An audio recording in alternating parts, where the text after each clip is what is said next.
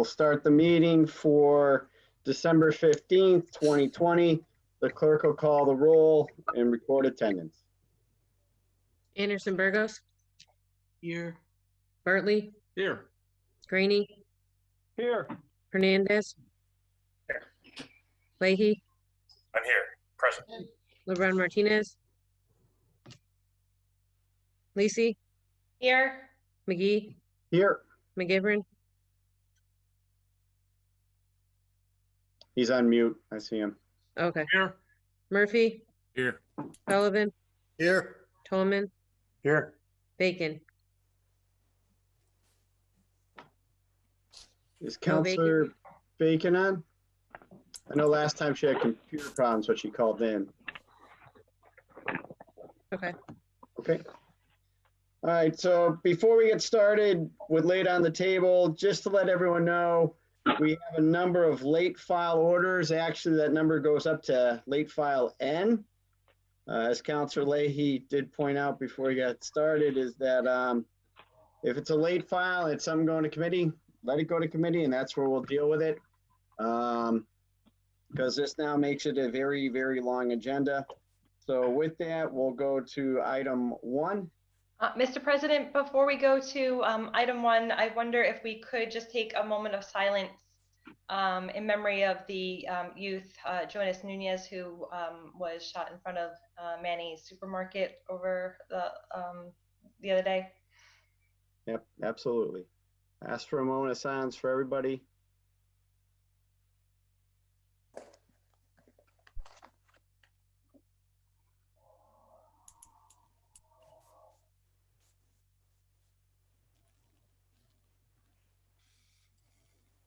Thank you. Are there any motions go to order? Or you just want to start? Mr. President, can I make a motion, please, to suspend the rules to go to late filed orders to take up the mayor's letter? All right. Give me a second. I'll go through my stack here. Give me 1 second. Mr. President, I just want it noted that I'm here. Counselor Bacon is here. Thank you. Good Mr. evening, President. Counselor. Counselor Hernandez is here. Thank you.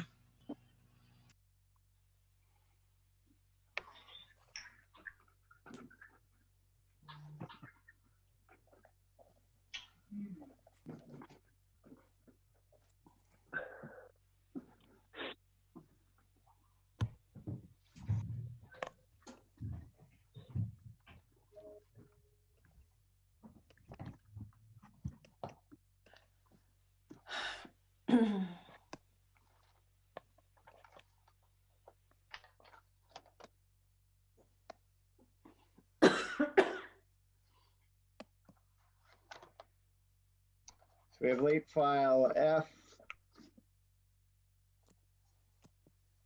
G, H,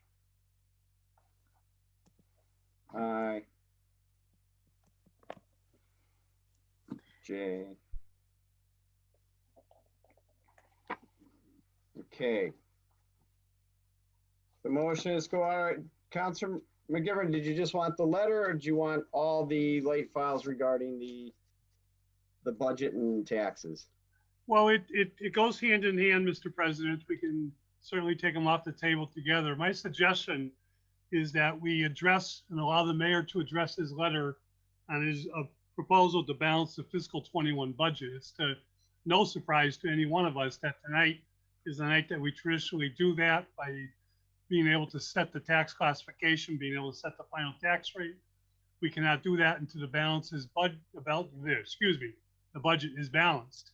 I think there's a lot of questions, and I think after we listen to the mayor, we should make a determination if we're going to try to go forward tonight, or if we're going to ask you for a special meeting or another option that might be available to us.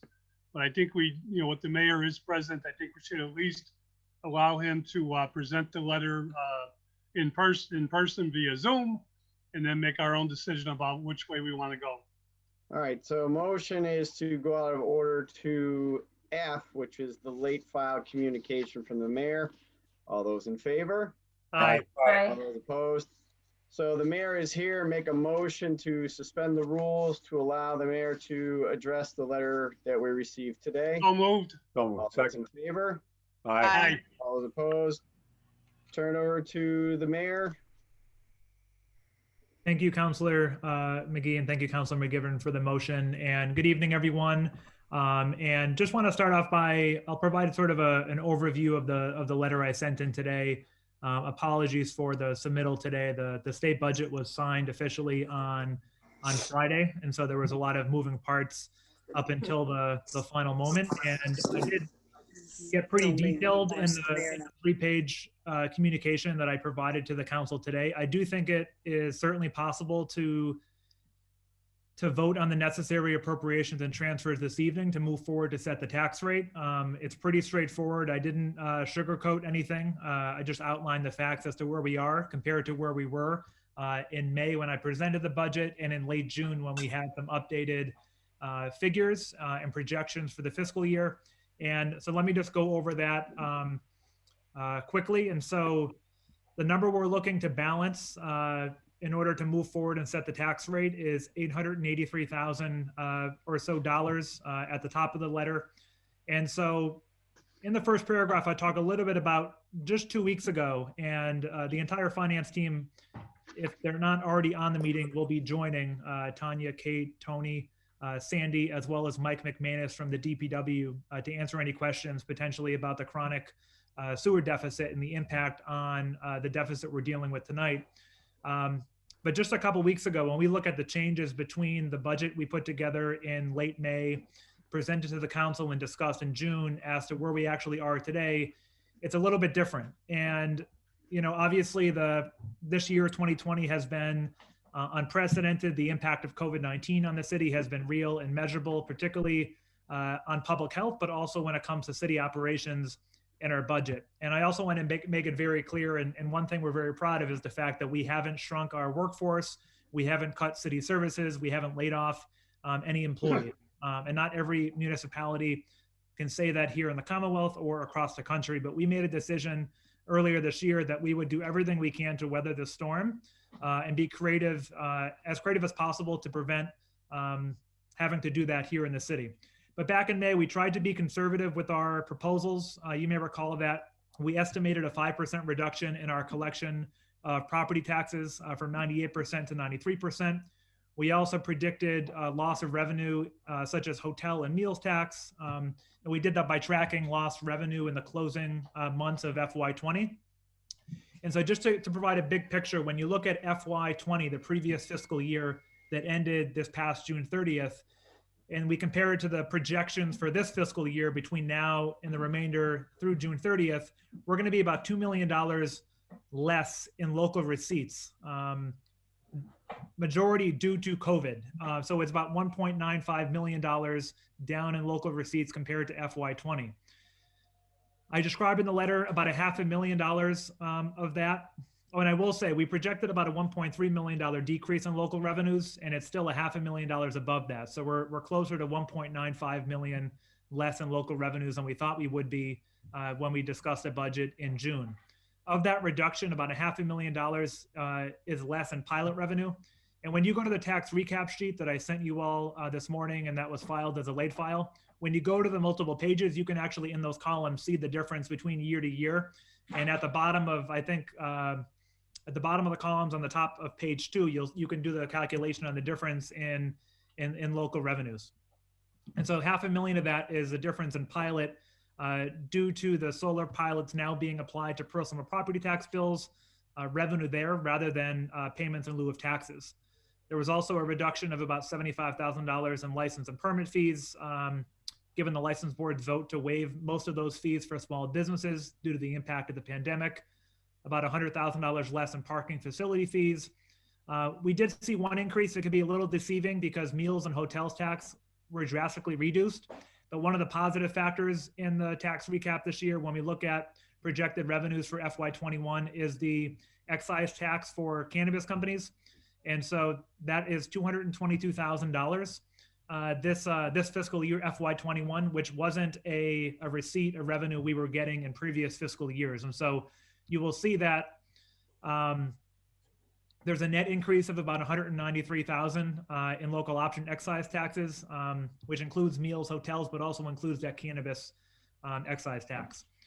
And so that was local revenues. Moving on to the sewer enterprise fund. And so factored into the deficit before us tonight, the over $800,000 that needs to be balanced is a requirement from the state that we raise and appropriate a $1.3 million deficit in the sewer fund from the previous fiscal year. That is in FY20. On top of that, we have a projected operational deficit in the sewer fund of this current fiscal year of about $1.1 million. And that's also reflected in the current deficit amount because the state is requiring us to reduce projected sewer revenues we had in there earlier this year based on actual revenues from FY20. And so that also caused a hit in the budget between earlier this year and now.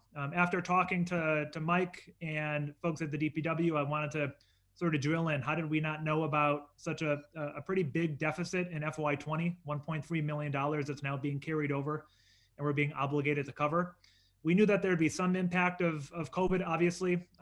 State law has prohibited water shutoffs as a result of non-payment of sewer. And rightfully so, I agree with that decision, but there has been a financial impact on the city because of that. And so certainly not all of it though. And so about $250,000 of the deficit in sewer from FY20 is a result of the inability to shut off, and a projected $360,000 of this year's operational deficit is projected to be from a lack of water shutoff ability. According to the DPW, there was also some unanticipated costs of deep sewer collapses in the city, which resulted in a larger than average true up with Suez at the end of the fiscal year. And just to put it quite simply, despite this council raising the sewer rate a couple of years back, we still don't have a sewer rate that is sustainable to pay 100% of the costs, plain and simple. And so even if everybody paid, even if the shutoff program was working and 100% effective, we would still have an operational deficit in that account. And so that certainly needs to be addressed moving forward. And Mike was able to provide a sewer rate estimate that would be a break-even rate. And so just to summarize some of the bad news, decline in local receipts between FY20 and this current fiscal year is nearly $1.95 million. And the cumulative sewer deficits between FY20 and FY21 is about $2.4 million. In order to set the tax rate, there's a couple of things that the council would need to do. The school department budget is one of the most important things that we work on that became clear to us late last week that allowed us to bring a multi-million-dollar deficit down to under a manageable $1 million. And so when we did the school appropriation back in June, the school department, along with the city, adopted a $93,894,000 budget for FY21. 74.6 million of that was for personal services and expenses, which the city would adopt, and the remainder was cherry sheet assessments that the council and the city have little to no say over. And so due to changes in state funding, the adoption of the state budget, along with reductions in transportation costs, the final school department number for FY21 is actually 88.4 million. And so it's an overall decrease of 5.46 million in the school department budget. And to assess that out just a little bit, 4.2 million of that is the amount that the city is able to reduce the school department budget by. And when we make this cut, it isn't necessarily a cut in staff or expenses in the school department. It's the way the cherry sheet assessments work in the school department budget. One of the things that was very helpful last week when we looked at upwards of a $3 million deficit is the conversation around school transportation. You know that the city funds 100% of school transportation costs. And back in May, I proposed a budget of $8.8 million towards school transportation. And every dollar we can lower that number is a dollar for dollar reduction in our deficit. And so, well knowing that school hasn't been open since July 1st or this school year in late August or September, and looking out towards projecting a hybrid model starting in January, ramping up, and so the updated transportation number, I went back to Anthony Soto and the superintendent last week. I said, there's no way we're going to spend $8.8 million on transportation given school closures. And so we were able to, and they came back and said, well, we can shave $1.8 million off of that number.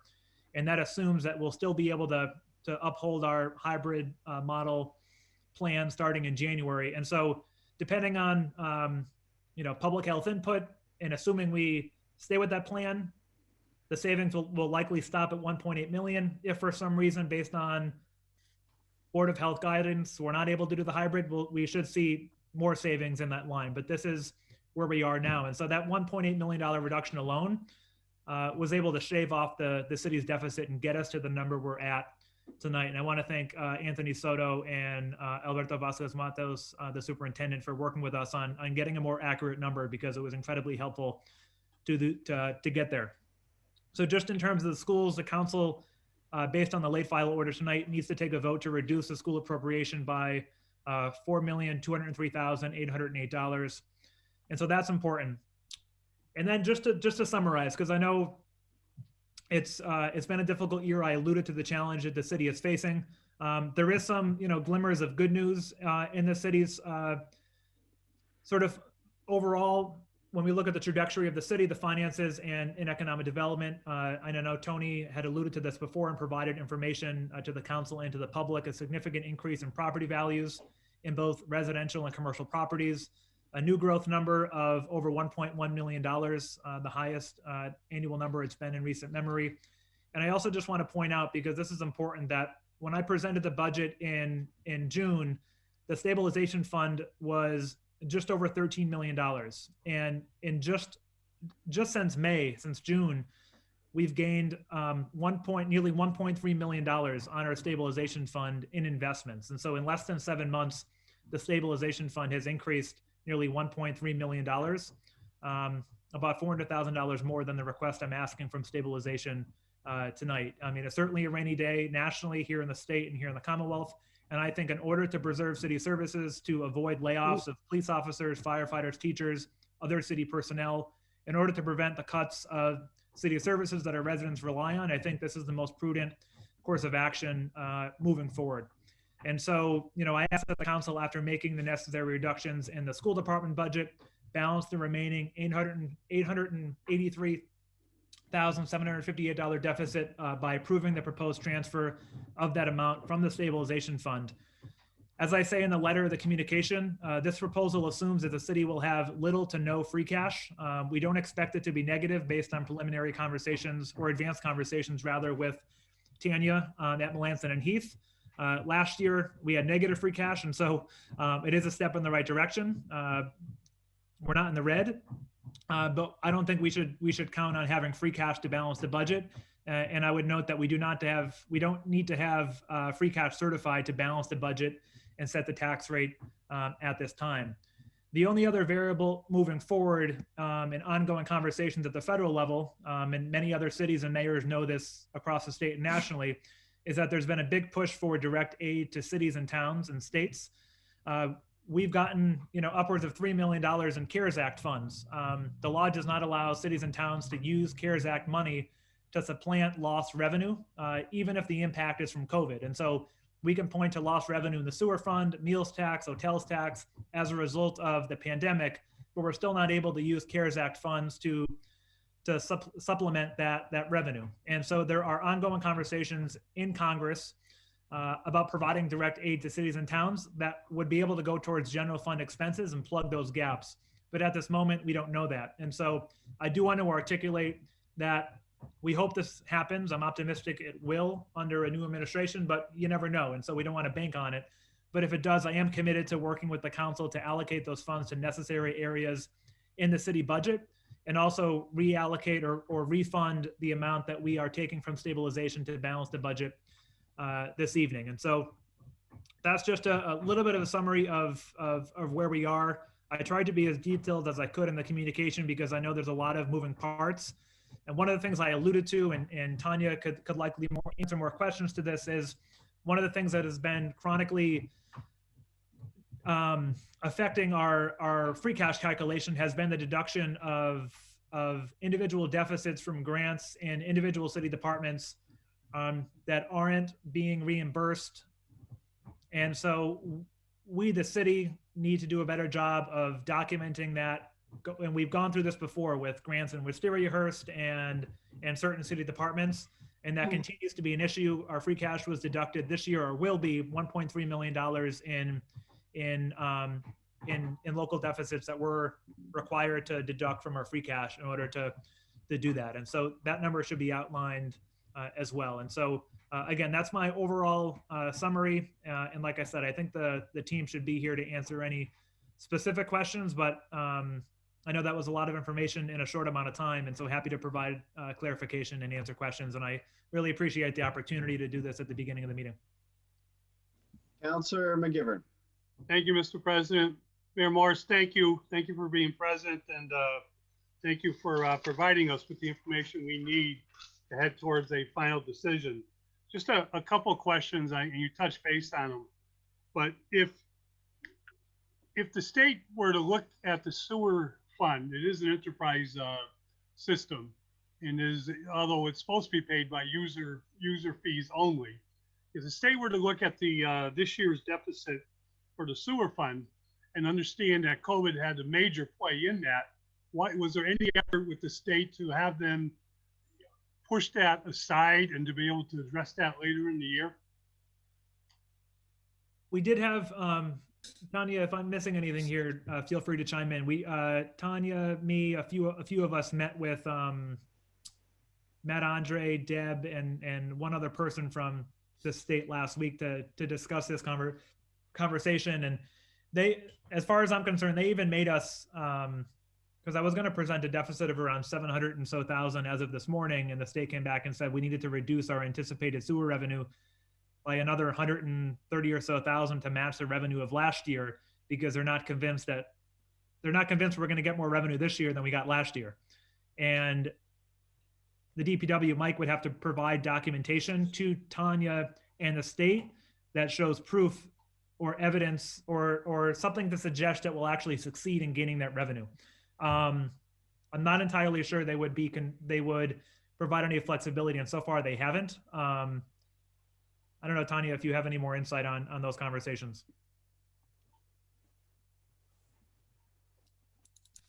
I think she's having some difficulty. I saw her on there earlier, but she might be having some problems getting on. We'll try and get her back on. Mayor, I'm just curious, because when Watson and Heath look at this and then they go to DLS and DLS looks at this, it seems to be a cash, a cash bill to a cash received type look. My fear is that they're not looking at budget adjustments during the course of the year. And I know the sewer department has made budget adjustments when the money's not come in. And in a minute, I'd like to talk about the schools, which is a nightmare. But is it your understanding that what they're looking at is just what's billed and what doesn't come in? As far as I know, yes. I don't have additional information beyond that. I don't know if Tanya or Kate have additional insight on those conversations, and I'm hopeful Tanya, just given the importance of the conversation, is able to join eventually. Let me go on to the school question. You cited the deficits. The total deficits that they identified were 1.5 million. And as I didn't realize it, but you're telling us that 1.3, they're going to make us use free cash. So free cash is being used, because it would have been free cash. In some cases, should have been free cash. $281,057 is deficits in the school department budget. Number one, they're in receivership. We have no managerial control over, I'm not even sure what the receiver's name is, because he hasn't reached out to us in the last 7 or 8 months that he's been here. Number two, we do not vote on the grants that they receive to allow them to receive those grants. Number three, they don't reconcile, I was told is the wrong word, but they don't make those grants whole by making the appropriate postings throughout the course of the year. We identified this last year along with several other departments within the city side of a budget, and nothing's been done. And let me explain to you why I'm upset. Because with the receivership program and without a school committee being able to vote, we have no say over it. Let me tell you what the DLS or what Melanson and Heath, I think it might be time for a new outside auditor because I thought they worked for us. But this is from their deficit sheet. Class of 1949 Scholarship Fund. The James Bobeck Scholarship Fund. Francis Moquin Scholarship Fund. Dr. Edward Carbello Scholarship Fund. Class of 1947, $1,475 Scholarship Fund. And Dental Health Trust.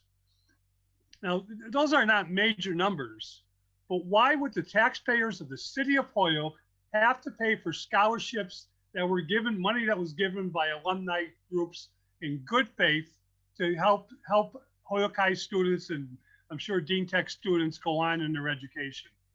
And we asked this last year to DLS and did not get an answer. It's been 12 months since I've asked that question and don't have an answer yet. Why are we letting the state hold us hostage? Yeah, I don't disagree with you, Councilor McGivern. I think one suggestion, if you look at the amount of the deficits in the school department and given the consideration of receivership, we could consider increasing the $1.8 million decrease in expenses of transportation and increasing the reduction by the equivalent amount.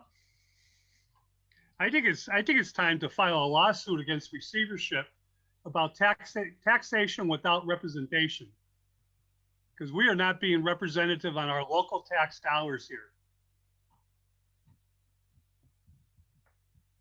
I'm not asking for an answer on that one, Alex. Yeah, I didn't have a good one, so. I'm sorry, but I don't have a problem using stabilization to balance the budget, for an emergency. And I appreciate the fact you said that if the additional monies do come in, that you would put it back in. And I understand that. I do commend the schools for working hard to reduce the budget. We only received that, like yourself, in the past couple of days. And it would be nice to be able to understand that.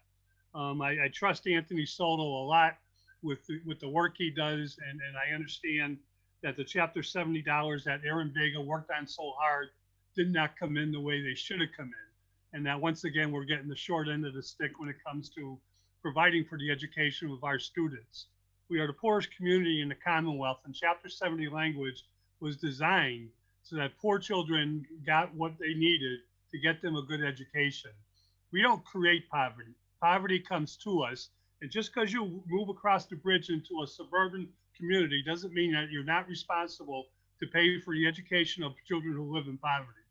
And when Chapter 70 comes in underfunded, it's a sin and it's an insult, not just to this city, but to everybody who pays and wants to see education be fair across the board. And this is what we've been dealing with. And receivership is not showing any difference in test scores or anything different in terms of what's going on. They talk about graduation rates, that's fine. But compared to the dropout rate and compared to the lack of students who are going on to a higher education, I mean, we had students going to Harvard, to Yale, to Dartmouth on a regular basis out of Holyoke High School. There hasn't been one in the last couple of years that I know of. I could be wrong there. But what is going on? I mean, we're being held hostage in receivership. We're being held hostage and take a look at the budget on Suffolk Street. When we met at the War Memorial with the Commissioner of Education and the Board of the Board of Education had their public hearing, we were told that they were going to change the schools in the city of Holyoke without one extra dollar from the state. Look at their budget. And the money that's increased is on Suffolk Street, a lot more than what's increased in the schools itself. We can balance our budget with stabilization. I'm not sure if the city council wants to do that tonight. A budget doesn't, these items don't belong in finance committee, Mr. President. This is a budget has always been handled by the full city council. I think either we try to do it tonight or we attempt to have a special meeting within a week. And I say so very lightheartedly because our tax collector is with us. And we have to do this before those tax bills can go out, or as we know in the past, we've been penalized. If the tax bill didn't go out, we had to borrow money to get through the third quarter. We're facing the same nightmare, the same scenario all over, but we have to balance the budget, and then we have to decide upon a tax rate after the budget is balanced. Counselor Leahy. Mr. President, Counselor Granny, you'll be next. thank you. I kind of just want to share a lot with what Joe had to say.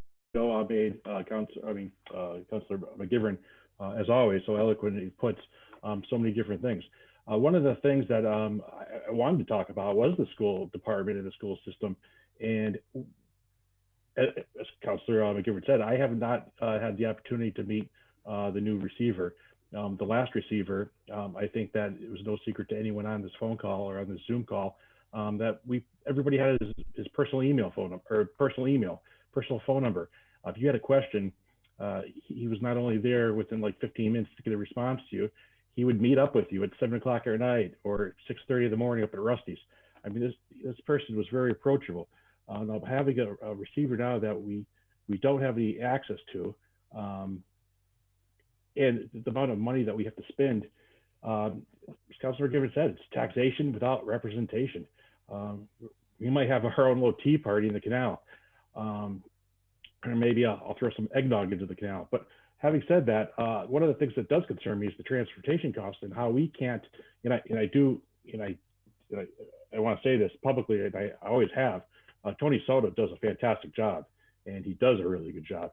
But one of the things we also have to face is we're these poor kids who are considered homeless that are living in Holyoke. If they choose to go to school in Sturbridge and Pittsfield, the city of Holyoke is incurring the cost to drive those unfortunate children to those places. Places that they're going to, if they're at Sturbridge or Pittsfield, they should be helping us out with the costs. The city of Holyoke should not be bearing all the weight on our shoulders like we have, and we always have been. Thank you. Counselor Granny. Mr. President, Hold on. a little privilege, personal privilege here. Sorry. Councilor Please, I'd like to speak. I just have to just announce one thing. I apologize. What Go is it, ahead. Counselor? The auditor is on. She's on telephone.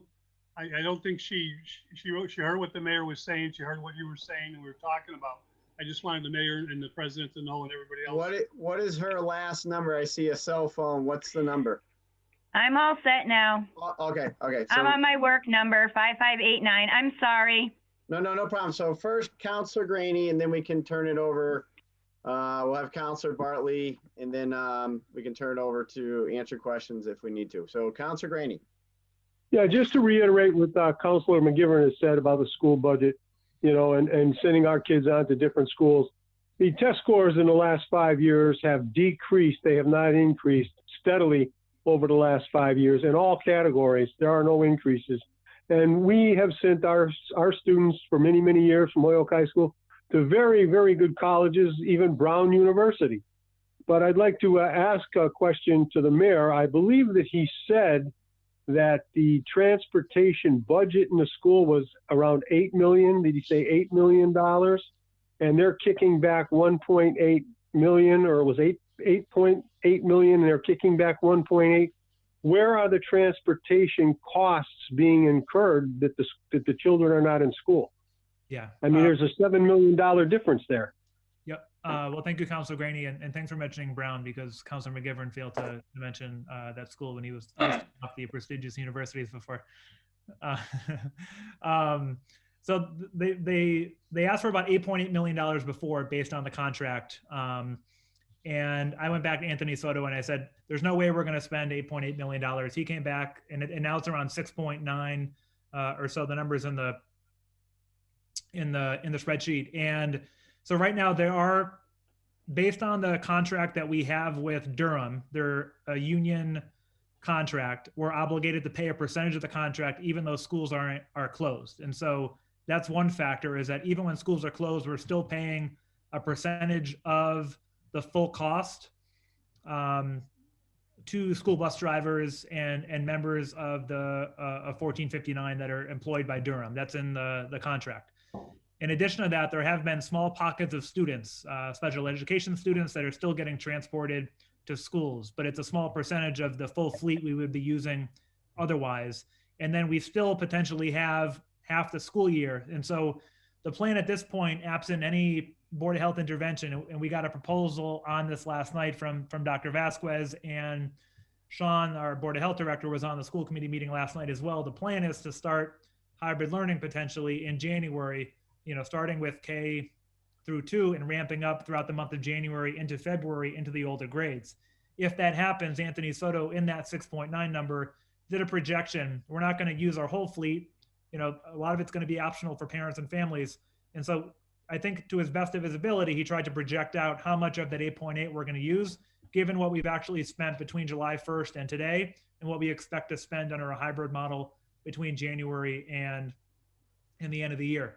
As I mentioned before, if there's concern about the, one of the deficits in the school department that we're being required to cover, I want to make it very clear. Once we take a vote to appropriate the money to the schools, we're not getting the money back. And so there's always an option to bring that number down even further, with the understanding that the school department would then come back to us in the spring if for some reason they didn't have enough money in that line item, and we'd have to identify those funds. And so this is the best estimate right now based on projections, which would provide $6.9 million of transportation. Then my question to follow up is that if we are bound by contract, the percentage to pay, even though the buses are not rolling, what is that percentage that we are bound to pay to Durham? I want to say upwards of 50%.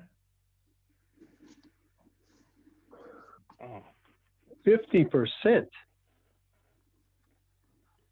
Are we due for another school contract relatively soon, Mr. Mayor? Yeah, so this contract expires at the end of the school year, and so there'll be a new RFP out, I imagine, in the spring for another 3-year contract. 50% is an awful lot of money they have to pay for really little or no service. Thank you. Councilor Bartley. Yeah, I appreciate it. Mr. President, I'm not going to belabor this. I don't think this is the right forum, the right time to go through something so important, where I have read through this letter once, and I skimmed the email from Mr. Soto, and I skimmed the tax shift from the assessor. I did speak with the assessor earlier today. It's not really the best case scenario to delay this vote. But if you recall, in 2011, there was a vote on Christmas Eve, and somehow we managed to get the bills out in time. This is, I mean, I'm not going to characterize it because I want us all to walk away from this conversation in a positive light. But to get this after 12 o'clock on the day of a vote, so never mind that we have an open meeting law requirement that says we're supposed to have everything into the clerk by noon on Friday. But to have something this vital, this important come before us, and then to expect us to take a vote on the next year's tax rate for our commercial and residential businesses, I don't think that's the right way. I respectfully disagree with the finance chair. I think we should have a finance meeting. I understand that we've never had this in our history, but we haven't had a lot of things in our history this year. And here we are. So it would be my opinion that we send this to a finance committee meeting next Monday, and we have a finance committee meeting, whether it's for an hour or less. At least we could get a chance to digest this and get some give and take. Perhaps the mayor would join us at the next Monday's finance meeting, and then that we take this up for a full vote a week from today on the 22nd, which I hope would still be able, through a timetable, allow us to get the tax bills out in time. So I understand, I see that there's other speakers behind me, so I won't make a motion to that effect, but I would like to have that sort of marinate for a few minutes, and then perhaps we can make a motion to discuss it. Thank you. Hey, Councilor Sullivan.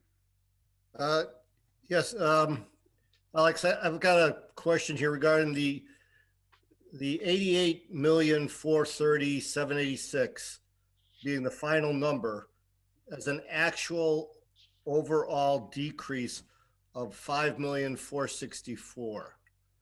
If we had an actual decrease of 5,464,000, why are we only asking to reduce the school by 4.2? Yeah, so I asked that same question, and the 4.2 number is part of what the city budget covers. The rest are cherry sheet expenses from the state. And so a separate category that aren't controlled by the city budget. And so of the 88, only about 70 or so is appropriated by the city council. Tanya or Katie, I don't know if you want to explain that a little bit better, because I know I asked that question, I think 5 different ways. I'd be happy to hear from Tanya on that. So if you actually look at that transfer, the 4.2 is the personal service line and the other expenses line. The other expenses, that 1.8 is actually the transportation reduction from the school department, and the personal services was part of the Chapter 70 included in the net school spending from Anthony. You'll see that in the email actually that was provided to you.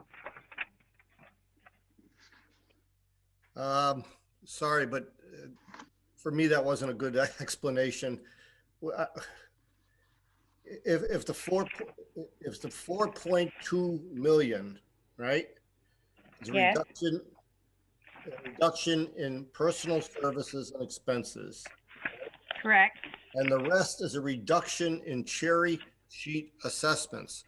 Cherry sheet assessments are money we had to put in out of our general fund, correct? No. The cherry sheet is the state, and it's offset by receipts from the state. The personal services and expenses are actually in your budget. If you go to page 4 of the tax recap, you're going to see that reduction underneath the school's expense line, which is actually what the city appropriated towards their personal services and their expenses. All right. So the 1.8 million in the transportation is part of the 4.2 million in personal services. Not personal services, but other expenses. But it's part of the. But it's together. The figure is together. Personal service and expenses are what the city appropriates within their budget. So the 1.8 million is part of that 4.2? That's correct. Okay, that answers that. Back to page 1, Alex, the $500,000 less in pilot revenue than we originally projected due to solar pilots now being applied to personal property tax bills. So when did we start applying pilots to personal property tax bills? Would be one question. Does that mean that there's people not paying their pilots now? Is that solar pilots being paid? No, I can answer that question, Counselor. So this year we shored up all the solar pilots agreements that we have. And the way that the state is having us issue them is that they get applied to a personal property bill. And that's how they pay them, rather than prior to this fiscal year, they would send in those pilot payments just to the treasurer's office with no bill associated. So when I did the revenue projections back in May and June, I didn't know that's where that was going. So I incorrectly included those solar pilot revenues in the regular pilot revenue line, whereas now it's actually coming in as revenue under the tax bills.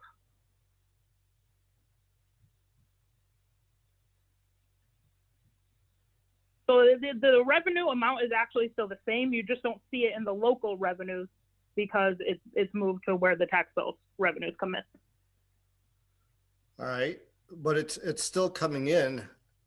How does that work into a reduction? It's just a reduction. You see the reduction in local receipts on the tax recap because it's not sitting in the local receipts anymore. It's included in the tax bill receipts, which you don't see under local revenues on the tax recap. It just helps us describe the magnitude of the decrease in local revenues. All right. And we were supposed to do a new pilot with HG&E and received a communication from Mike Bloomberg saying that that was in progress. And I don't believe anything came before the council to approve any new pilot with them. Can anybody there tell me the status of that pilot program? Council, I don't have an update on that at the moment.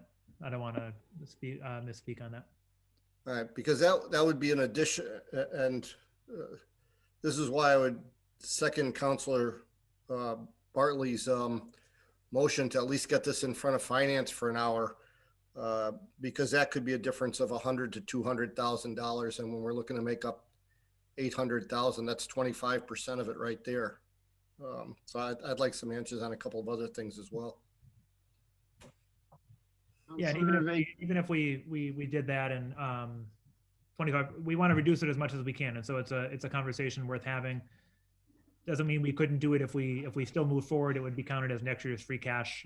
Any revenue we get from additional revenue that comes in that's not projected in the budget. And to Councilor Bartley's point and your point as well, I am completely fine with a special meeting or another meeting on this. I had actually offered to either file these as late files this morning to the council president or call a special meeting that could just be dedicated to these conversations. In the interest of time and efficiency, I would suggest that we just call a special meeting and the entire council be there instead of having to have myself and everybody that works at City Hall answer the same questions multiple times to people that are at finance and then at the general meeting, or a finance meeting that's immediately followed by a special all city council meeting in order to get this done. This isn't unprecedented. Right now in the current form, it would only require 2 votes, reduce the school appropriation, then approve the transfer of stabilization. But completely understandable if there's more questions and you want to get more information between now and a future date. But by no means, were we withholding information. We wanted to make sure we had final state budget numbers, updated budget numbers from the school department. I prefer to give you as much information as possible rather than piecemeal information that is inaccurate and not the total picture. Yeah. Councilor Bacon. Thank you, Mr. President, and thank you, Mr. Mayor, for coming in tonight. I have a question and a comment. So my first question is, in light of our budget situation, are there any hiring freezes in place at all in the city at this time?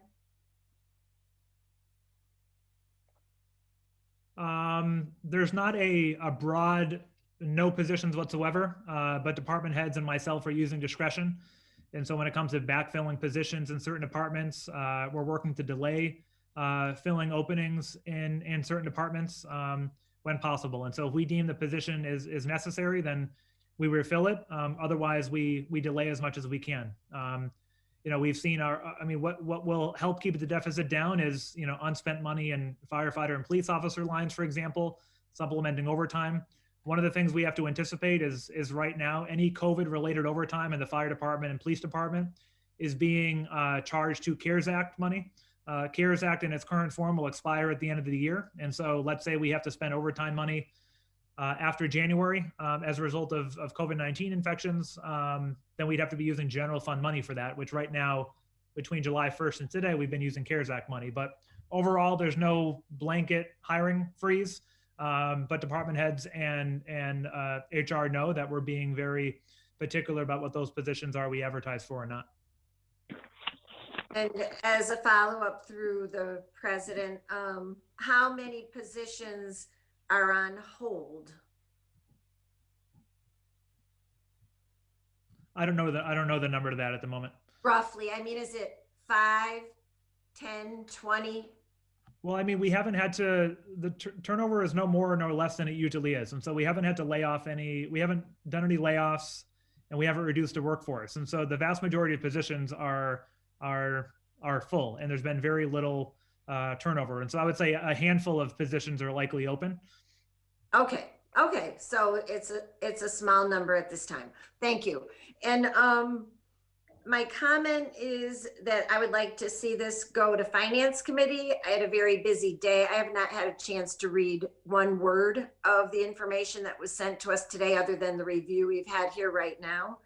And I would like to see it go to Finance Committee, followed immediately by a special meeting of the City Council. And I would like to have for that meeting further cuts to the school budget that would be put before us for consideration that could later on be refunded through a request from the schools when we see what will be open, what will not be open, how that whole transportation thing will end up rolling out.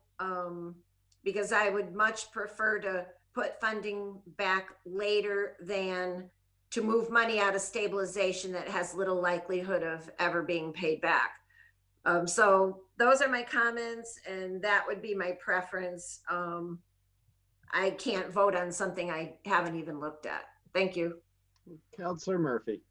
Thank you, Mr. President. Thank you, Mr. Mayor. I also would agree that, you know, first of all, I really think that we should be probably having a special meeting where we're taking all of this up and all counselors have a chance to be there. And we all ask the questions and get our answers and make a decision on that same night. So we're basically spending one night, and it may be more than, I would expect it to be more than 1 or 2 hours, but that would be number one. So the cuts that we made in June, Mr. Mayor, which we tried to make it so our deficit was smaller, and I think we basically reduced it by half. But we also anticipated that we would have some free cash to potentially make up some of the deficit as we went along. And obviously, I'm not even going to go into that tonight. I'm assuming we're going to do something else in another night. But that would be one of the questions I would want to know. Where we are in terms of our expenditures. Is it going to be the budget that has been adopted, with the exception of the school department, and everything else is going to be the same? And then obviously we need all those informations, and in order to set a tax rate after that, once we balance the budget, you know, again, I think we need to have all that information. And if we're doing that with these numbers, what are the various tax classifications in terms of residential versus commercial? So, and one last thing, and I've asked this, but again, and I think cannabis and the revenues that we're going to get from cannabis, I've been asking for a long time to get our expectation on that. I know there are some that we didn't include in the budget, and I would say that we need to make sure that that has always been done, and that we're anticipating in FY22 what our cannabis projections are. But I would also say at this point, you know, we've got a long agenda.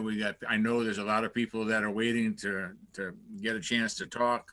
And I don't think we're going to resolve this tonight, but if you're willing to come back and the president can work a special meeting with you, I think that is when we should all come back, and that be the only thing on our agenda, getting our, whatever we need to do to balance the budget, to make those transfers, and to set the tax rate. And that would be something that we all work together on, hopefully early next week. Right. No, I appreciate that, Counselor. And I would just ask that before we depart the meeting, that we have a sense as to whether or not this is going to be a finance meeting or a full council meeting. And so I don't know if that will take a discussion or vote of the council now, or just to give us some direction as to how to plan. And I would also ask counselors between now and the special meeting to contact me if there's particular reductions, orders, or suggestions or ideas that you have. I'm not going anywhere. I'm here between now and whenever we have this conversation. And this is the number one priority of the administration right now, so we can move forward. And so if there's certain ideas, I know Councilor Fagan, you mentioned additional reduction. If you have an amount in mind, email me. This is important to make sure that we don't have another meeting where people have more ideas and information and want to have another meeting after that. Since I still had it and the mayor answered me, I just would say I would prefer to have a special meeting where we're doing it all at one time and answering the questions and making our decisions. Thank you. Councilor Lisi. Thank you. Thank you. I just wanted to say that I actually prefer the special meeting to the finance committee meeting. I don't actually see what value a finance committee meeting has, and then turning that into a vote via a special meeting. If anybody from that group of folks is advocating for it going to finance, want to speak to the value they see in finance followed by a special meeting, I'd be interested in hearing that. But otherwise, I prefer the special meeting. Councilor Tallman. Thank you, Mr. President, and thank you, Mayor, for joining us tonight. This is a very important matter, and I think since most of us just got the information today from the assessor and the auditor and your letter too. I think we should send this to a full meeting of the council, a special meeting to try to get this done. I've been around when we had to meet on December 24th. I've been around when we had to wait to the following year to set the tax rate. That's something I don't want to do this year. I think we could come to a conclusion where we can all agree, finding ways to maybe even whittle this number down a little bit more and to try to have the special meeting with the new numbers if we can, and set the tax rate that same evening after we do the transfers, and especially doing the reduction in the school department budget. I think we owe it to everybody, our citizens and our taxpayers, to try to resolve this within the next week, so we can get the tax bills out and move forward to the new year. Thank you.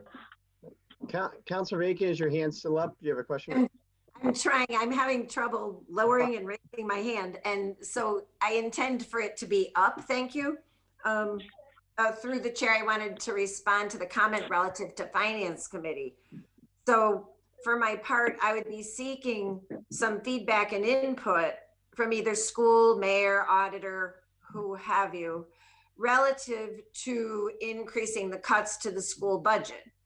I appreciate the fact that the mayor wants me to suggest an amount, but in the absence of context, that's why I would suggest that we would have a committee meeting that wouldn't involve the full council to get a better handle on what greater cuts we might make that could then be increased later in the year that would be reasonable and make sense.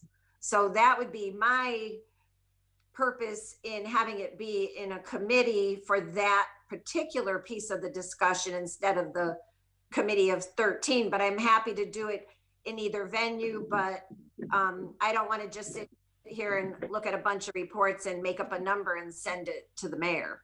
Thank you. And I would just say, I mean, Anthony Soto is available, but believe me, we want to get this number down as well. And so he's not going to show up to a finance meeting and offer another $500,000. And so it's up to me and it's up to this body as to any further reduction we want to make. Well, and just through the chair, I would suggest that the mayor and his staff have a better handle on what further numbers we might use than I would be able to have at this point. But that would be my goal. Thank you. Councilor McGivern. Thank you, Mr. President. Just to follow up, as I stated, I think the city council has to decide what the next step is. And I think as far as the school goes, we need to know our net school spending obligation, because we're not going below that without jeopardizing other funds from the state.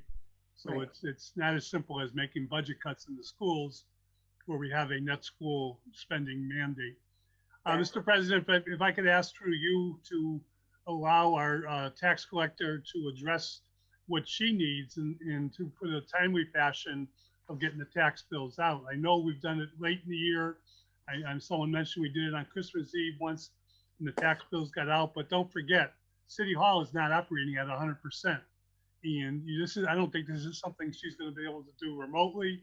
Maybe I'm wrong, but I'd just like to have some input from Katie Jakowski on what her office will need. And I think Tony is set once we do it.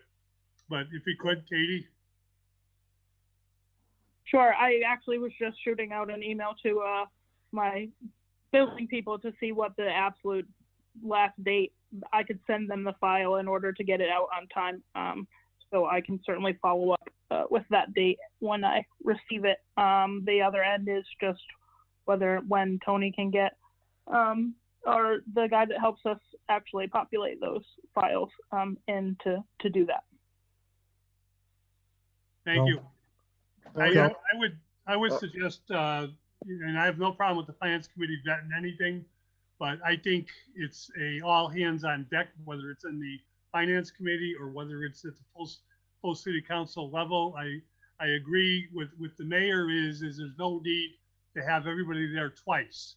If we're going to ask the questions in finance and the finance reports out, I don't think we should have then a full city council meeting with the same questions being asked. This is a very time-consuming and timely, important decision we have to make. And I think we should do it, as a full body, regardless of where we do it.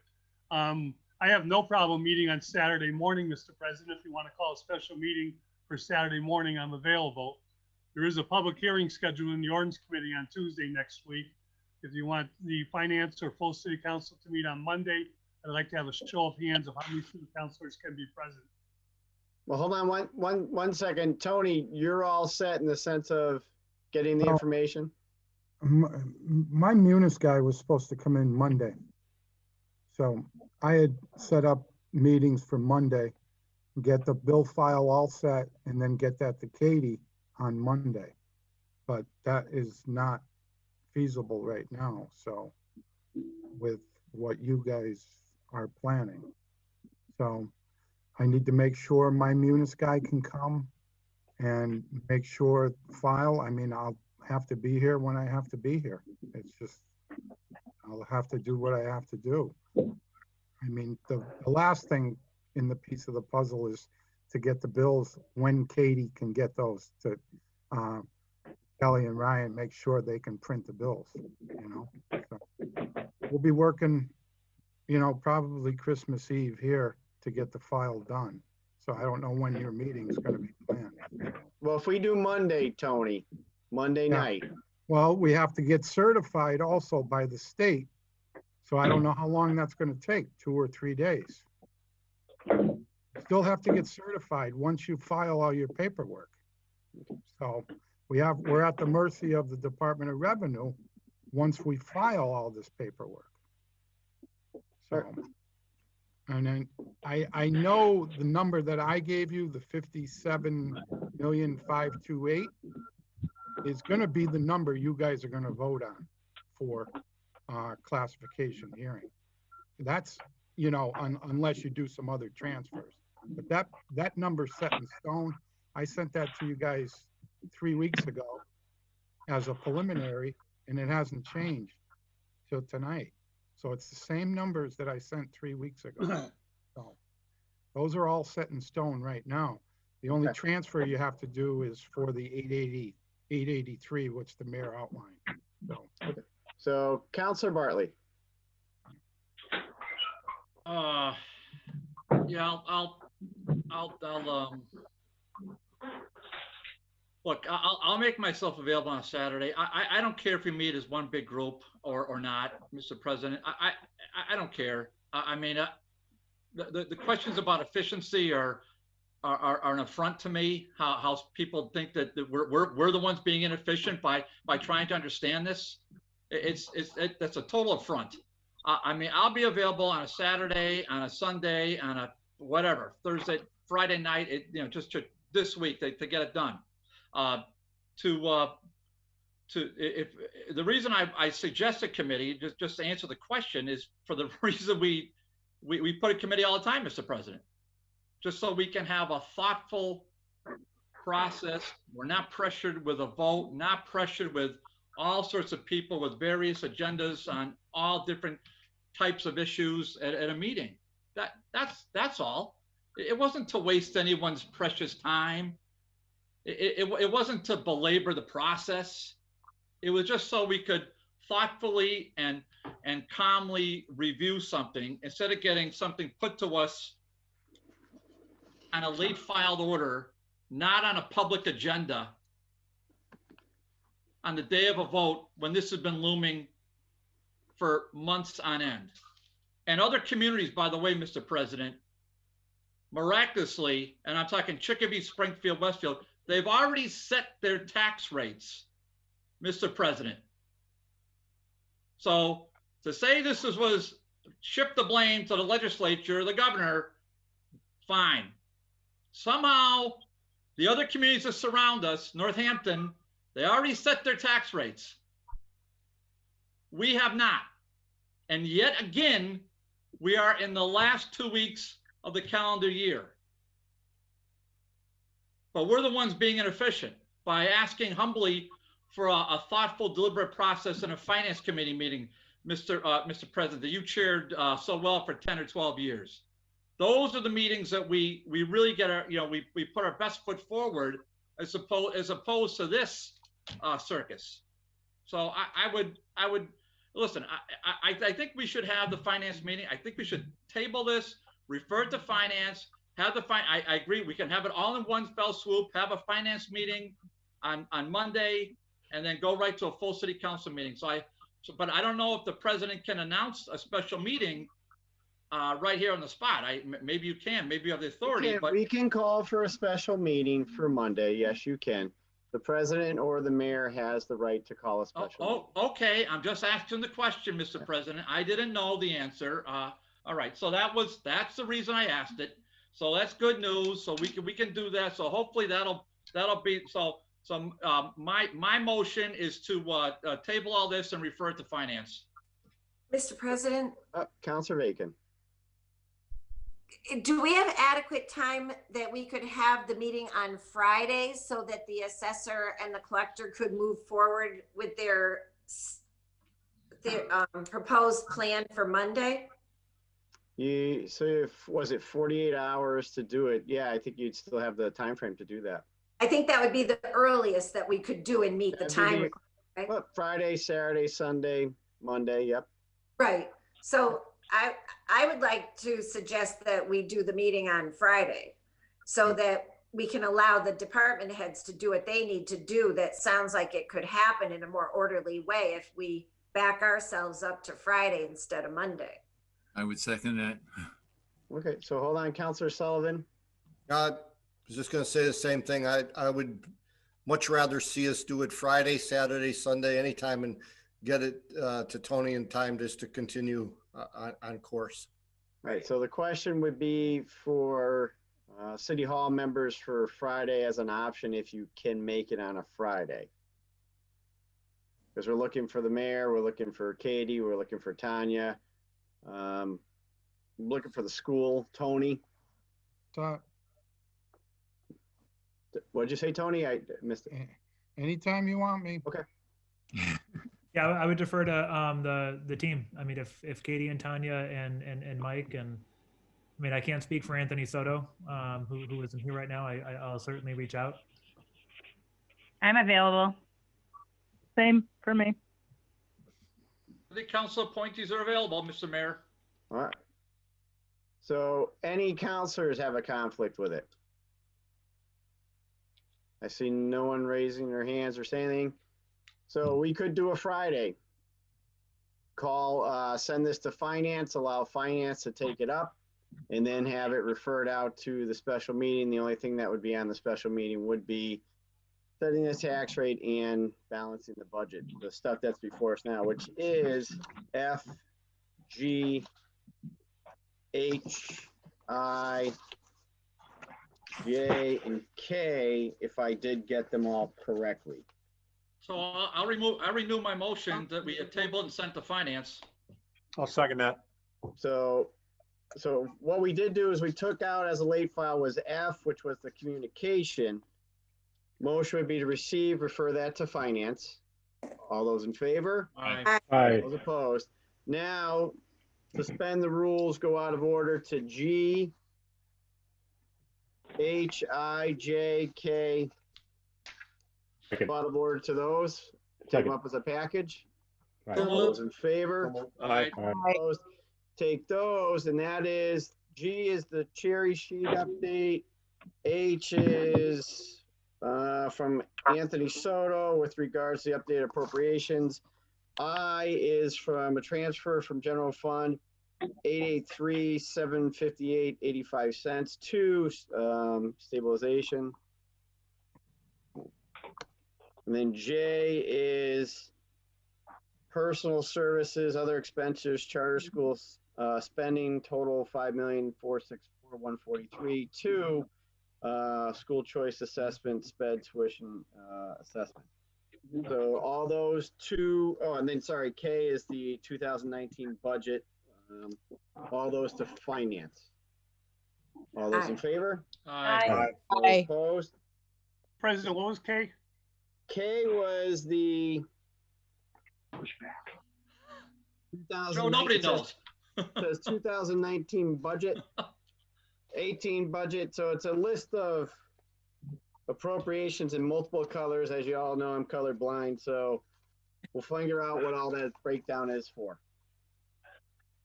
That went to finance as well. Anything else that should be going to finance with regards to the budget that I may have missed? Councilor McGee, I have a question. So this is going to finance, or are we still doing a special meeting? It's going to go to finance, so we're going to list a meeting for finance and then a special meeting to fall right after. Okay, but can I assume that the bulk of the discussion will happen in finance and then the formality will be in the Correct. That's what we're going to try and do.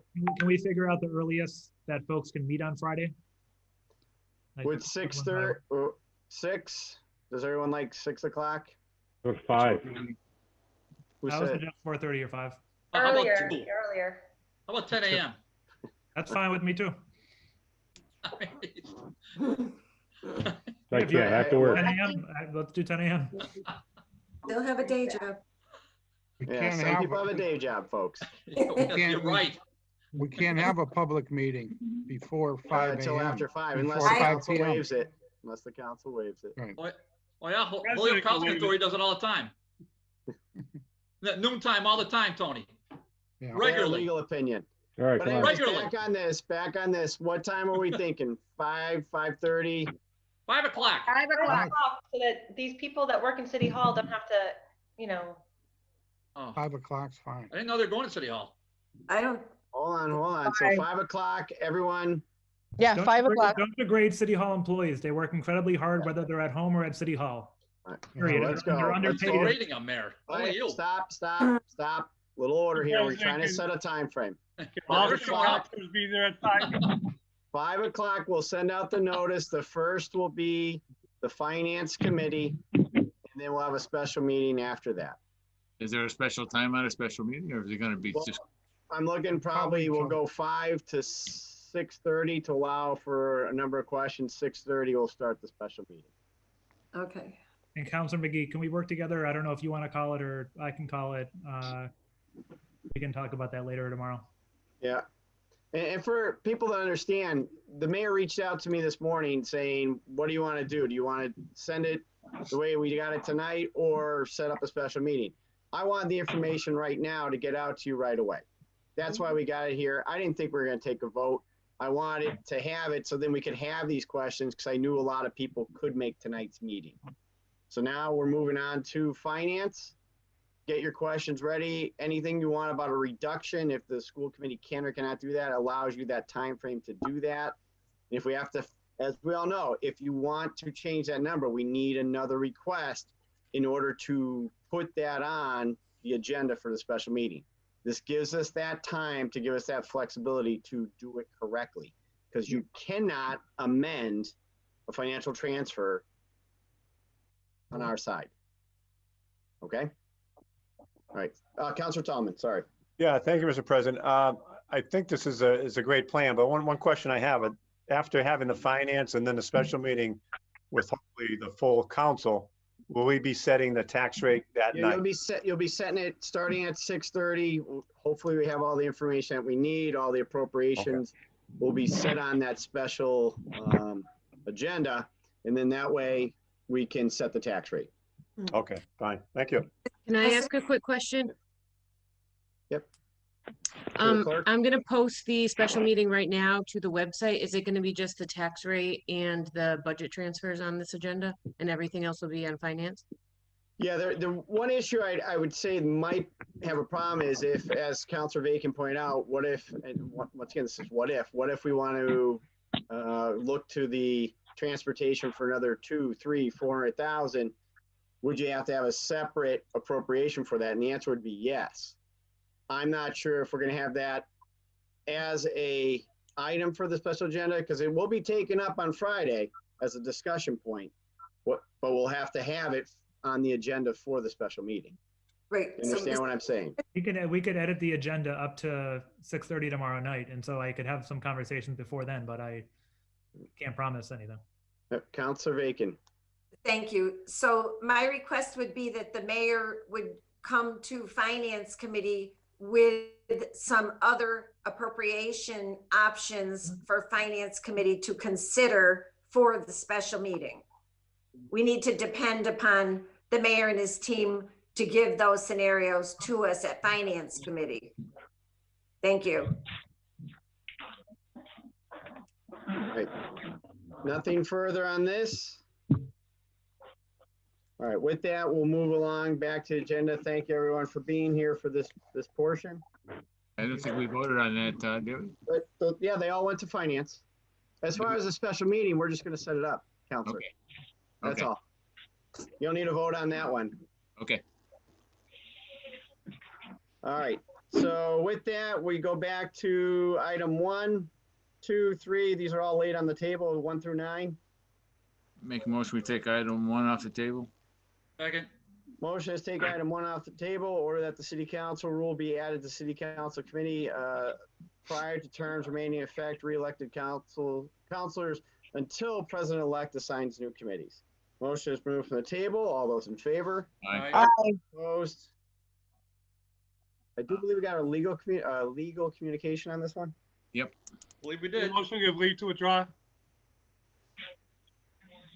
Motion What? is to give leave to withdraw. Is there a second? Not hearing one. I'll make a motion to be adopted. Second. Point of Motion. order. Councilor McGivern. This is a charter change. No, it isn't. Yes, it is. The language that we got in the legal opinion is the exact language in the charter. Is Crystal on? I'm here. Motion be to suspend rules, allow Second. Crystal to speak. All those in favor? Aye. All those Aye. opposed? Crystal? It depends what you all are doing, and I'm trying to pull my legal opinion for me to read. I don't have it in front of me. I'm sorry, give me 1 second. Well, no problem.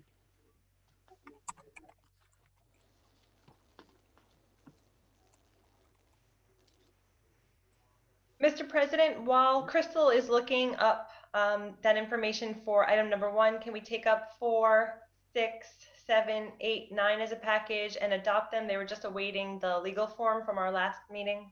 Second. So 4, 6, 7, 8, and 9. Motion is suspend the rules. Take up those as a package. All those in favor? Aye. All opposed? 4 is in order that the handicap sign be placed at 420B Dwight Street. 6 is in order that the handicap sign be placed at 254 Walnut Street. 7, placed at 77 Pine Street. 8, placed at 116 Pearl Street. And 9 is at 7 Vernon Street. Yes. The motion is to receive, adopt, our discussion. Counselor Lisi. Sorry, these were just handicap placards that have been approved by the Commission on Disabilities. They were not able to be drafted into legal form for the last meeting, and we just have them now. So it seems in order to pass them. All right, motion is to receive, adopt, pass the first reading. Please. All those in favor, unless no, I see no hands, but I have 3 screens here, so just I don't want to miss someone. Not seeing any. Motion is passed first reading. All those in favor? Aye. All those opposed? Motion to pass second reading. Motion is to pass the second reading. All those in favor? Aye. All those opposed? And motion that the passage be ordained. Motion that the passage be ordained. The clerk will call the roll. If you vote yes, you're voting for those items for handicap signs. Anderson Burgos, Yes. Bartley, Yes. Graney, Yes. Hernandez, Yes. Leahy, Yes. LeBron Martinez, Yes. Lisi, Yes. McGee, Yes. McGivern, Yes. Murphy, Yes. Sullivan, Yes. Tolman, Yes. Bacon. Yes. Unanimous vote.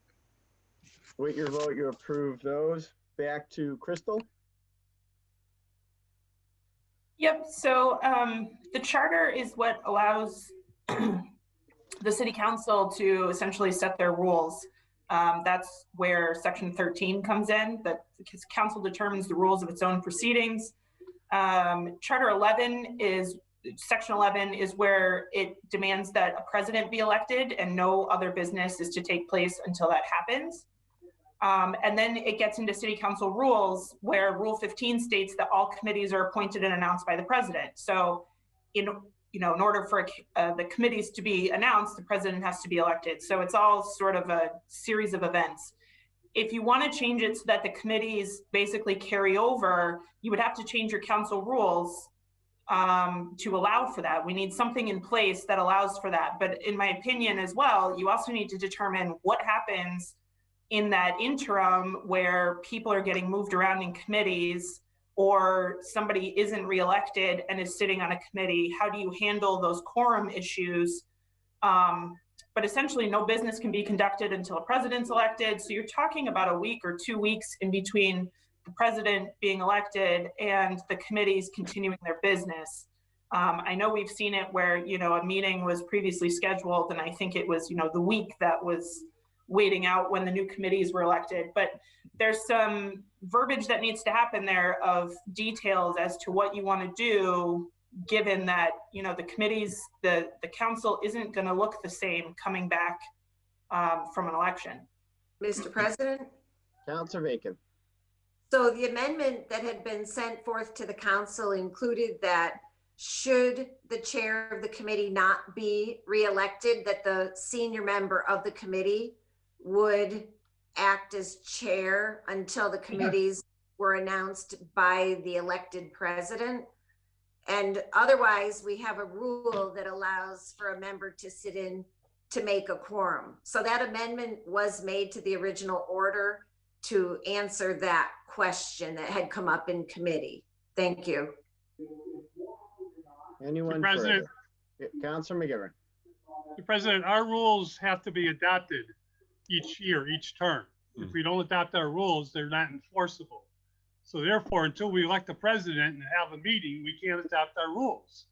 This charter language is here for a reason, that we need a new council needs to elect a president and to start over. It may be the same people on the same committees with some adjustments, but we need to elect a president before we can do any business, including the adoption of our rules, which needs to be done at the beginning of every term.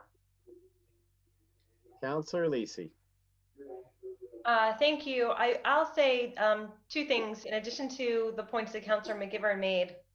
If we have a new term and new councilors, it's not clear whether in some ways our entire committee system is going to be unrepresentative, and then those new members would not be afforded an opportunity to vote on any committee, and there would still be business proceeding and moving forward with this amendment. So I don't think that is, just in terms of basic representation, that's not appropriate. And so I think that there's just significant gaps in terms of who would be part of these new committees and how they would move forward into a new term. Anyone further? Mr. President? Councilor Bacon. I would simply add that the purpose of the order is to keep the business going forward in the case where there are, for example, public hearings set, and any new counselor, of course, has the right to sit in on any committee member, and certainly their vote counts as any other counselor who may or may not sit on any committee. So the intent of the order that was recommended out of committee was simply to keep the business going, not to undercut anything, but also not to slow or otherwise require work to be redone that might be in process at the time of a transition. Thank you. Crystal, I see your hand up. Did you have a follow-up question or? Right. So if you recall, we've gone down to these 3-member committees. So the odds that you're only losing a chair could be slim. You could be losing a quorum, an entire committee. So there needs to be more in place than just substituting in a chair or a vice chair. To Councilor Bacon's point of public hearings, we have rules in place on those where the people who are hearing the public hearing have to be continuously hearing the public hearing. So if you lose a member, you can't simply substitute someone in. You'd have to renotice that public hearing unless you can utilize the Mullins rule, which we put in place last year, the year before, I believe, where they could make themselves aware of missing one meeting. But if this was an ongoing public hearing, they may have missed 2 or 3, and that wouldn't apply. So it may work, it may not. There's a lot of balls in the air that need to be sorted out in creating this rule if they are going to carry over. Okay, Councilor Murphy. Yeah, I just think I mean, the goal of the order, as I recalled it, was basically to just make sure business continued for the 2 or 3 weeks in January when we're starting off. And I know in this past year, I think we went till probably the 4th week in January. So we were ending up the first 2 meetings where we really weren't taking things out of committee. I think it's just a matter of trying to be efficient and trying to, it's not trying to take somebody out of it. And anybody that would be newly elected and had not been assigned could certainly, and I would certainly encourage every council member to attend all committee meetings to get information, and whether you have a vote or not, because you would have a vote in the final when it comes out and goes before the city council. So I think it's just a matter of efficiency, and it seems to me like it makes sense, and I don't think it is challenging anyone's authority. Mr. Chairman? Councilor Graney. Yeah, this issue is not going to surface until prior to the next election. So why don't we move on to the agenda? It's very lengthy. I'd like to move that we move this question or put it back on the table for further discussion in the future, because it's not going to take into effect until the next election anyways. Thank you. Anyone further? Councilor Lisi, your hand's still up, or is that? It's a new point. I just want to say that the entire order rests on an assumption that all the same people get elected all the same times, and that we could just carry business forward. And there's an expectation that new folks are just going to, understand how and when to participate. I mean, I think the reason why there is a delay at the beginning of a new term at times is because we're working very hard to get new members oriented and figure out what their interests are and what committees they would fit well on. So, I understand the intent of the order. I understand that there is value in terms of being efficient and moving forward, but the assumptions that are embedded in the order, I think, they're not representative of the people who may be elected at that time. Anyone further? Seeing none. Motion was to approve. I'd like to see us tighten it up a bit based on what we heard from legal. And I understand what Councilor Graney said, so I'd like to see it worked a little more. That's where I stand. What is the motion for? I'd like to make a motion to put it in the discretion of the council president to firm up the language. Well, that would be the committee redrafting the order, Councilor. We can make a motion to send it back to committee to be vetted some more. Second. Is that a motion from someone? I'm just telling you what you can do. I didn't make. Yeah, that's fine. Well, Mr. I'll second President, Rebecca's motion. I'm okay with it coming back to committee, but it would be nice if all the people that have so much to say about it tonight would show up at the meeting. Thank you. So motion is to send back to committee. I heard a second. All those in favor? Aye. Aye. All those opposed? No. So we're sending to charter and rules? Yeah.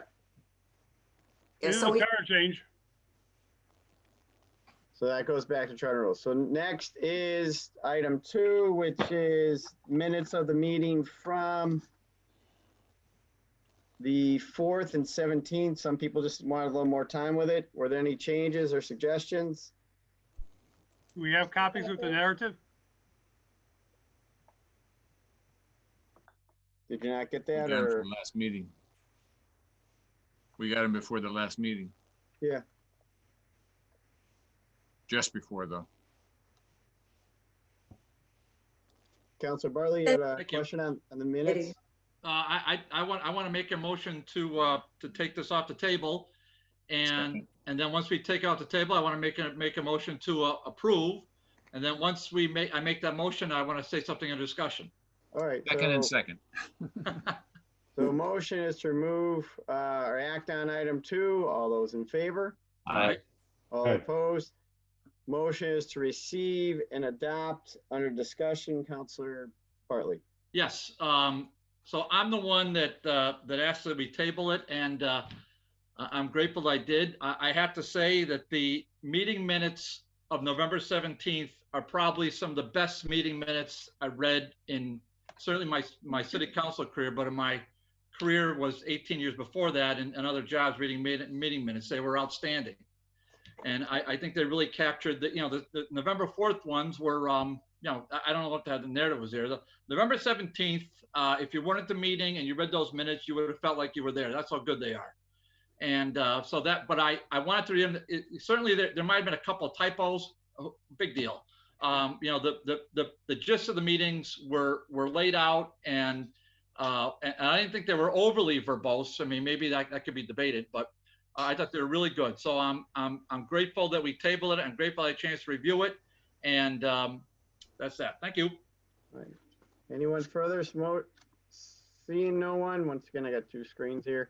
Seeing no one, motion is to receive and adopt or approve the minutes for both the 4th and the 17th. All those in favor? Aye. Aye. All opposed? Anything with 3? Hearing nothing with 3, let's stay on the table. 4 was done. 5 is appointment of Rosanna Lopez. Yeah, I'll make a motion to Public take service? that off the table. And I think there's a late file on that one as well, Second. Mr. President. All right, so motion is take up item 5. All those in favor? Aye. All those opposed? And there's a late file, Counselor Bartley? Yeah, there is. I think it's a legal opinion. But I have no Like I idea what said letter at the it is. beginning, there was a series of late files that came flying in today. Oh, you're not kidding. And it All sorts of goes things. to N. It goes to N. Let's see here. Waiver of fees. It was called Planning Board Appointee Proper Notice. Last one, N. There you go. Let's get rid of it. So motion to go out of order to late file N as well. Second. All those in favor? Aye. All those opposed? And this is a correspondence from Crystal Barnes. This correspondence is regarding the order filed by the mayor appointing Ms. Rosario Lopez as Commissioner of the Planning Board. The letter of appointment for Ms. Lopez to the Planning Board was not listed on the agenda of the City Council's October 7, 2020, when the other appointments were provided from the mayor's office. The agenda for the Public Service Committee also did not include Ms. Lopez as a line item among the appointees to discuss on the November 18th meeting. The only agenda item that appoints Ms. Lopez appears was on December 1st, 2020 City Council agenda. At this time, the City Council has asked a question of this office whether it has been sufficient notice provided under the open meeting laws. From the open meeting law guide, the list of topics must be specifically to the reasonable, informing the public of the issues to be discussed at the meeting. Further, all the public body may consider a topic that was not listed at the meeting if it was not anticipated. The Attorney General strongly encourages public bodies to postpone discussions on actions of topics that are controversial or may be of particular interest to the public if the topic was not listed in the meeting. Given all these appointments were listed, it would be reasonably anticipated any oversight to discuss Ms. Lopez. However, I'd suggest should also be particular interest to the public to notify of the appointments of the planning board. Therefore, I'd suggest that the item is provide proper notice and place on the next available agenda. That's from Crystal Barnes that with regard to item 5. Make a motion, item 5, the appointment be confirmed. And the Thank only you. reason I say that is, All defer right, so motion is Councilor to Leahy. I have something to say, Okay. if that's okay. Make a motion. Regarding Alex, this. speak. motion is to allow the clerk to speak. All those in favor? Aye. Opposed? To the clerk. So just a few days ago, working with Jeffrey, the letter with the late file letter appeared in Jeffrey's office. We're not sure if it was paperclip to something else, which has happened in the past. But Jeffrey had come down and said that they found the original letter where she was appointed. It did have a late file number at the top, so it was put as a late file, and I think it was probably the same meeting, if I remember right, that was a bunch of late files for a bunch of mayoral appointments that were on the agenda, and a couple of them came in late. So we're not really sure why it wasn't on the minutes, but like I said, it could have been paperclip to something, but it was given to us by the mayor, and it was in Jeffrey's office. So I just wanted to let everybody know that. Do you just have the date of the letter? So the letter here. I think it was October 6th, I want to say. Yep, so it's dated So I think- October 5th. October 5th. Stamped October 5th, and it's got a stamp on it, October 6, 20, and being Yeah, because I sent to added public it service.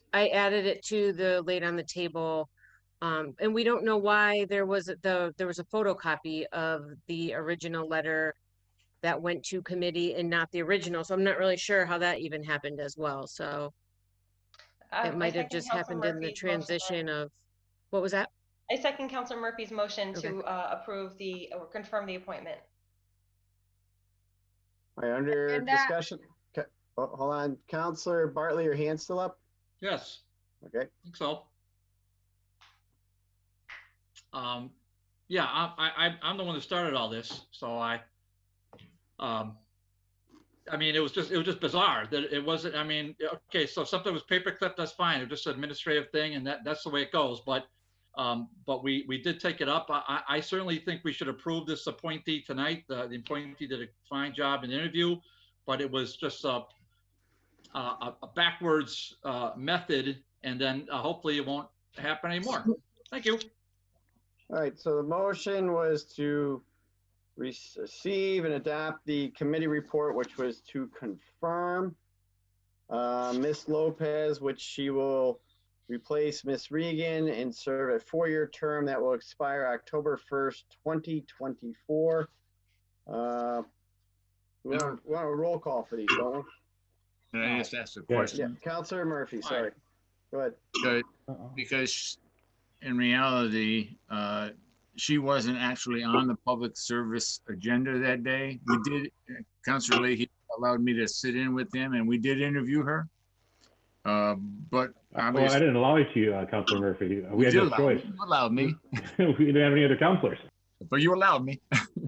But, we can't, I don't know if we could have a committee report, since in reality, she wasn't part of the agenda. But since we did interview her and she did a fine job, and here's the appointment, that's why I'm just saying, let's make the appointment. I'm sure we can do it as a committee report. All right, Mr. President? Councilor Hernandez.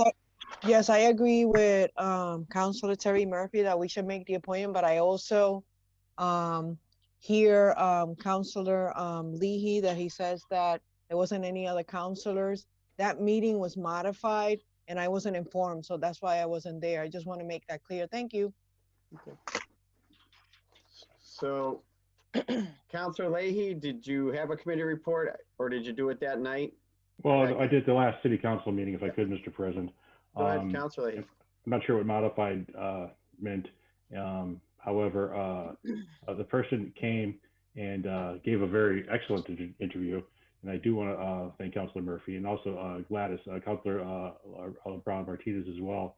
It felt like she knew the person, and this person has been around for some time, and it was certainly a person that I'd put my name behind, and I think that we should move forward with this and have the person start working. Mr. President, Councilor Graney. I was at the meeting. I support this appointment too. I saw the interview. She was excellent. All right. Motion is, see no one else, so no hands. Motion is to receive, adopt the committee report to confirm the appointment. Once again, Brenna, need a roll call for this or no? No. Okay, so all those in favor? Aye. Those opposed? All right. Yeah, I will have it. Next is public comment. Mr. President, Yep. Could I make a motion to take 22E and 22M out of order? 22E and M? Yes. All right, 22E and M, motion is to take them up as a package and out of order. All those in favor?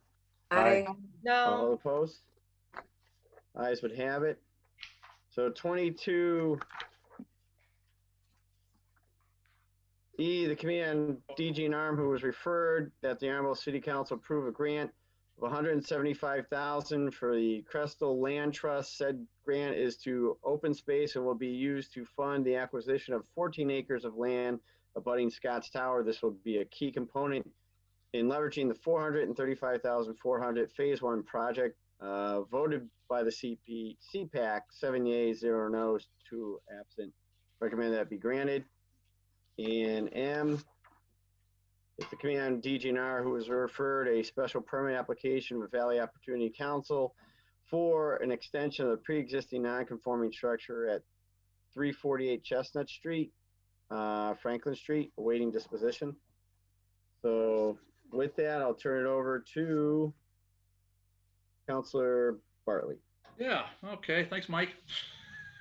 You make me dance around here. Let's do M first, Mr. President, okay? I'll make a motion that we receive, adopt the committee report and grant a special permit. Second. Motion is receive, adopt, and grant under discussion.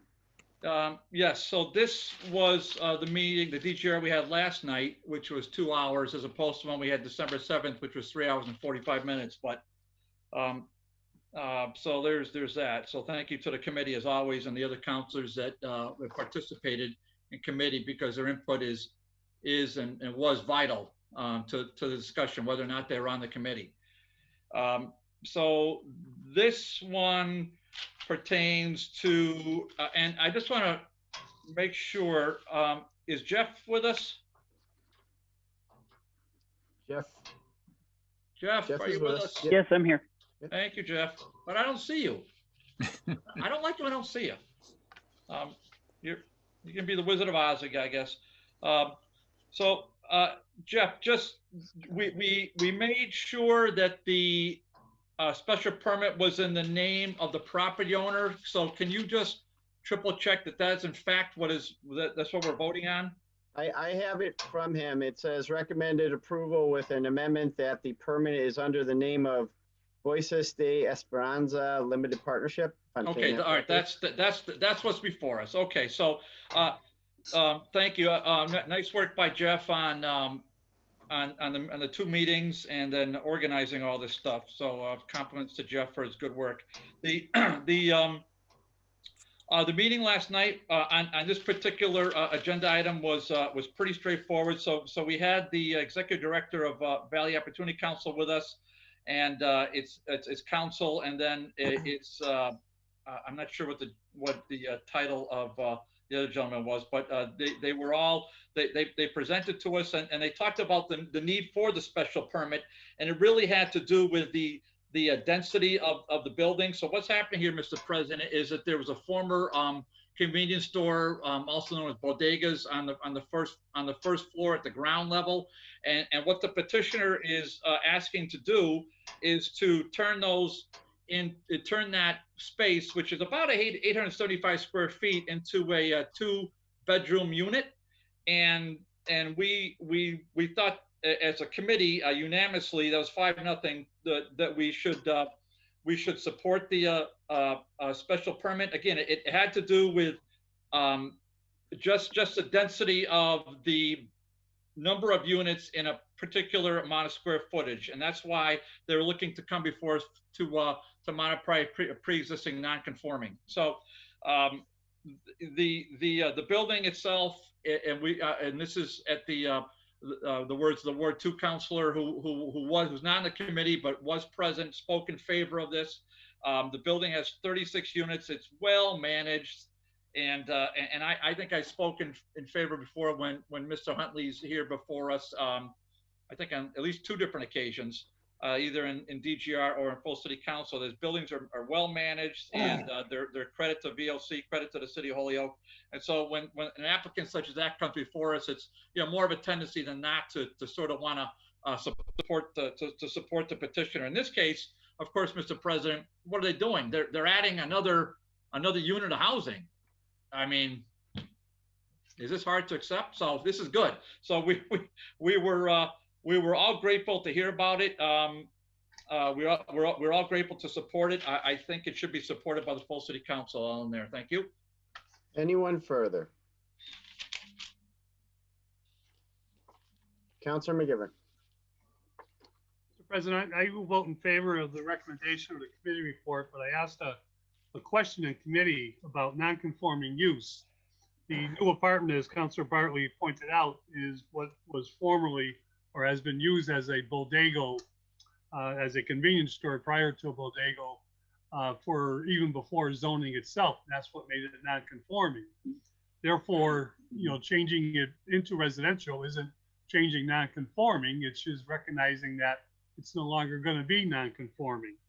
The issue is that the reason they were told they had to come before us was because of the size of the residential property used within the building itself. And to me, that's a variance, or in other words, a Board of Appeals matter, but the powers that be said it belongs in front of us as non-conforming, so I'll be happy to vote for it. Anyone else? Seeing none, the motion for 22M was to receive, adopt, and grant the special permit. The clerk will call the roll. If you vote yes, you're voting to grant the special permit. Anderson Burgos, Yes. Bartley, Yes. Graney, Yes. Hernandez, Yes. Leahy, Yes. LeBron Martinez, Yes. Lisi, Yes. McGee, Yes. McGivern, Yes. Murphy, Yes. Sullivan, Yes. Tallman, Yes. Bacon, Yes. unanimous vote. With your vote, you approve 22M. Now to 22E, which was the Scotts Tower. The motion is to approve the expenditure from receiving the committee report, approve the expenditure of CPA funds. Motion is receive, adopt, and approve. Under discussion, Councilor Bartley. Okay, this meeting, and again, thanks, Mike. This one happened December 7th. And this is for, this is the process by which, when we originally created the CPA, that we would have it come into a city council and then go to a chair for further discussion. And I'm especially when we get to whatever the next CPA one is, I'm very grateful that we did it that way as we originally designed it. In this case, we had a couple department heads with us. We had a very good discussion about what's going on with this property. It's give or take 14 acres. It's funds that are going to be used to leverage the purchase of property in and around Scotts Tower, behind Scott Hollow Drive, behind Overlook Drive, behind Old Jarvis, and so these funds will allow the Kestrel Land Trust to obtain possession of the property, really for the purposes of a kind of a temporary hold, if you will. The Kestrel Land Trust, once it has title to it, is going to endeavor to procure certain grants, including oh boy, let me just see if I have just several states, a couple of state grants, and I wish I had the names right in front of me, but I don't. And so the total purchase price is $300,000. The assessed value was a little bit north of that, maybe 336. There is a long backstory to it. It's I'm not sure how totally relevant it is, because we went to all that in committee. The grants of the Massachusetts Land and Water Conservation Fund and the Mass Parkland. There you go, I found them.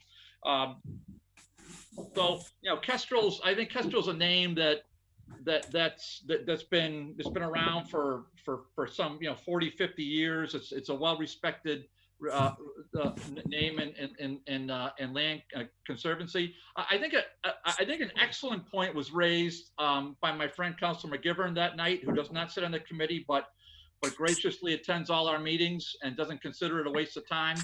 And the point he raised, which I don't think we had a totally full discussion on it, but the point is that still is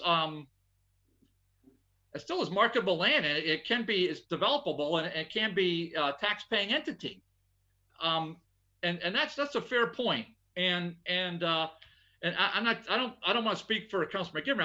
I'm not even remotely suggesting that he wants to turn that into tax pay, but the point is there, and it should be known to all councilors and to the public that what we're doing is essentially taking 14 acres that could potentially be developed for taxes,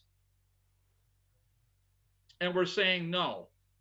We're saying that because of the sanctity of this land, its proximity to Scotts Tower, the involvement of the Kestrel Trust, we heard from the Conservation Director, we heard from the Parks Commissioner, they feel collectively that there's a better way for the public to use this land as opposed to the city of Holyoke collecting taxes, which obviously we desperately need. But there's larger things at play here. And so I think, and then I'd be remiss if I didn't compliment, the Vice Chair of DGR and who's our liaison to the CPA. It is a chore it is a lot of time and to be on these committees and to come back with reports so that we can, I'm condensing in 5 or 6 minutes a conversation that went on for 45, 50 minutes. But it was a good discussion. So all that being said, with all the counselors that were there, and we had numerous counselors, the committee voted 4-0. There was one absent that night, but the committee voted 4-0 to recommend this going forward for the aforesaid reasons. Thank you. Councilor Sullivan. Thank you. First of all, my apologies to Councilor Bartley and the rest of the body. And I'm glad we took up 22M. I meant to say 22E and H because they're the ones that were related. So I'll get to the H part in just a minute. So I'm glad we got it out of the way because Steve Huntley's had to wait many times for hours on end. So at least we got that done for him rather quickly tonight. In regards to the Scotts Tower thing, one of the other big questions that was discussed quite extensively was the cost of ongoing maintenance when the difficulties we already have budget-wise maintaining the existing parks that we have. And one of the very key components, and this is kind of unique now with Kestrel, is that they will be providing ongoing support for programs and maintenance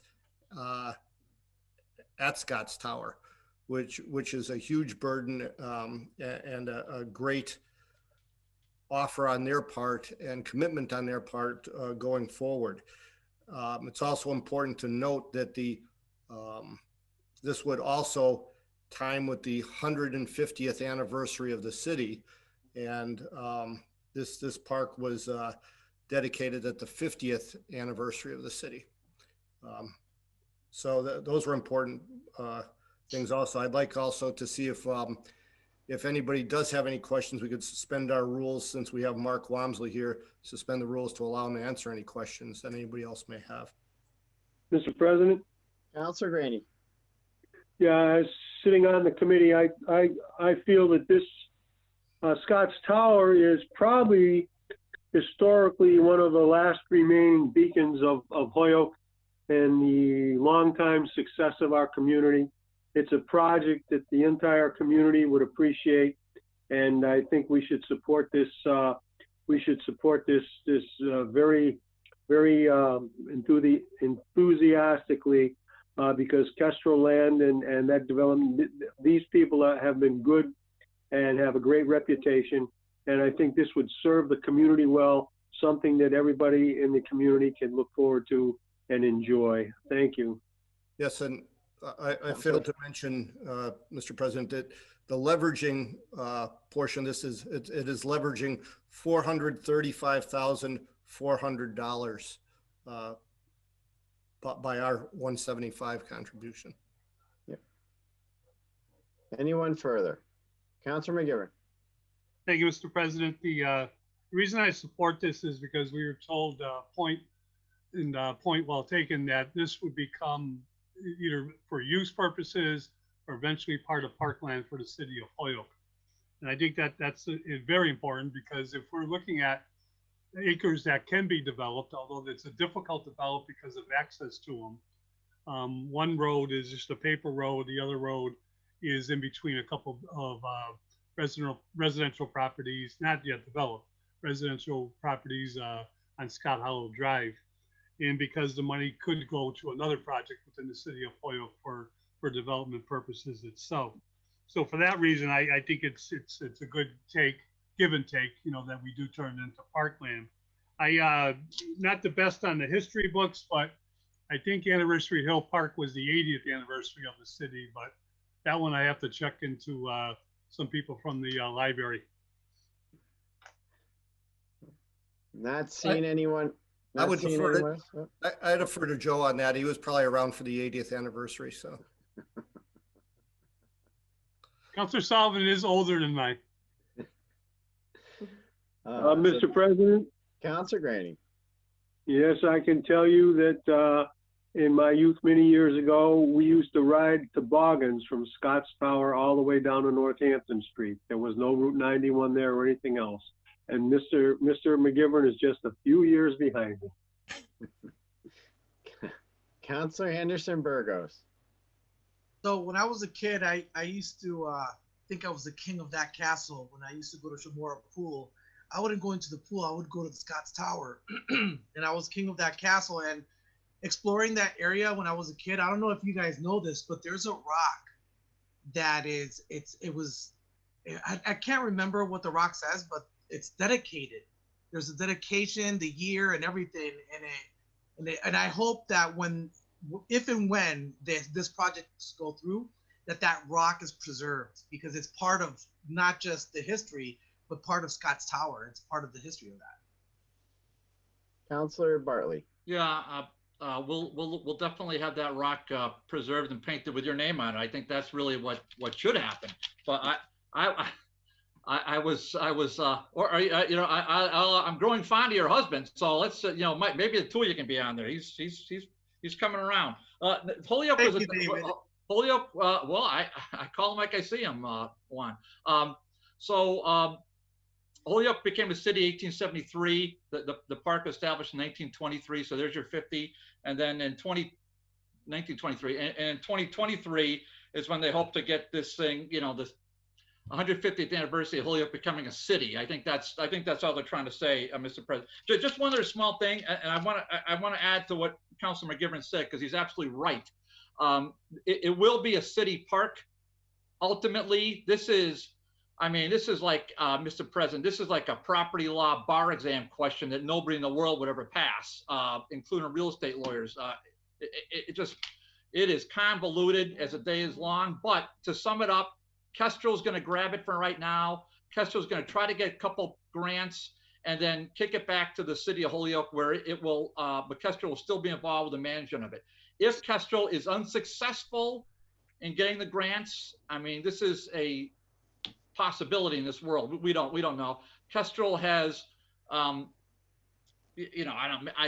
say made a commitment to, regardless, sell it back to the city of Holyoke at a not for a profit, at kind of a discounted price. So I think having the Kestrel name involved is going to carry a lot of weight with decision makers for grants and all that. And then like Mike said, Mark's a stand-up guy, and the Kestrel's a stand-up organization. So I think we've got a pretty good team being created. Thank you. Councilor Lisi. Thank you. I want to speak in favor of this. I think it's a really great opportunity for the city. I think that having the passive recreation in that area is exactly what people love most about being able to go up to Scotts Tower, and I think we'll get a lot of enjoyment out of it, and it'll bring a lot of people to the city in you know, a tourist and recreational type of opportunities.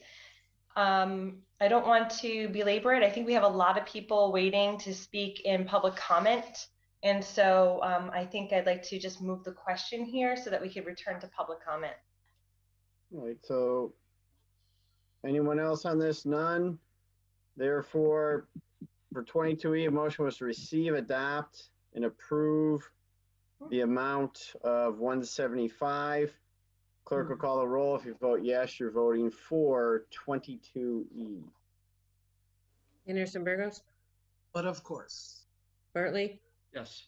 Greeny, Certainly. Hernandez, Yes. Leahy, Yes.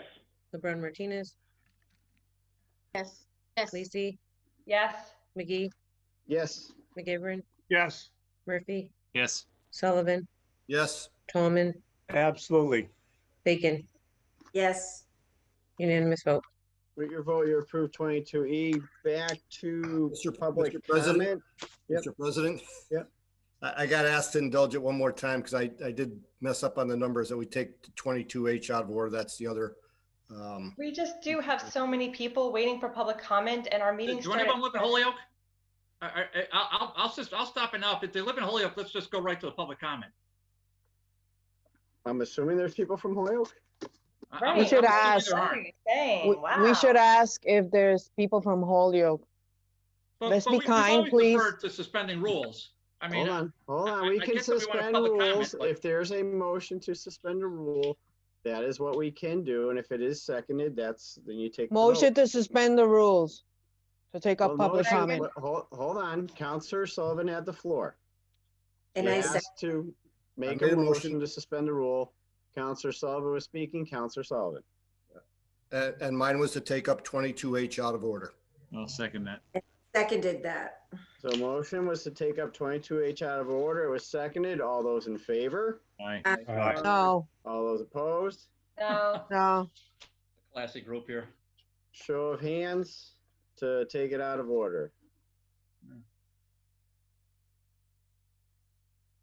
Graney, yes. 2, 3, Leahy, 4, Nine. 5, 6, 7, 8. So you can go Nine. out of order to 22H. So 22H is the Committee on DGNR who was referred in order that the Honorable City Council approve the grant in the amount of $250,000 to Wayfinders. Said grant is for the housing and will be matched by CDBG in order to access $16.4 million state grants. Voted 5 yes, 1 no, 1 abstain, 2 absent.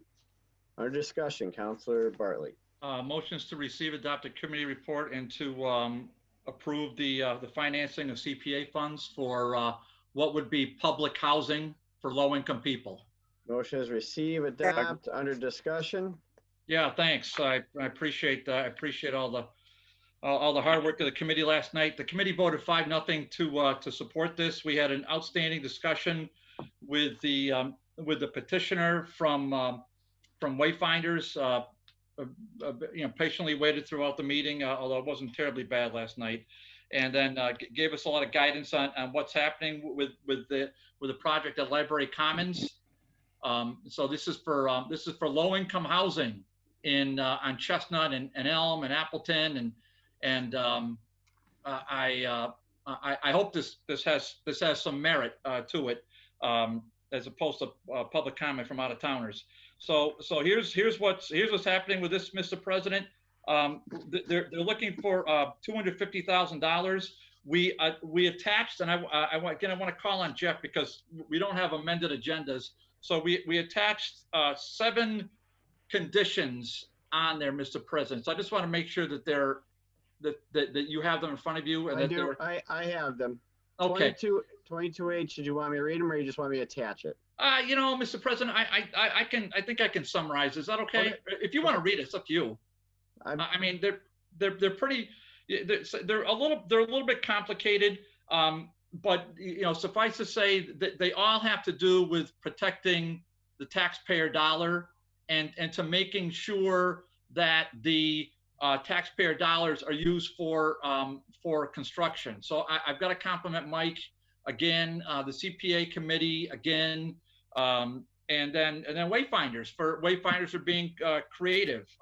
What Wayfinders also advise, you might say, you know, this is 250 from CPA and then looking for another 250 from CDBG, which really turned out to be home funds. And when that was put out before us last night, that made me feel a lot more confident and comfortable, because who knows what could happen with CDBG funds. As you know, Joe, Pete, and you know, many of you know that show up to the DGR meetings when we go through this. I mean, you know, it's for show really, because the mayor controls it. So now it's up to Wayfinders to speak with Ms. Zeller and the mayor relative to the home funds.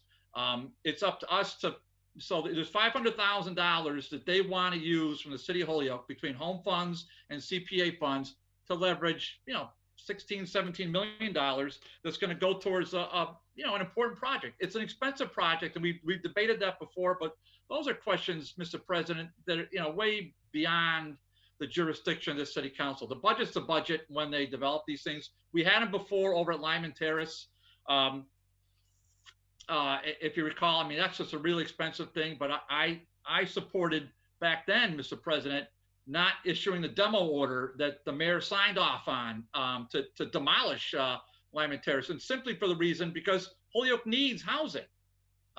So it's and yeah, this is going to be considered low income housing, but you know, I think the way it was explained last night, it should give the taxpayer a lot of confidence that you know, this is a family of four. You know, the income's got to be 50 grand. You know, it's people.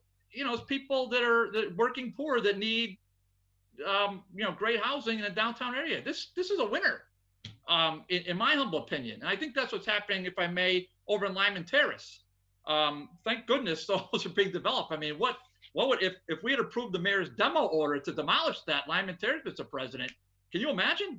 I mean, that would just be talk about a ski slope or a place where Councilor Graney could go sledding.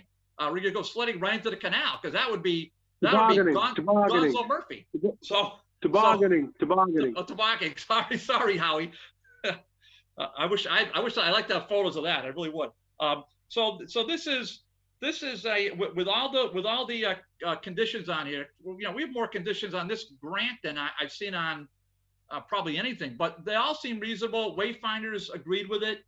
And again, the last point, Mr. President, if we had not done this, if we had just passed it on the floor, I don't know if we get to the point where we all can understand it, especially consider the conditions, and we can really hear from the applicant what's truly going on the ground. And I think that's, again, another example of why we need to bring these to committee, just like we had earlier tonight. So that's it. Thank you, Mr. President. Councilor Murphy. Thank you, Mr. President. Yeah, I think this is a great project. They've done a great job with the first stage of Library Commons. We're talking 29 new units to be constructed on Appleton and parts of Chestnut and 207 Elm Street, which is the corner of Essex and Elm, which has been a big vacant lot and an area where I know we've had some elements that we really want to get rid of. As I understand it, 18% of the units are for people at 30% of the median income, but 23 units are people at 60%. So there's a little bit, it is low income, but then it's lower middle income as much as possible. And there is a fixed affordable rent, which is $576 for those in the lower category and $1,100 for those in the second category. And the properties will pay property taxes to the city and be run by a for-profit entity, I believe, at the end. It's a continuation of what they've done. It is certainly something that has been positive in that area, and this will only make it more positive. So I fully endorse this. And if we have to come up with some additional funds, I think we need to consider it as long as there's that potential. Thank you. Councilor Sullivan. Well, Councilor Bartley and Councilor Murphy have done my job for me here. So the only thing I can't stress enough is the huge difference on this one from a lot of the other, especially like Lyman Terrace, et cetera. And I want to stress it again, this property will pay real estate taxes to the city. And that was a real key component in the CPA committee's considerations for this project. And the funding conditions, I won't belabor it, but a tremendous amount of time and thought went into the funding conditions, with the CPA committee keeping strict control over the timeline and benchmarks as to achieving certain grants, or the money will revert back into the general fund of the CPA. So it's just a tremendous job that they've done on the whole thing. And I hope everyone can support it. Councilor Tallman. Yeah, thank you, Mr. President. I'm very much in favor of this project. Hearing the message, especially from Ladara Zola, really like the effort that they're putting in wayfinders in this area, in an area that is definitely in need of housing. And I believe she stated last night that there was maybe over 1,500 people applying for about 41 apartments. So there is definitely a need for housing in our city. And this really takes a quarter of our city that has really been in a tough shape for a number of years, and really put in some beautiful apartments in that area. So I want to thank them for their investment. Mr. Chairman. Hold on, Councilor Leahy, then Councilor Graney. Yeah, thank you, Councilor McGee. Yes, I agree with everything that's been said. One of the questions I had about to ask was what Councilor Sullivan just told us, the property will be paying taxes. My question to you, if I could, through the chair, to Councilor Sullivan, are these funds restricted, meaning to the fact that they can't go through administration costs or salaries, that sort of thing? So, say that again.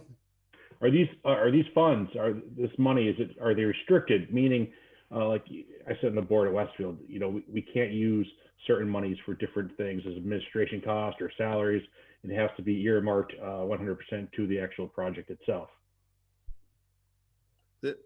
These are all earmarked for construction. So no salaries, no bonuses, nothing to that effect? Correct. Okay, no, I'm happy with it. I'll support it as well. Councilor Graney. I'm in support. This is a tax-paying entity, and that's desperately what the city of Holyoke needs, and definitely what our residents need. Thank you. All right. Seeing no one else, motion was to receive, adopt, and approved with approve with the following conditions. There are 7 funding conditions that are listed that are attached to the order. With that, the clerk. President, before we continue, I just want to let you know that unfortunately I cannot give any feedback since I have to abstain from this vote, as my daughter works for Wayfinders, and I've been advised that I would abstain as my daughter works for them. No, that's fine. That's good to put on the record. Thank you for that, Councilor Bernard Martinez. Thank you. So with that, the clerk will call a roll. If you vote yes, you're voting for 22H with the conditions. Anderson Burgos, Yes. Bartley, Yes. Graney, Yes. Hernandez, Yes. Leahy, Yes. LeBron Martinez, Abstain. Lisi, Yes. McGee, Yes. McGivern, Yes. Murphy, Yes. Sullivan, Yes. Tallman, Yes. Bacon. Yes. 12 yeas, 1 abstain. With your vote, you approve 22H. Back to page 1, which is public comment. There are people here for public comment.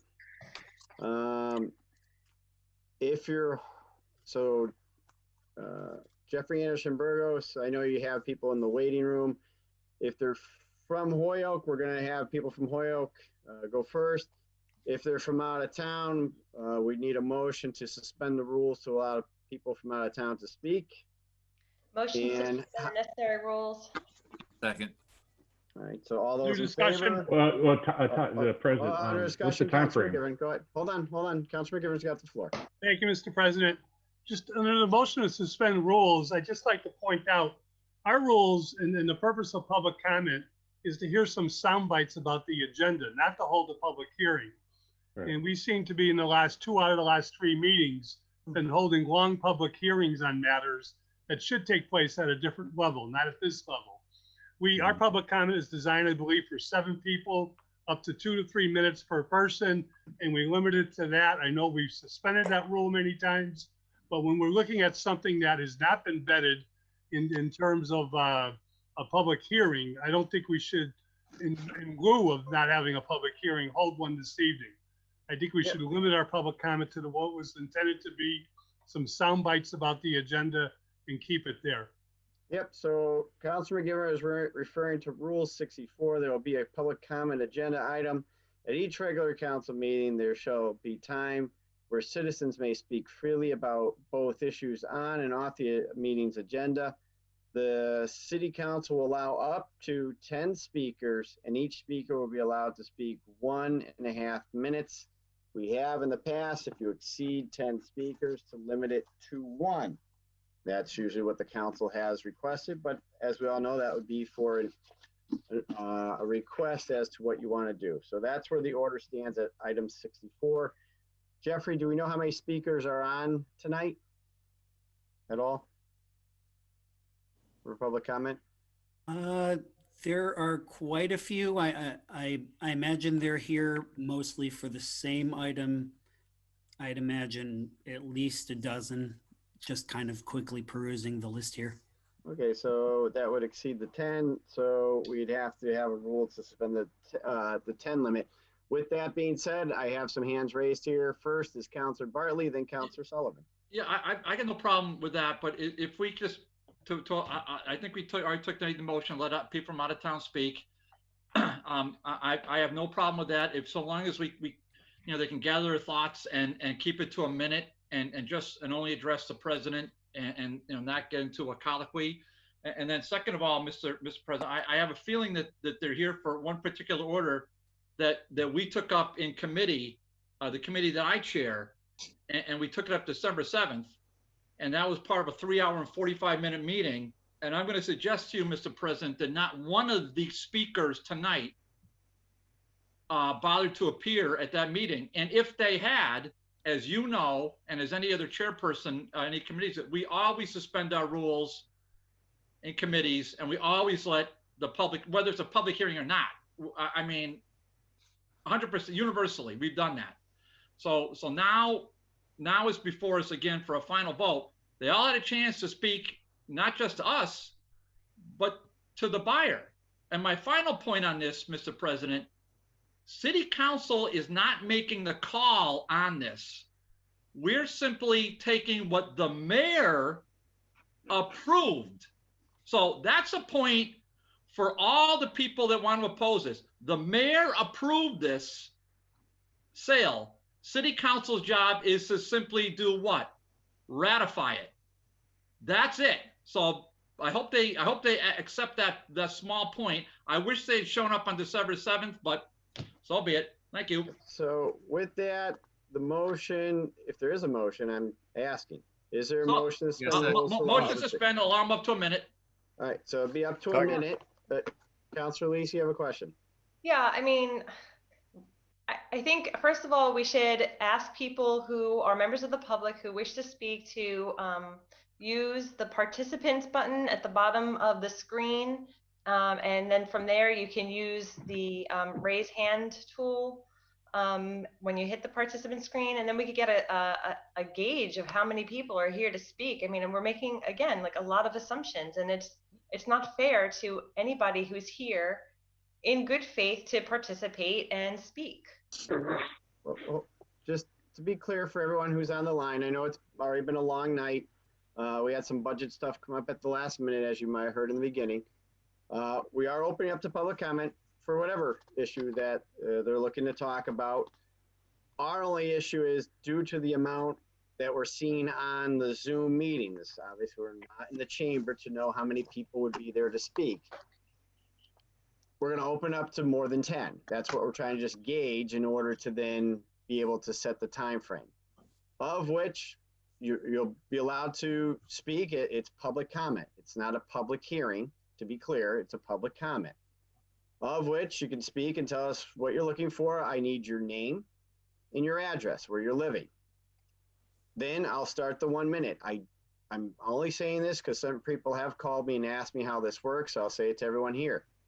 I will set the timer and start timing it. And when it gets to about 40 seconds, I'm just going to politely say you're at 40 seconds. Just kind of let you know where you are. I'm not trying to be rude, nor will I ever want to be. But I've just got to let you know where you stand with your minute. Once your minute is up, we'll go to the next person. I'm on the participant slide right now. I see some hands already raised. I'm going to go right down in order.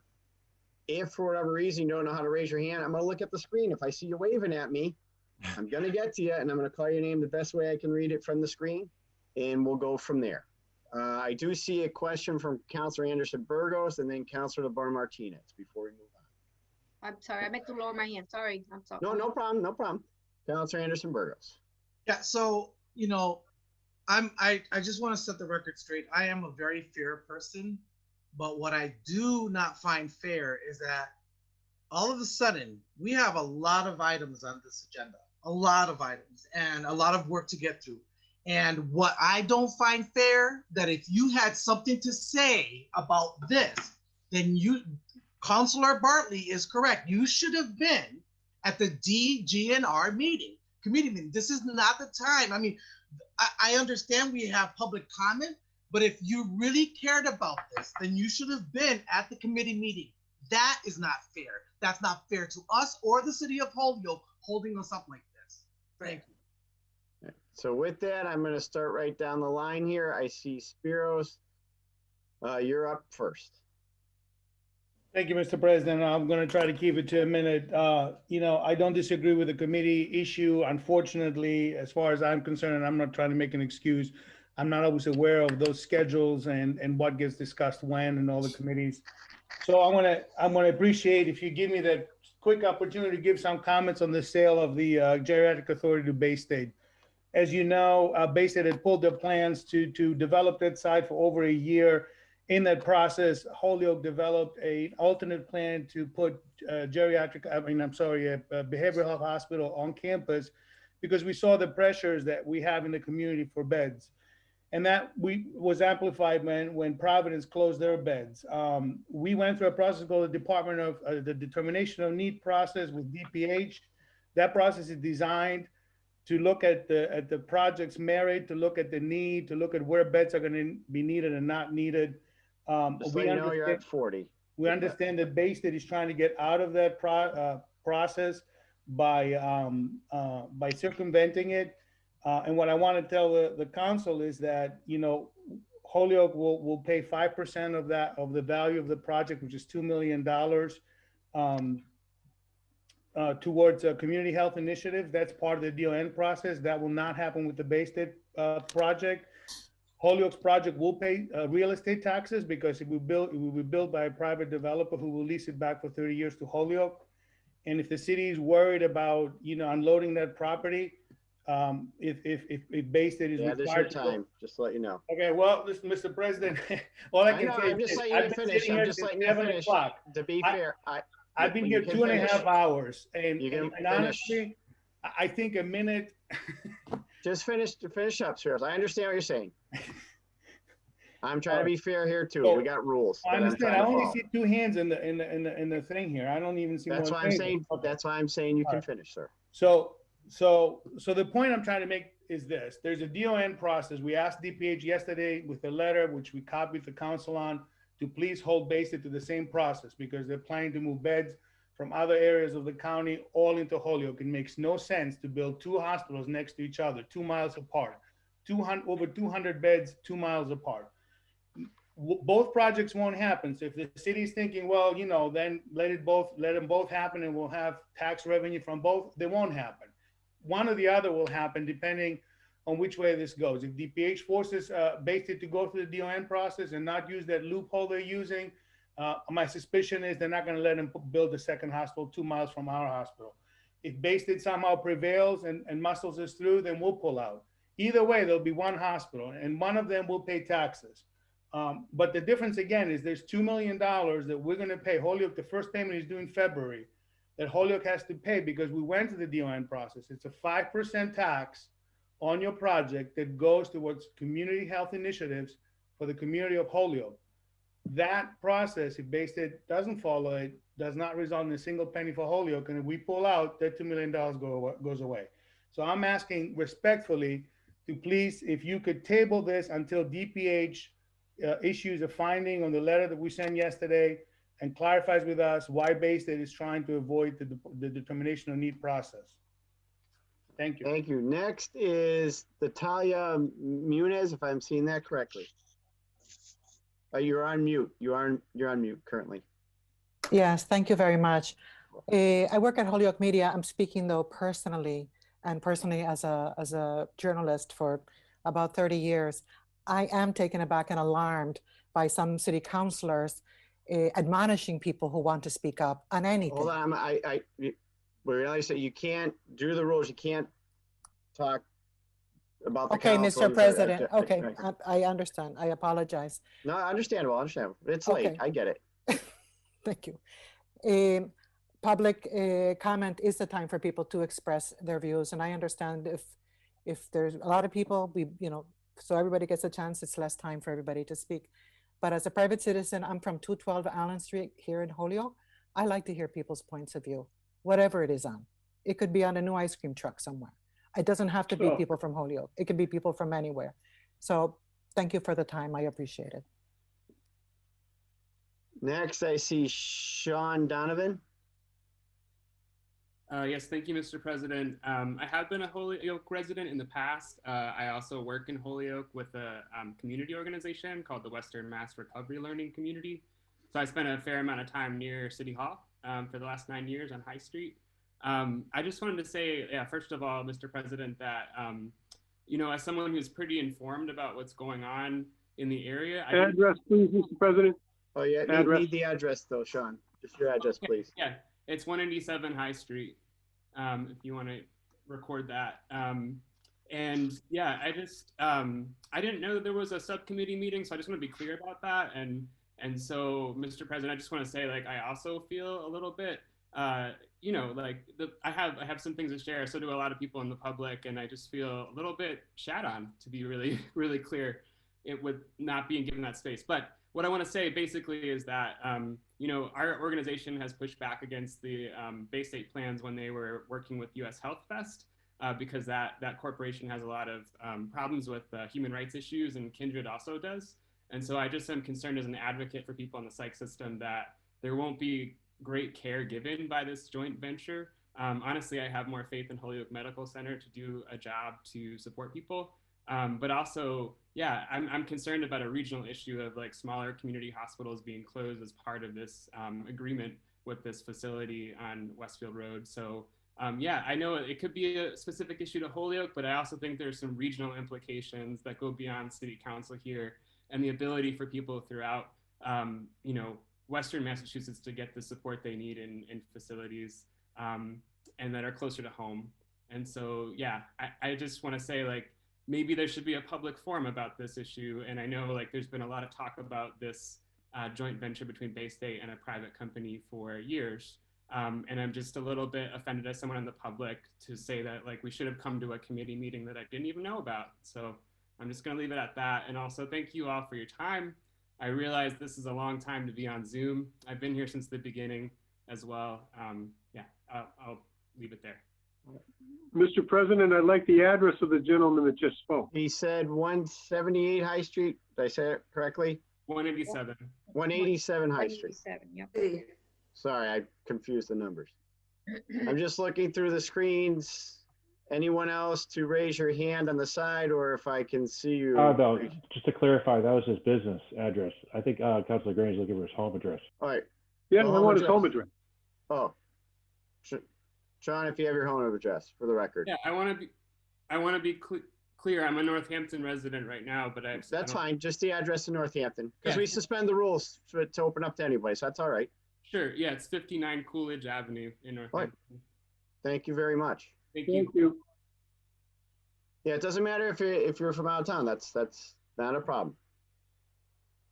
Is there anyone else to speak? I got Jose Maldonado. the hand that popped up. Jose, are you there? You're on mute. There you go. There. Hi, Jose Maldonado, 210 Pine Street. So I had something else to say, but I'll just, as I only have a minute, I'll address something else to you, Mr. President. We did spend the first hour and a half, which was seemed because of a lack of communication within the City Hall itself. And then we have your fellow councilors here telling us that we're not being communicated to about different meetings that are going on. So I think there's just a lack of efficiency going on in the City Council. And I hope that there's something that we can work on so that all members of the community, residents know about what's happening in the City Council and the meetings and all what's happening in the city. So that's all I wanted to say. Okay. Anyone else? I see a lot of people on the screen still, whether it's just a name, but I'm not seeing any hands on the side. Anyone else wish to speak? Gary? Yeah, can you hear me? Yep, Gary, I just need your name and address. Yeah, sure. My name's Gary Jones. I live in Southwick, 160 Point Grove Road. I didn't know about the earlier meeting. I wasn't, unfortunately didn't know about it. Sorry, I apologize. But I would like to suggest tabling the motion, and if it does come up, vote against it. I'm very much in favor of local public health care rather than selling the property to Bay State. Thank you very much. Thank you, Gary. Anyone else?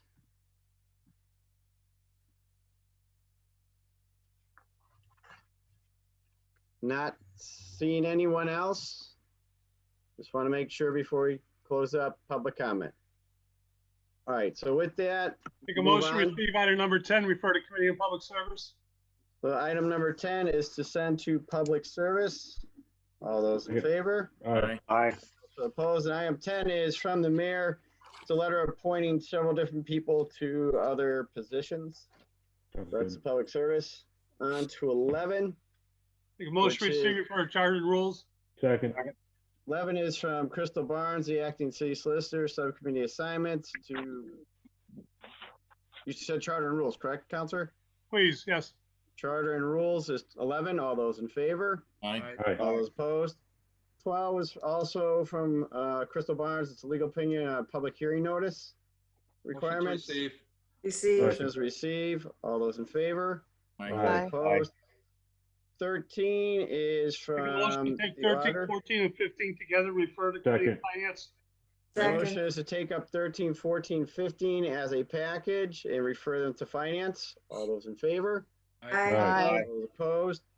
16 is the Board of Fire Commissioner minutes of meetings for October 15th, 2020. Motion receive. Motion is to Second. receive. All those in favor? Aye. Opposed? And 17 is a petition for 145 please. Mount View Road. So what was that? Finance, please. Sent to finance. All It's those home in favor? occupation. This is a special That's not permit you- for that's home not you, Joe. occupation. I don't think so. I think that still goes to Oh, rats. Oh, send it Sorry. to DGR. DGR. DGNR. Yeah. Yeah, Tried to help you DGNR. last week, David. You were there, Joe. There's no debate on that. So to DGNR, all those in favor? Aye. Opposed? Due to time, I'll just be quick. I just want to point out, Jeffrey Anderson Burgos updated our webpage. I know Councilor Bartley filed an order way back when to get the committees up there, the names of the committee members, correct emails, correct phone numbers.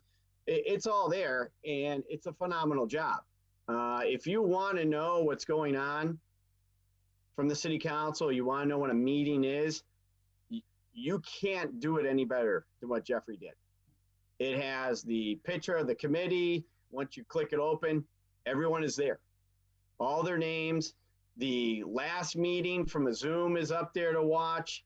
You cannot prioritize or put in order any better than what he has done.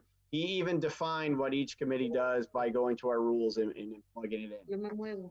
So if anyone has questions as to when a meeting is, how a meeting is to be done, just go to the Holyoke City Council, click on committees, and it'll come right up. It's right there. You cannot miss it. So I want to thank him very much for what he did.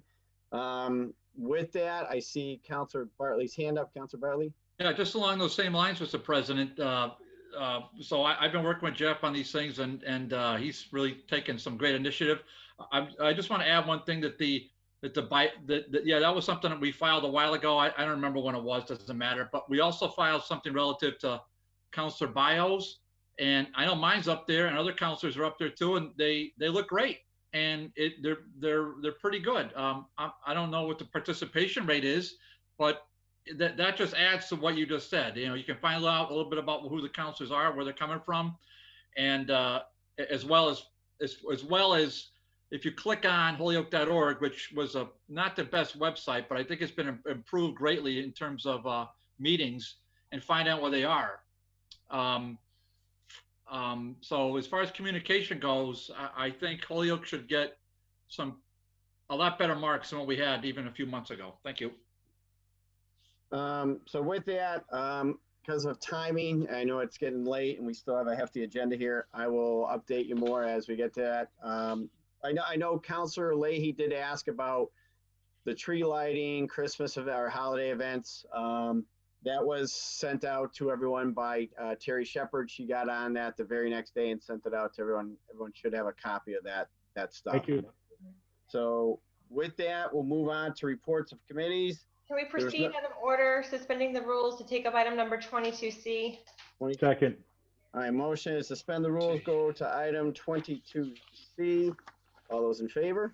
Aye. All those opposed. 22C, the Committee on DGNR, whom was referred in order that the Honorable City Council, in accordance with Mass General Law 30B and the Holyoke Procurement Ordinance, vote to accept the offer from Bay State Health and Kindred Healthcare Partnership, purchase the land and building located at 45 Lower Westfield Road for $250,000. The building is identified as to map 117, block 00, parcel 018, in zone multifamily residential and professional RO. Recommended that the offer be accepted. And under the suspension, can we also take up the late file that I filed? Yep, so late file, give me 1 second, I'll go through everything. There might have been a few late files on that, Mr. President, so I think there's some communication, so you might as well take them all up. I think the HMC president, we had that as a late file, his correspondence. So we have one from Holyoke Medical, that's C. Give me a chance to find my notes too. It's the only reason you did it, huh, Counselor? No, just kidding. Well, that was a part of it, tell you that. Late file B, it's from Counselor Bartley. It's an email for the Geriatric Authority. So BC.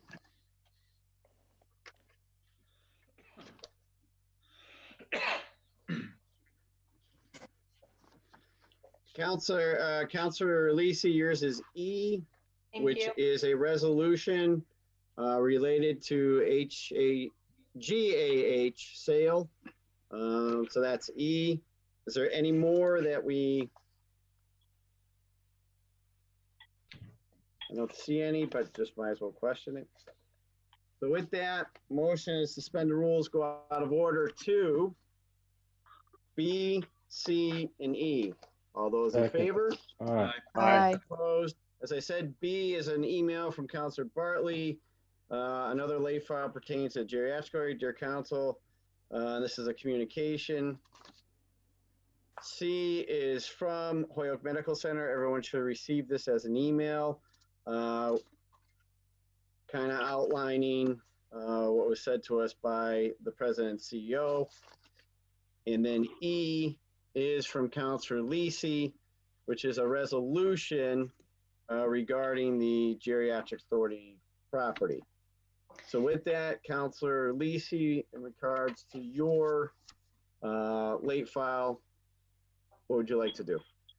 I would like to receive and adopt the late file resolution Essentially, I mean, I Okay. circulated to everybody, but for members of the public who haven't had access to it, you know, it basically says that, you know, there's this justification that Holyoke is going to become the regional provider of psychiatric beds for Bay State, and that we should sort of respect regionalism and allow equal access to those beds among all the communities that would be losing their beds as Holyoke gains this facility. And then there's also, you know, individual sort of points about making sure that the workers have a right to organize, that we're paying fair wages, that we're providing benefits. These are not things that the city can control because it would be a private entity, but I think that the city should go on the record saying that these are the things that we value and that we'd like to see manifest in a facility that comes to locate here in the city. So with those, we have those as a package, and then we have 22C. So would you like to? I'd like to at least take mine out Okay. from the package. We're under the suspension of the rules. We've taken it up out of order, but I would like to vote on the resolution that I filed separately. So E is from Councilor Lisi that everyone did receive. It's the whereas the community of Western Mass has been losing mental health beds at the alarming rate. And it goes on asking, therefore, be resolved that the Holyoke City Council declare Bay State Health should not close mental health beds in Greenfield, Westfield, and Ware, that the new Bay State Kindred for-profit facility must provide equal care opportunity for all mental health patients, that the patients with more complex needs and the patients with financial challenges should not be turned away. And the staffs in the new Bay State Kindred facility should be treated fairly and with dignity, including quality working conditions, wages, benefits, and unionizing with the agreement from the Bay State Kindred if they wish to. I just there's one typo in there. Where should say Palmer, and I apologize for that. So I'd like to make a motion that we amend the resolution to replace Where with Palmer. Second. Thank you. In favor? Aye. All opposed? All right, Councilor LeBarn Martinez. Discussion, Mr. President? Yeah, that's why I'm going to Councilor LeBarn Martinez. I know that's a resolution that has already been written, but I wonder that it's a requirement for anyone who's applying to try to come in that also everyone goes through the same process or the determination of needs. I think that, you know, one of the things, if anyone recalls back in the 90s and 80s with the CHNA, the Community Health Network that was proposed to the Department of Public Health, was to assure that the assessments was made in communities to determine the services that were needed for our communities within public health. And right now, with all the other issues that we're facing, opiates, mental health due to this pandemic and many others, we need a determination of need assessment instead of just allowing people to just jump in here and decide that they're going to open up just because we, you know, maybe in agreement or whatnot. If that can be added, I don't know if that's something that it can be reconsidered, but I'm just throwing my input on that. Thank you. Hold on, Councilor McGivern. This is late filed, so I'm guessing we're taking final action, which would be a 2/3 vote. Yep. And can I just ask a question through the president to the maker of the order? Yep. Rebecca, is this in reference to the geriatric sale for the Bay State's proposal? Yes, it's the sale of the geriatric authority for, you know, so because Bay State is going to be closing facilities in other communities and relocating and centralizing the beds at this Holyoke facility, it's really just saying, you know, we're going to think about this new facility as a regional location for psychiatric units, that it should be treated as a regional you know, facility that gives equal access to everybody from the region, and that again, internally, we value the right of you know, workers to unionize, and that they be paid fair wages and benefits, and Again, it's a resolution. It's not anything more than a symbolic sort of statement of where our values are for any business that's moving forward on this project. Thank you. And if I could, on the motion to adopt this evening, Mr. President, I don't believe it's a fair motion to take up a resolution under late filed that pits us between two medical institutions, one being Bates State, who has a firm offer for the city that has merits on its own, and two being our good and well-spoken president of Holyoke Medical Center, who didn't have a proposal until DPH allowed Providence to close, which is now Trinity. It's the almighty dollar that is fueling all this change in healthcare, and Trinity is thinking nothing more than about its deep pockets and how to save a dollar than they care about what's going on with the city of Holyoke. Now, I understand Bay State is proposing to consolidate what is now not a Bay State hospital, it's a regional hospital they now own Franklin County, they now owned, I believe they own Berkshire County also, and if I'm correct, they also own the Noble Hospital in Westfield too, along with Palmer and so forth. And this, to me, is unfair to pit us in the middle of a struggle that is an economic struggle among hospitals. And DPH we saw what they did with the Farron argument and not yet decided. They decided on Farron, but not yet decided on Mount St. Vincent in terms of moving beds down there from Franklin County. This city council did not speak up when DPH allowed Providence Hospital to close its beds. It seemed to happen overnight.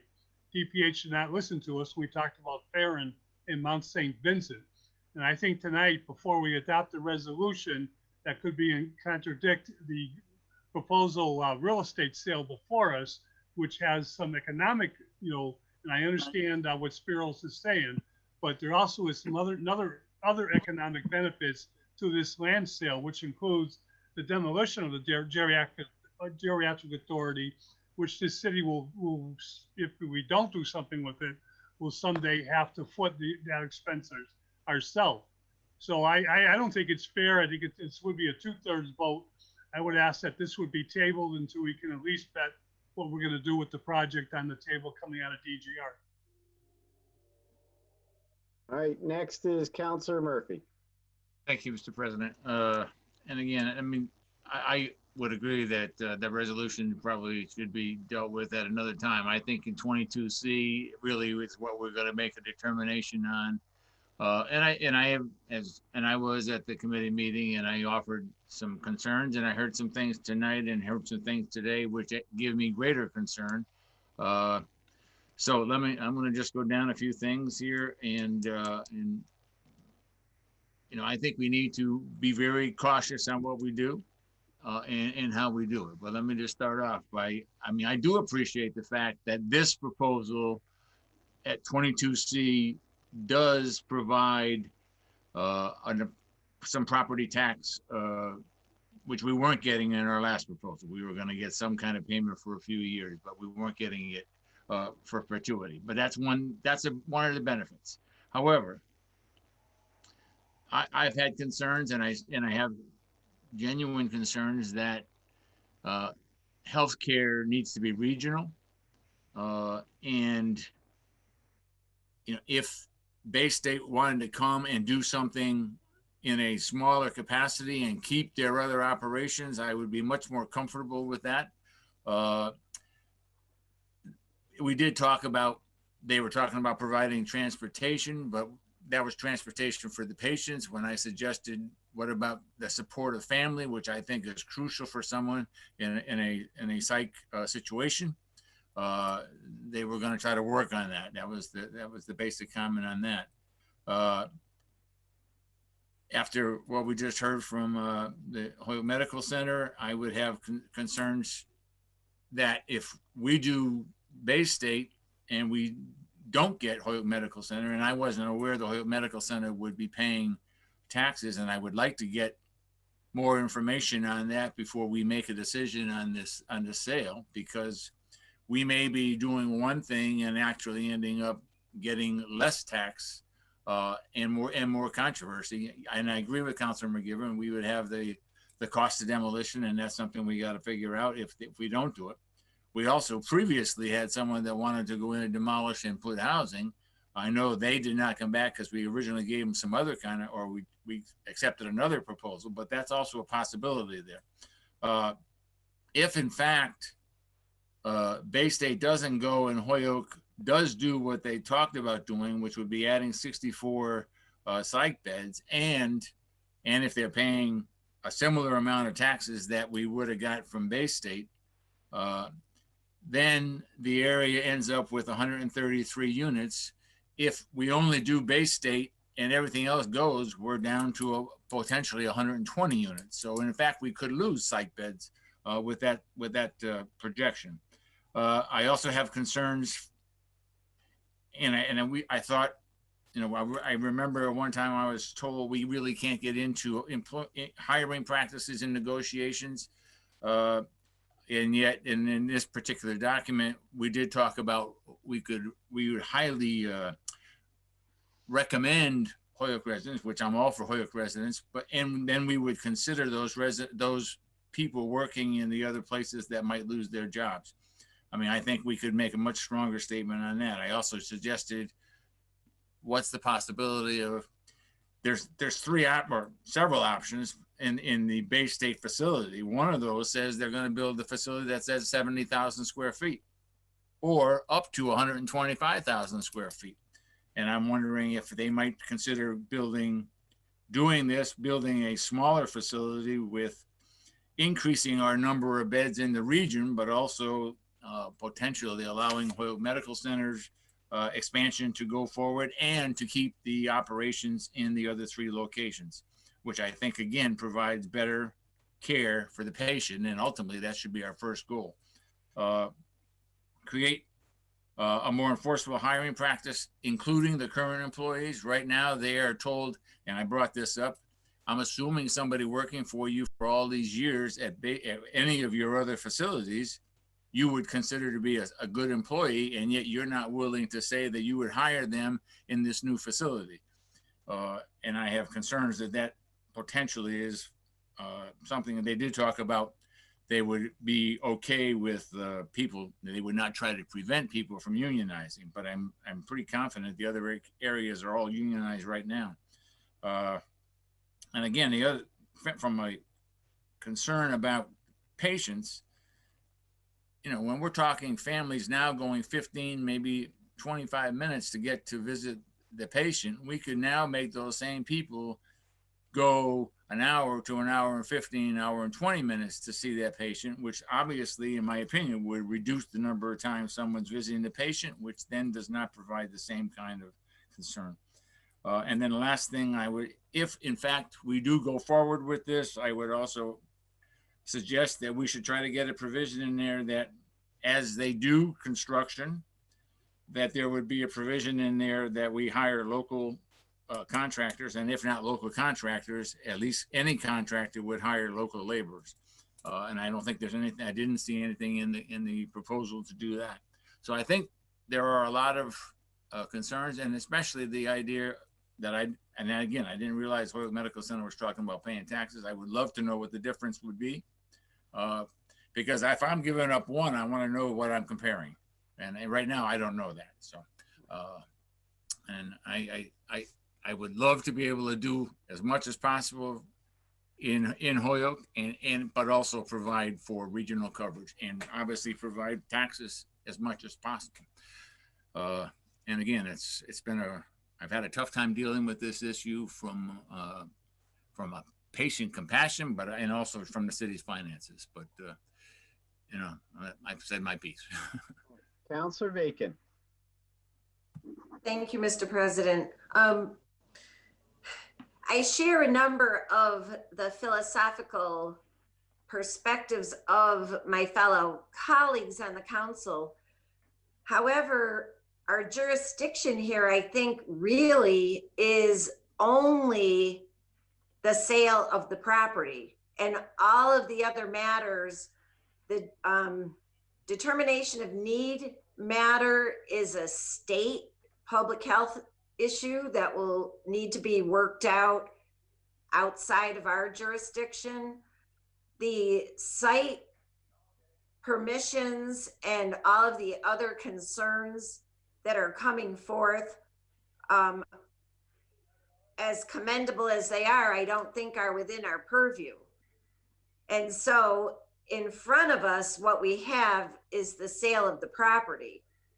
And I am of mixed feelings relative to what may happen, but I don't think the control of what happens lies with us. I think there's a number of other factors that are going to determine what, if any, project goes forth between the state and other considerations. So as far as the resolution goes, I think that should be sent to committee. It's a late file and it's not an emergency issue. As far as the sale goes, I think that is really what was vetted in committee. And that is what is before us tonight.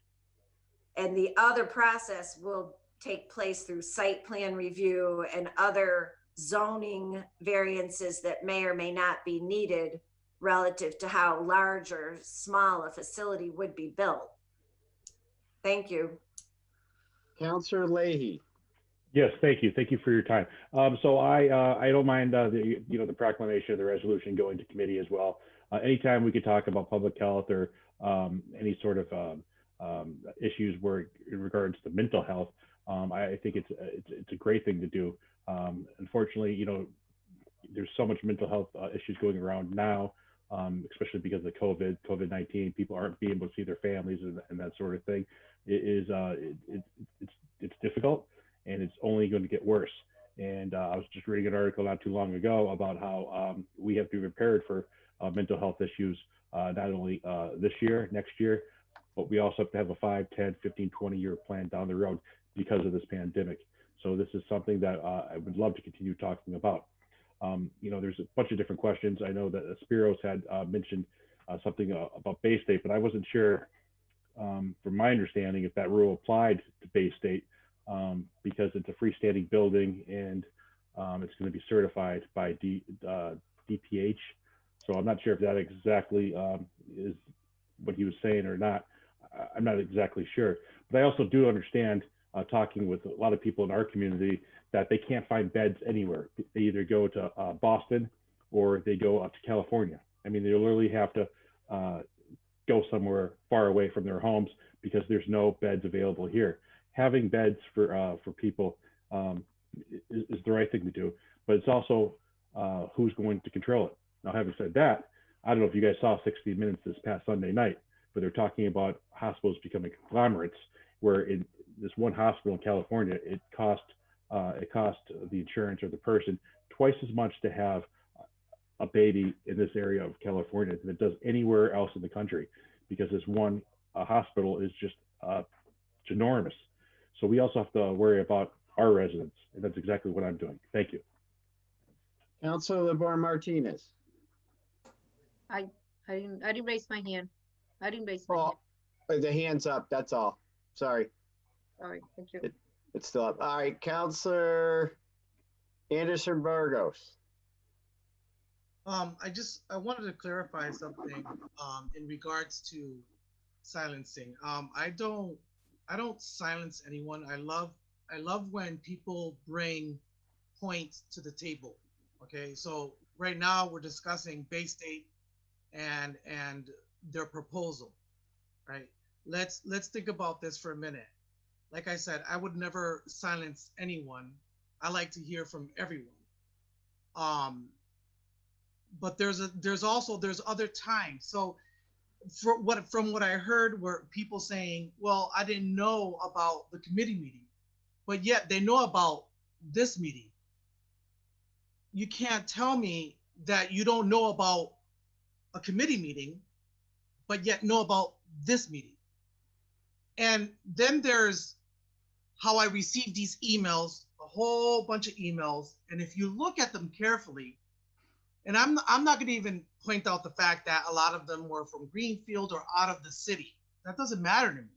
What does matter is that I got a truckload of emails with the same exact point, which tells me that there was one person who generated the email, forwarded to a whole bunch of people so that they can fight for their cause, right? To push this upon us. Now, let's not forget that our committee, DGNR, spent hours. The presentation was on point. I like what I heard from Bay State. And let's also not forget that it would be like $2 to $3 million possibly to demolish the old geriatric building, right? That would be on us. We're saving that. And what's not to stop Bay State from going to Chicopee or somewhere else where that problem will still exist when they're saying, well, they're going to close Greenfield, they're going to close Palmer, they're going to close. Whichever way you cut the cake, it's going to be cut. It's going to happen, whether it's in Holyoke or not. We didn't just go spending hours in committee discussing this proposal for the city, by the way, which would be good. And then we have Holyoke Medical Center, which I respect, you know, and I respect Spiros. But listen, you come now. Now, you can't tell me that you don't know what's going on in the city that you serve. So I am sorry, but for me, I am not going to hold up Holyoke any longer, okay? Because we didn't go fighting for this and listening to this. And for me, it just doesn't make sense for me to receive all these emails. It does not make any sense. To me, I smell something fishy. The emails look identical from different people, from different parts of the state. No, I'm not going to play that game. I'm sorry. I would never silence anyone, but I know a game when I see it, and I'm sorry, checkmate. Councilor Lisi is next. Yes, I just wanted to say the reason why I followed the resolution is because I understand all the work that went into the committee meeting where the positive recommendation came out for the sale. Like if it were up to me, I'd like to see the items that I put into the resolution. I thought Councilor Murphy raised a number of really great points. We should explore, like, if we can condition the sale upon those sorts of, commitments from the buyer. I mean, those are the things that I would like to have seen built into it. I did not participate, and I wasn't ever going to say that we had to hold up the work of the committee and not move forward on the sale. And that's why I filed the resolution separately, because I think that it's still important to express as a body the values that we are committed to as a body and as a community. Now, I'm happy to put it into committee, the resolution into committee, and work that and build in some additional sentiments. I thought there were a lot of good points made here. I do think that the DPH finding is something that is relative to late file B and would not be a part of the resolution. But again, I do just want to put it out there. If Providence closed its facility, and I do believe that they had a psychiatric unit there, and psychiatric units seem to be consolidating and shutting down all over the place. Like, the model has to be somewhat unsustainable. And so I do believe that we cannot, in some ways, have more than one facility here. I do think that given that it seems that HMC is coming up from the rear here, and they have their DPH approval for the psychiatric unit that they're pursuing on their campus, it does sort of complicate the matter, and maybe it does merit another view in committee. Again, I want to see us commit to, like, values and principles moving forward, and I do think that there's a bit more information that needs to be considered here, before we move forward with a final vote on the sale. I do also appreciate that we're at the end of the year here. We're not going to be meeting again this year. and that does put a big delay on, you know, Bay State, which has been working and pursuing this in good faith for, I believe it's almost 3 years now. So, you know, it's a complicated matter. What's most important to me is that we do get to express our values and sort of principles on how we would like to see business conducted in the city. If the model has been deemed somewhat unsustainable, like how is it possible that either facility, to some extent, either HMC or Bay State feels that they have a sustainable and profitable model of psychiatric and mental health care? Yeah, I think we should be a bit thoughtful about this and moving forward. Thank you. Councilor Hernandez. Thank you, Mr. President. I wanted to add that I know that this, you know, of course, I want to see something done with that facility, with the Holy Geriatric, and this is a good move. I want to thank the committee and the chair of the committee for all the work that they did. I didn't attend the meeting, but I know all the work that was put into it and how long the meeting was. And I want to say that this is very important because mental illness, especially now in this pandemic, I have a child that suffers from mental illness, and she doesn't have a therapist at the moment, and she's been on a wait list that's going to be more than 6 months. If she would ever need a bed, I don't even know where they would send her if there was a crisis. I was very sad when they closed Providence because Providence attended to her many times. So it is very important for the health of our communities to have as much facilities that are providing these services to prevent everything that comes with mental illness. I mean, one moment you feel valuable, and another moment, you know, you wanna commit suicide. So I know very well offhand what this means, and I seen all the emails and the outcry for the need of for this is great for our town, but at the same time we're all in this together. And I think that we have to consider our sister towns, right? And the people and the services that are offered there. I want to say that I also agree with what Councilor Murphy is saying, that we should review it and just have these provisions set in when we move forward with the sale. But I do want to acknowledge all the emails that came in and all the people, and although they were very similar, because it means that they all communicated with one another and there was a common, you know, a message that they wanted to send to us, that we should consider and have those values of taking into consideration what's going to happen in another town is going to affect us all. But with that said,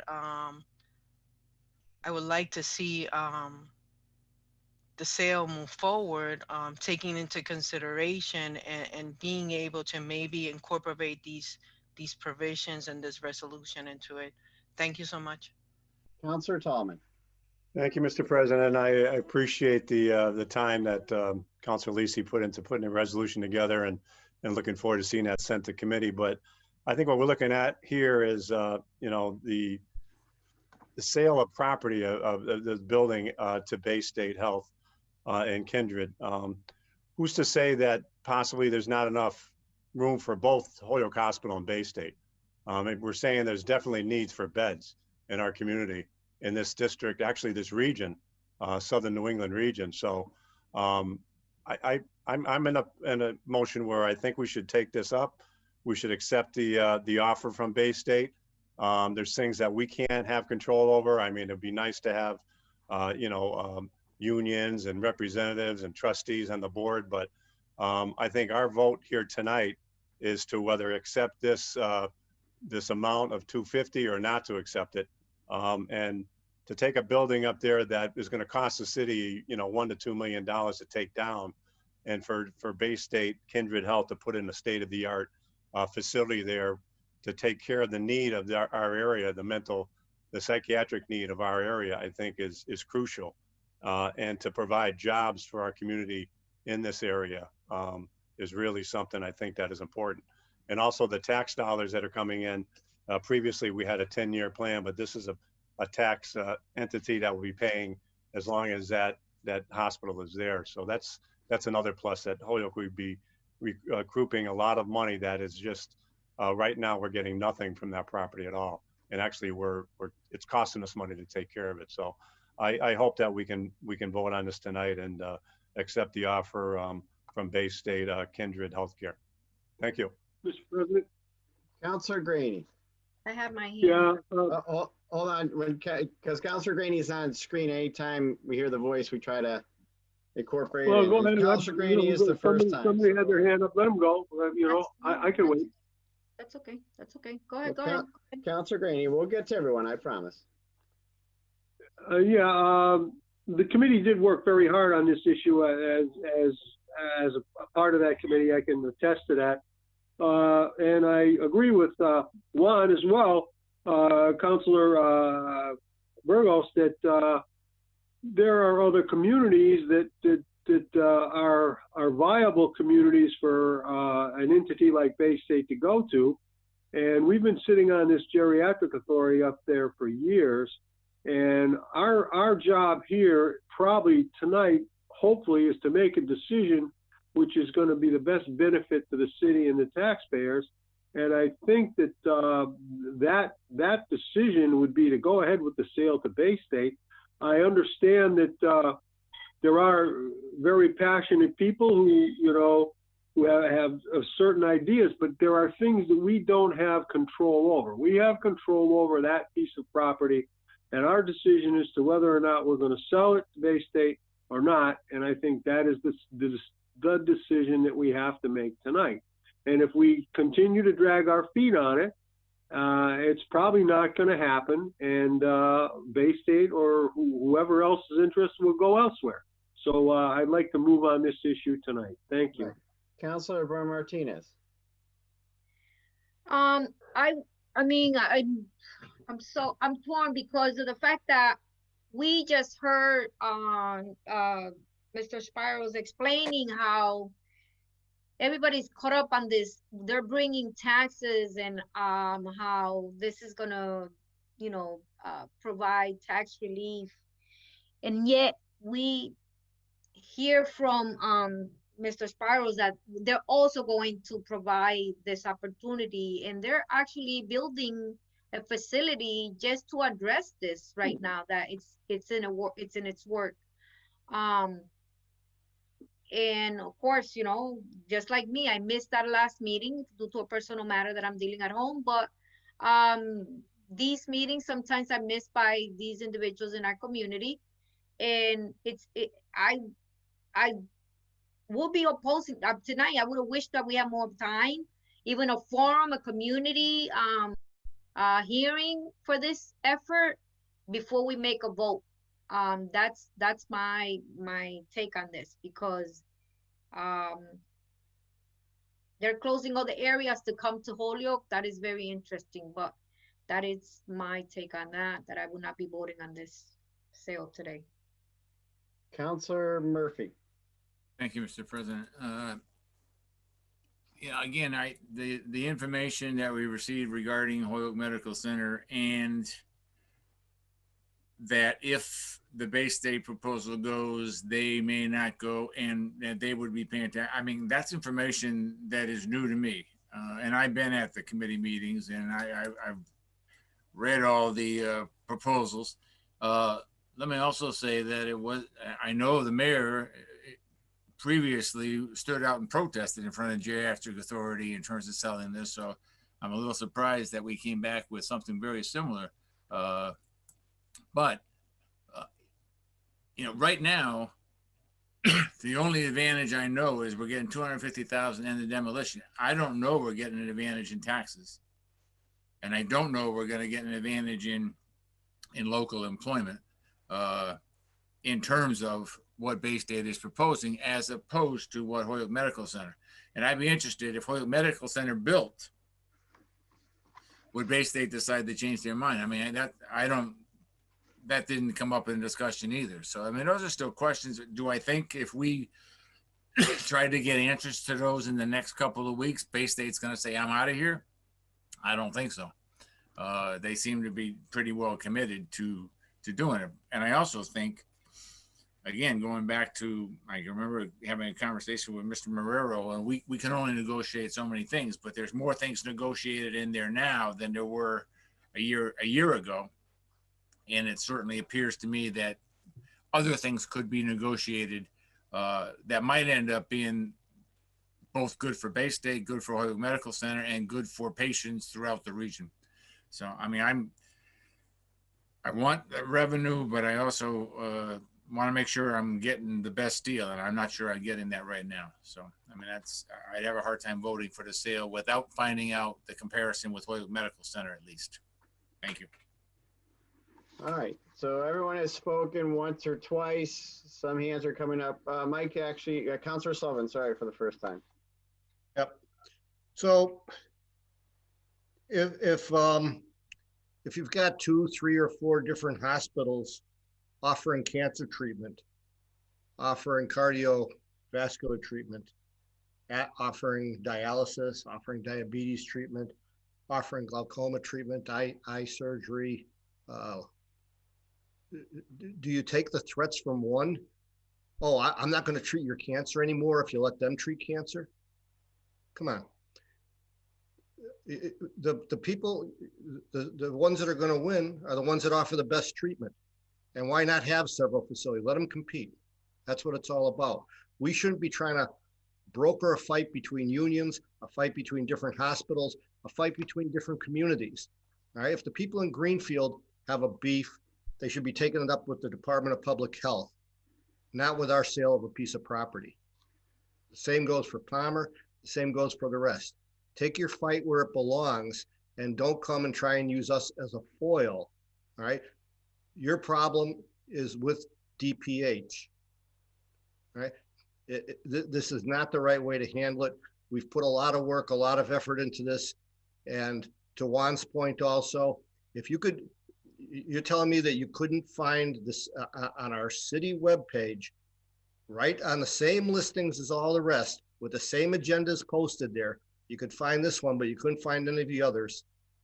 And to mix us up in union negotiations, and even as far as adding terms and conditions about the contractors. Any contract for a building of this magnitude is going to more than likely fall to a union contractor. If local people aren't hired, that's an issue for the local union to take up with those contractors, not for us to be getting involved in and messing up the sale of a property.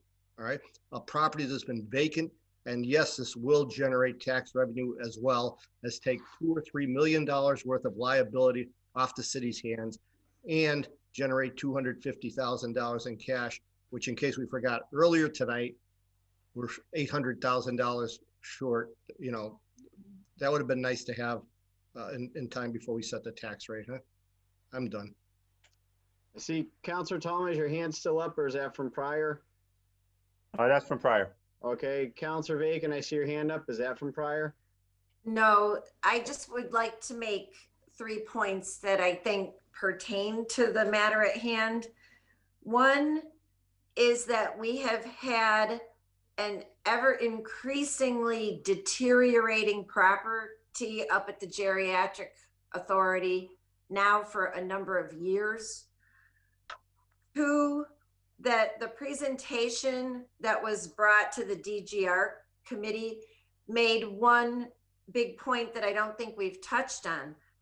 The infrastructure and the physical settings that a lot of the psychiatric units are currently housed in are extremely old. They're dated in terms of what they allow for, in terms of the nature of mental health treatment by virtue of their structure. And this investment in a state-of-the-art facility, the size of which we do not yet know, I just think those are important points to be considered. And I think it was Councilor Leahy who made the point, and it may have been made also by others, that there are people now traveling 2 hours or more to find these services. And this would also be a net increase in service. However, if the increase isn't adequate to meet the need, I don't see why it would necessarily mean if one happens that the other couldn't. I think it depends on the size and scope and what ends up actually happening. However, having said that, the fact that Bay State has been interested and invested in this project for 2 years, I would also note that in all the public RFPs that we've sought on the property, the more times we've gone out, actually the lower the interest has become. In the last advertising process, I think we had the one applicant. So the repeating of putting this property out has not ended up giving us more options for the city. And so I really think that we need to move forward with this project. Thank you. Councilor McGivern. What's before us, Mr. President, is Councilor Lisi's resolution. Which They're actually, all of them are. Well, we took out 22 and then we took them off as a package. And yeah, she did ask to talk about it, but because we haven't even heard the committee report yet, so I'm assuming we're voting on the resolution first. Yeah, we can. Okay, well, if we vote on the resolution before we vote on the committee report, I'll be voting no, and I believe it needs a 2/3 vote because it's a late file. Correct. I just want to point out, I want to agree with Councilor Dakin's earlier comments that this is not our purview to be playing, DPH between Holyoke Medical, Bay State, and whatever else is going on in terms of unions and issues within the region itself. If DPH down the road decides to have a hearing on Bay State, decides to have a hearing on whatever proposal is coming forward, that is the time when we should adopt the resolution.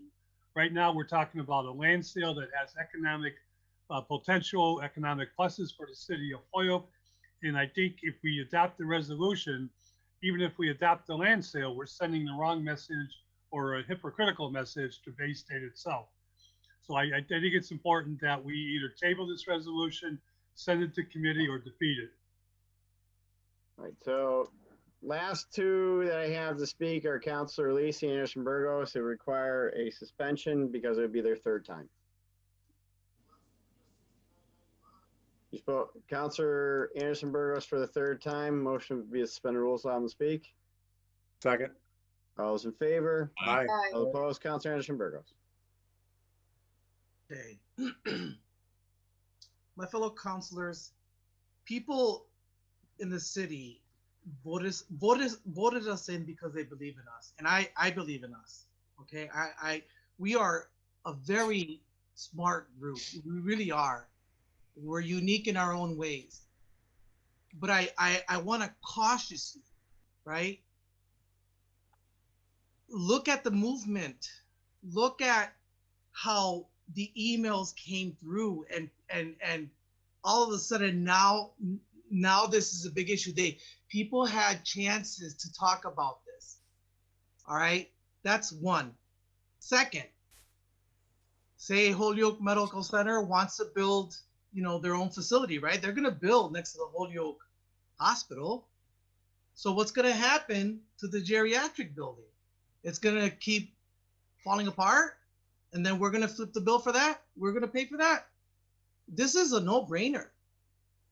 This is for me, I see it as a potential, a good move for the city going forward. It is up to us right now in this moment to show these individuals who have primary financial interest, right? You might think they care about Holyoke. They don't. They care about business. And so do we. And we have to think about business in this city or how we're running it. And the way I look at it, Bay State came with a plan, a smart one, a good one. And for me, it's a favorable one. And all of a sudden, again, all these emails came in at once, flooding the gates. And I saw that movement. I was like, what's this? My mother told me, when you see like a large movement like this, that means something. Somebody somewhere felt the need to try and play a chess game with us. Okay? So now is the time to act. Let's show them we mean business. That's all. Councilor Lisi. Thank you. I just want to state for the record that city council meetings are regular and predictable. We meet every Tuesday, the first and third Tuesday of the month, and that's why it's easier to find a full city council meeting than a committee meeting, which is held at the discretion of the chair and who makes the agenda at their discretion as opposed to any regular or predictable order. Secondly, as I stated before, a resolution is largely symbolic. I don't believe that it comes one way or another in between a disagreement or debate or dispute between the medical center and Bay State. And then finally, I'd like to motion to send it to committee because I already said that I would be interested in augmenting it in the ways that Councilor Murphy and others have stated this evening. So on the motion to send it to committee, please. So E to DGNR. Sure. That's where where the sale was. all those in favor? Aye. All those opposed? B and C would also be to send to DGNR because they were also taken up as late files. Second. Yeah, Mr. President, I gotta be honest. I don't even know what they say. I think I filed them, but I think they're communications that we can just receive. Yeah. So B is a email that you forwarded over as a communication from Diane Shire, if I'm saying that right. Hopefully I am. It's just she's pointing out some stuff with regards to the sale. Received, so and we all got a copy. We all got a copy. And then I think there's so motion received for that one, and then there's a.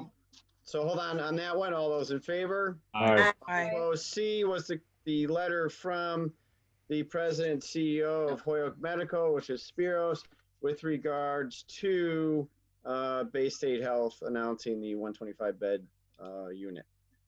Motion to receive. Motion is to receive. All those in favor? Aye. Those opposed. So it brings us under back discussion on that, Councilor McGee? Councilor Leahy, yes, you got a question? Under discussion. One of the things that I don't think has been mentioned too, maybe it has, maybe it hasn't. A lot of talk was going on tonight.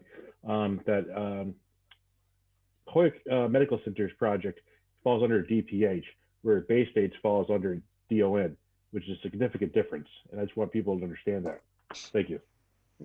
Thank you. So back to the original start, which was agenda item 22C, which was from DGNR, which was the 45 Lower Westfield Road for $250,000. Recommended that it be accepted. Under discussion, Councilor Bartley. Oh, that was a committee report before the committee report. That was exciting. I'm going to give the committee report, but since I didn't have I just have a some quick comments, Mr. President. So just bear. This will take 2 minutes. One, the discussion I thought was very good tonight because it shows that there's a lot of big hearts in the city of Holyoke. That never shocks me. There's a lot of caring people. Second of all, I think that a lot of times we get bogged down in things because we have external voices try to hit us. I'm sure that happens to other city councils. I just don't follow them very closely, but that really bogs down. On hearing voices, hearing voices. Wow, that was a good sentence. On allowing people to address us. I mean, could somebody stop that noise, please? Jeff, can you mute everyone? It might be the microphone or someone moving. Somebody's playing with a microphone. It's okay. I was just getting in. I'm sorry. I was just getting in. I lost you guys on my computer. My computer went dead and I went on my phone. Sorry. Well, we love you. Don't worry about it. Okay. Just on allowing people to speak. You know, I said what I said earlier, but I guess at committee meetings where this was almost a subcommittee meetings, you can go, within reason, whether you're from Holyoke or not from Holyoke, if you're speaking on point, we do want to hear you. We welcome your comments. It is now 10:30. This is 3.5 hours into a city council meeting that we're not even a fraction of the way through. So, and we just heard the council president say how great the website is. We've had some improvements about, so, I mean, other than us dropping notices in your personal mailbox every time we meet, you got to cut us some slack. I mean, the notices are posted. They're on the website. I mean, if you're interested, look them up. Next point, respectfully to the HMC president, this is in your backyard, sir. This is going on with Bay State and their partner. And by the way, nobody's mentioned O'Connell, Holyoke Company since 18 whatever, developing this. This is going on. And yet we get a last second. I didn't know about the meeting, and I'm supposed to take your word for it without any kind of backup that this project may or may not negatively impact HMC. I mean, that's pretty tough to swallow. I'm not sure if you would take my word just on any random thought. That's a tough one. The project itself, Mr. President, let me get into the merits of it. We had a pretty good meeting. This was on, I'll make sure I got my date right, December 7th. And we had before us the proponents, Bay State, along with Kindred and O'Connell. And the project is we all know where it is now. It's off of Holy Family Road, adjacent to the Congregate House, adjacent to the Mount St. Vincent property, across the street from Devonshire Place. So just to orient ourselves, it has been dilapidated, falling apart building for a decade. The project represents almost 2 acres of land. The development, as has been pointed out earlier, is somewhere between 70,000 and 125,000 square feet. The projected investment is about $43 million. The tax mentioned by one of the councilors was 250, but in discussion, that was brought up by Marcos Marrero, OPED director, and he was just being ultra conservative. So we estimated that it's going to be somewhat north of 250,000 in annual property taxes. There's not a one-time $2 million investment, and there's not a 30-year cap as referenced by the honorable gentleman at HMC. This is in perpetuity for so long as they're an ongoing concern, and I'm going to suggest it's probably going to be for a while, Mr. President. You heard from one prior speaker that there was multiple RFPs over the course of time. This last RFP solicited one response. So everybody has shot for it over the last several years. We gave Bay State and their prior partner a shot. The prior partner turned out to be, a bad actor, and so that dissolved. That joint venture dissolved. Bay State Health kept its eye on the ball and partners up with another entity, which is a pretty large operator, and so here they are. So they bid the $250,000. What we didn't hear about was tonight, other than I briefly mentioned, was jobs. 100 to 200 permanent, good-paying jobs. What we also didn't hear from anybody else, and if you had bothered to attend the hearing, you would have heard a preference for local hiring, a commitment to preference for local hiring. Furthermore, if you had bothered to attend the hearing, you would have heard the COO saying, "I'm good to go with unions." So if you had paid attention to that, as I did in my notes, so those are all there. Can we, as a body, condition a sale of real estate with that? We cannot. Now the mayor, and because that was not part of the RFP, that would be a total violation of 30B. So can we, and can anybody here say that they had a conversation with the mayor prior to the acceptance, or with Mr. Marrero prior to the acceptance? I wish they would tell me that, and I wish they would speak up about it so that we could hear what the mayor's take was. We could hear what Mr. Marrero's take was, other than what he said. but I'm going to suggest that nobody here had a conversation with the mayor or Mr. Marrero. I know I didn't, but I'm just following the ball, and I'm looking out as best as I can for the city of Holyoke. So one other thing we didn't hear about tonight from the prior speakers, including the HMC president, we also heard that this is going to be a teaching hospital. Boy, that's exciting, Mr. President. So not only are they're going to have residents and they're going to have fellows in there, and then they're going to develop the process. But I heard speakers tonight saying, oh, we don't want that.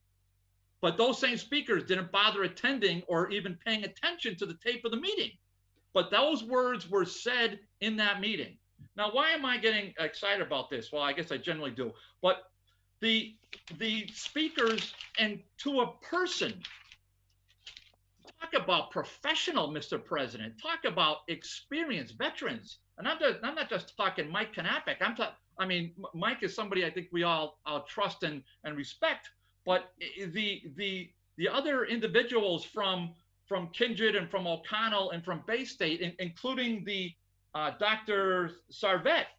I mean, if anybody didn't, if you bothered listening to the meeting or playing the tape, because, you know, even if you couldn't go to the meeting, we have all of our meetings taped and put online right away. So even if you couldn't make the meeting, you could have scrolled forward. You know, I think this was 2.5 hours into it. You could have scrolled forward and watched the specific part of the tape relative to this, which is only about 45 minutes in a 3-hour and 45-minute meeting. So you could have done that. So those are some of the things. One other small point that really I think the Ward 5 councilor touched on it, the falling apart. One thing we've heard about over the course of time is the vandalism that has gone on there and the deferring of resources from HPD to battle the vandalism that happens up there continually. And then I think the rest of it was all said. You know, the modern unit, the basketball court, the half court. For some reason, they can't build a whole regular length basketball court. I took umbrance at that, Mr. President. But putting that to the side, the facilities are modern. The landscape looks beautiful. By the way, this is going to go through site plan review in the planning board. This is, you know, our job is to accept or not accept, and it's only by majority. This is a simple majority vote. This is not a 2/3 deal, Mr. President. This is 7 votes. So let's be clear on the procedure too. So the process from our take is whether or not, based upon the presentation, to accept the offer of $250,000. So that's the committee report. The committee voted 4-0 to recommend to this body to accept the offer. I hope I summarized it, but I'll happily answer anybody's questions. Thank you, Mr. President. Councilor Sullivan. Thank you. As usual, Councilor Bartley's done a tremendous job of summing it up. One point I'd like to make, unless I missed it, David, there's also a commitment that property will always pay real estate tax. So if somewhere in the future they were to be acquired by another larger operation or something else, as so often happens, that commitment goes with the property. So that's something. I think I said in perpetuity, Mike, but yeah, you're right. You nailed it. You're making it clearer language than me. Okay, and that's hard to do, but thank you.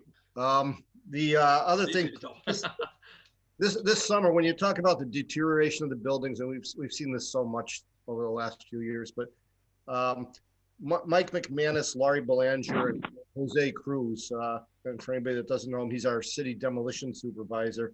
And Mike McManus, we actually walked through every square inch of that building. And what is going on in there is disgusting, and it's a hazard. And it is not only being vandalized, but it's become a playground for the kids. They're running rampant throughout the place. And that is on top of everything else. that's a hell of a liability if somebody gets hurt in there. Even the cameras, they tried putting cameras in to monitor the place. The cameras were stolen. All right. I mean, we're sitting on another ticking time bomb here for something really bad to happen. And that building itself is just a tremendous now liability to the city.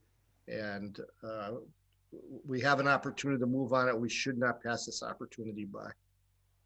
Mr. President? Councilor Graney. I sat in on the meeting as a member of the DGNR committee.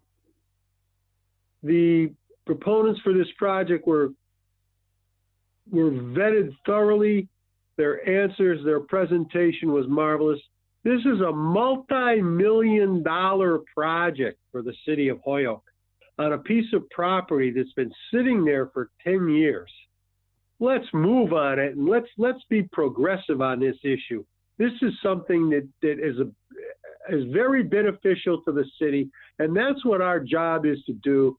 Is to do things that are beneficial to the city. Thank you very much. Let's move on this. Thank you. Councilor Anderson Burgos. Oh, you're all set? Yeah, that was okay. Right now. Sorry. So see no for just Councilor McGivern. You're on mute, Councilor McGivern. Thank you. Just like to add a couple of quick things. I think the economics of the land, of the sale of the land and the buildings makes the most sense. One, that the demolition costs will be about $3 million. Two, it'll be a state-of-the-art facility of 150 beds, not just adult beds, but including children, adolescents, and geriatric beds are included in the proposal. But DPH is going to vet that out. And if they see this or they see there's room for other projects, I think we just by the numbers, both in the city of Holyoke and within the region. So the sale price, $250,000, it all fits into what we need to do to avoid having the responsibility of those buildings coming down on us, and to protect the neighborhood that has a lot of good taxpayers up there between Devonshire, some single 2-family homes, and a number of different facilities that need the protection. So I think it makes sense to go forward tonight. There is some time sensitivity issues, which I wanted to add to this whole picture. Is we're just a small P in the big picture when it comes to regional developments. We're often outgunned by Western Mass Development and other regional developers, and believe me, we're not the only game in town when it comes to this. Bay State likes the opportunity here. They came to us, it didn't work, they came back to us with a different type of proposal, a better proposal actually for the city of Holyoke. And I think it would be, we could lose it if we don't take advantage of it tonight. So I think it's important to go forward. If DPH, believes in what the director and president of the Holyoke Medical Center is saying, there's going to be a hearing, and Councilor Bacon is exactly right. That's where that hearing belongs, is with DPH, not with us. We should not be put in the middle of it. We should do what's economically right for the city of Holyoke. Councilor Lisi.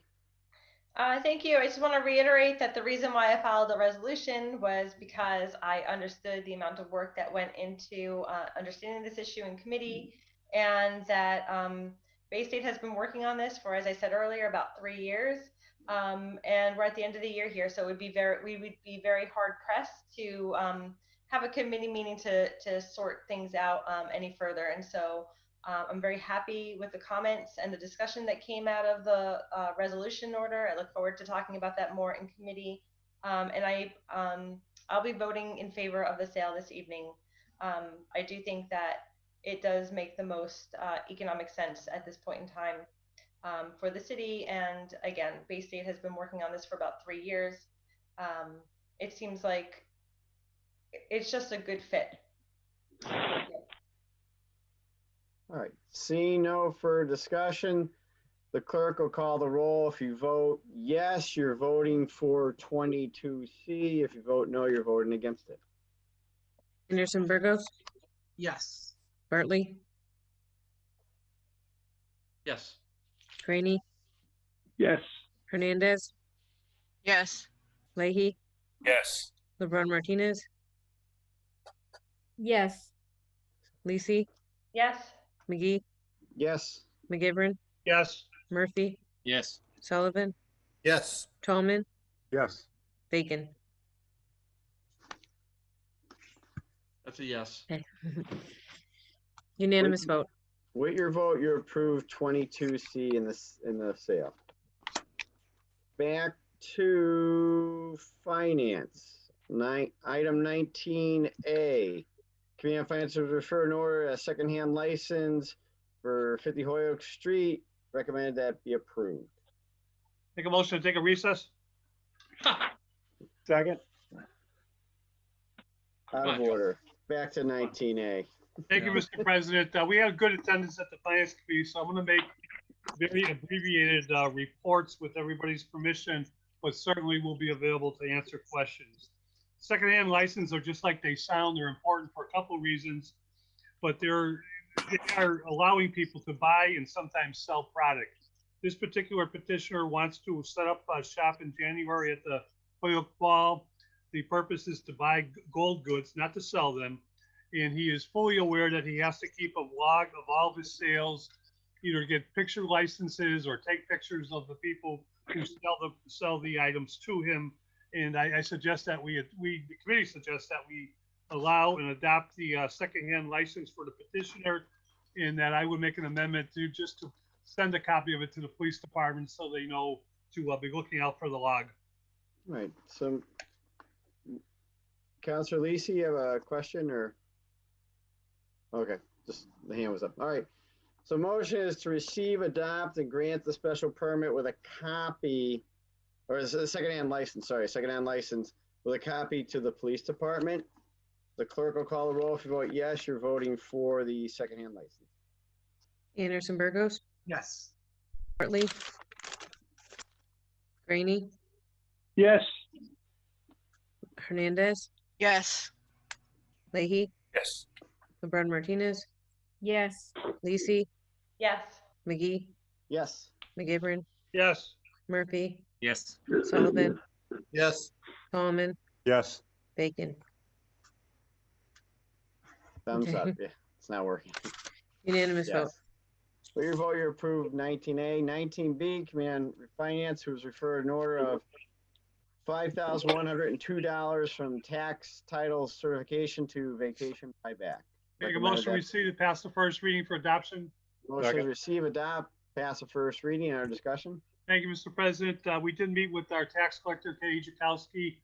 We've already voted on a couple of these, and I think we're going to see a few more before shortly into next year.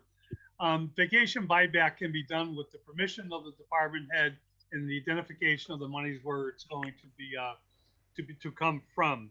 One of the reasons that we're seeing more of these throughout the year is COVID related, being that, with the medical or SKE time is what the state calls it, with people who can't go to work because of restrictions of attendance within a building itself, and they are restricted to how much work they can do at home remotely.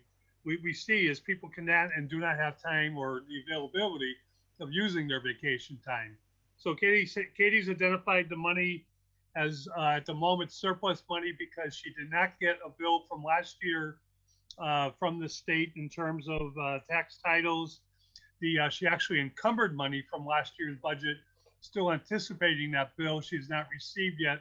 So she feels she'll be able to make it through this fiscal year with the additional money that was added to her budget for this year's anticipated bill.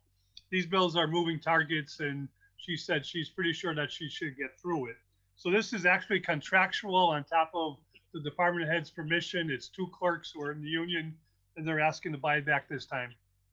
Committee voted in favor. Councilor Bartley.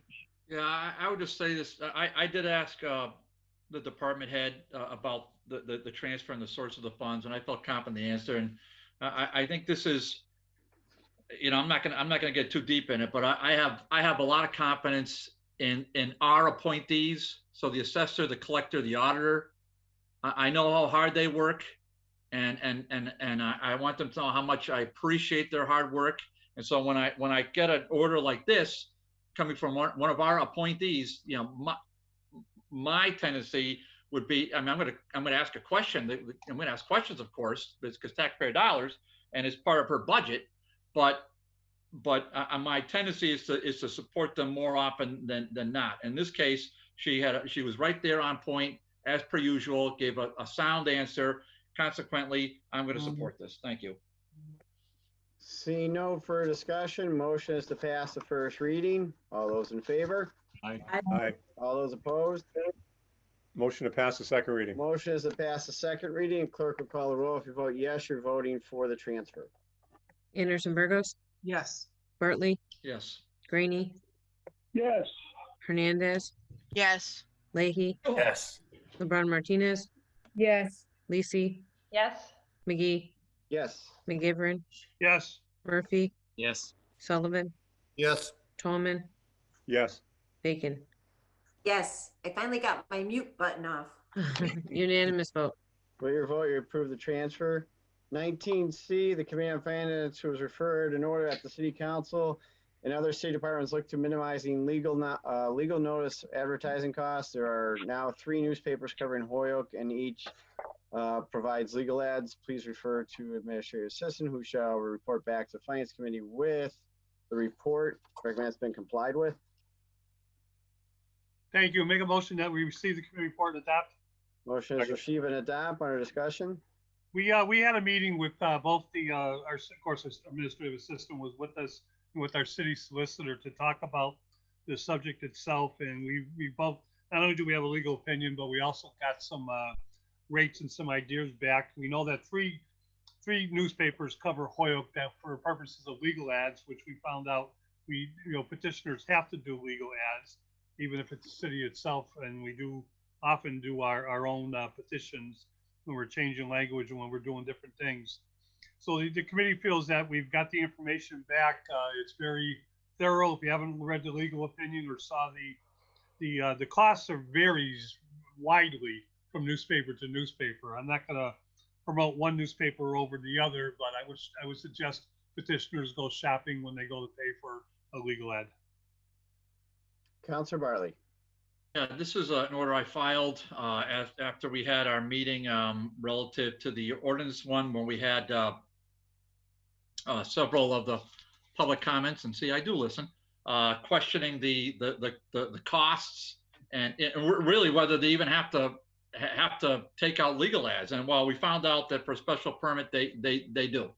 Okay, so yeah, but then the question is the cost of it, and it's pretty. There's one paper. And again, I'm not going to play favorites, just like I'm going to follow the lead of finance chair, but I'm going to suggest to you that one paper is located on Main Street in Springfield, close to the North End, and their fees are 3-4 times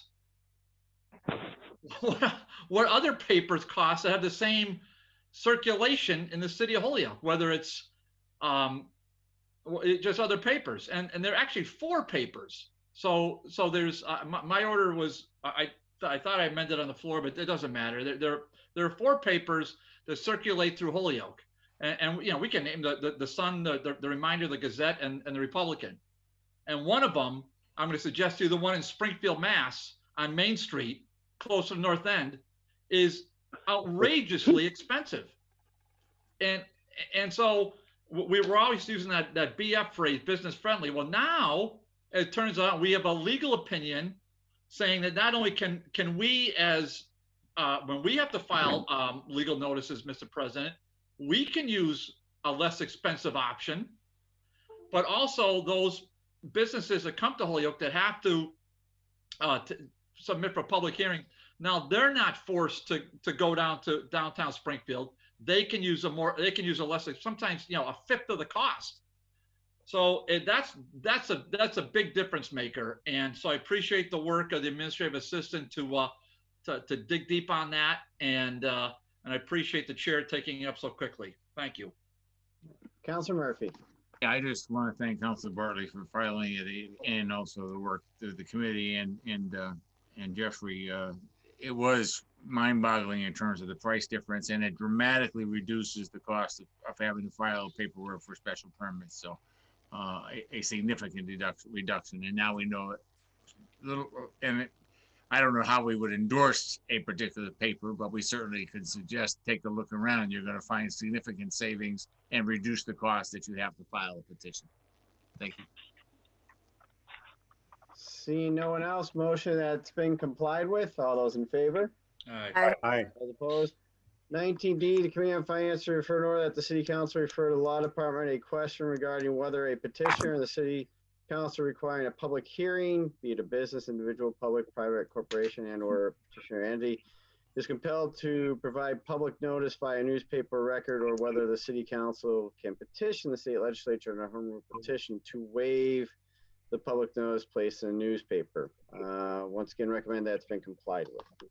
Make a motion to receive and adopt the committee report. Motion is receive and adopt. Under discussion.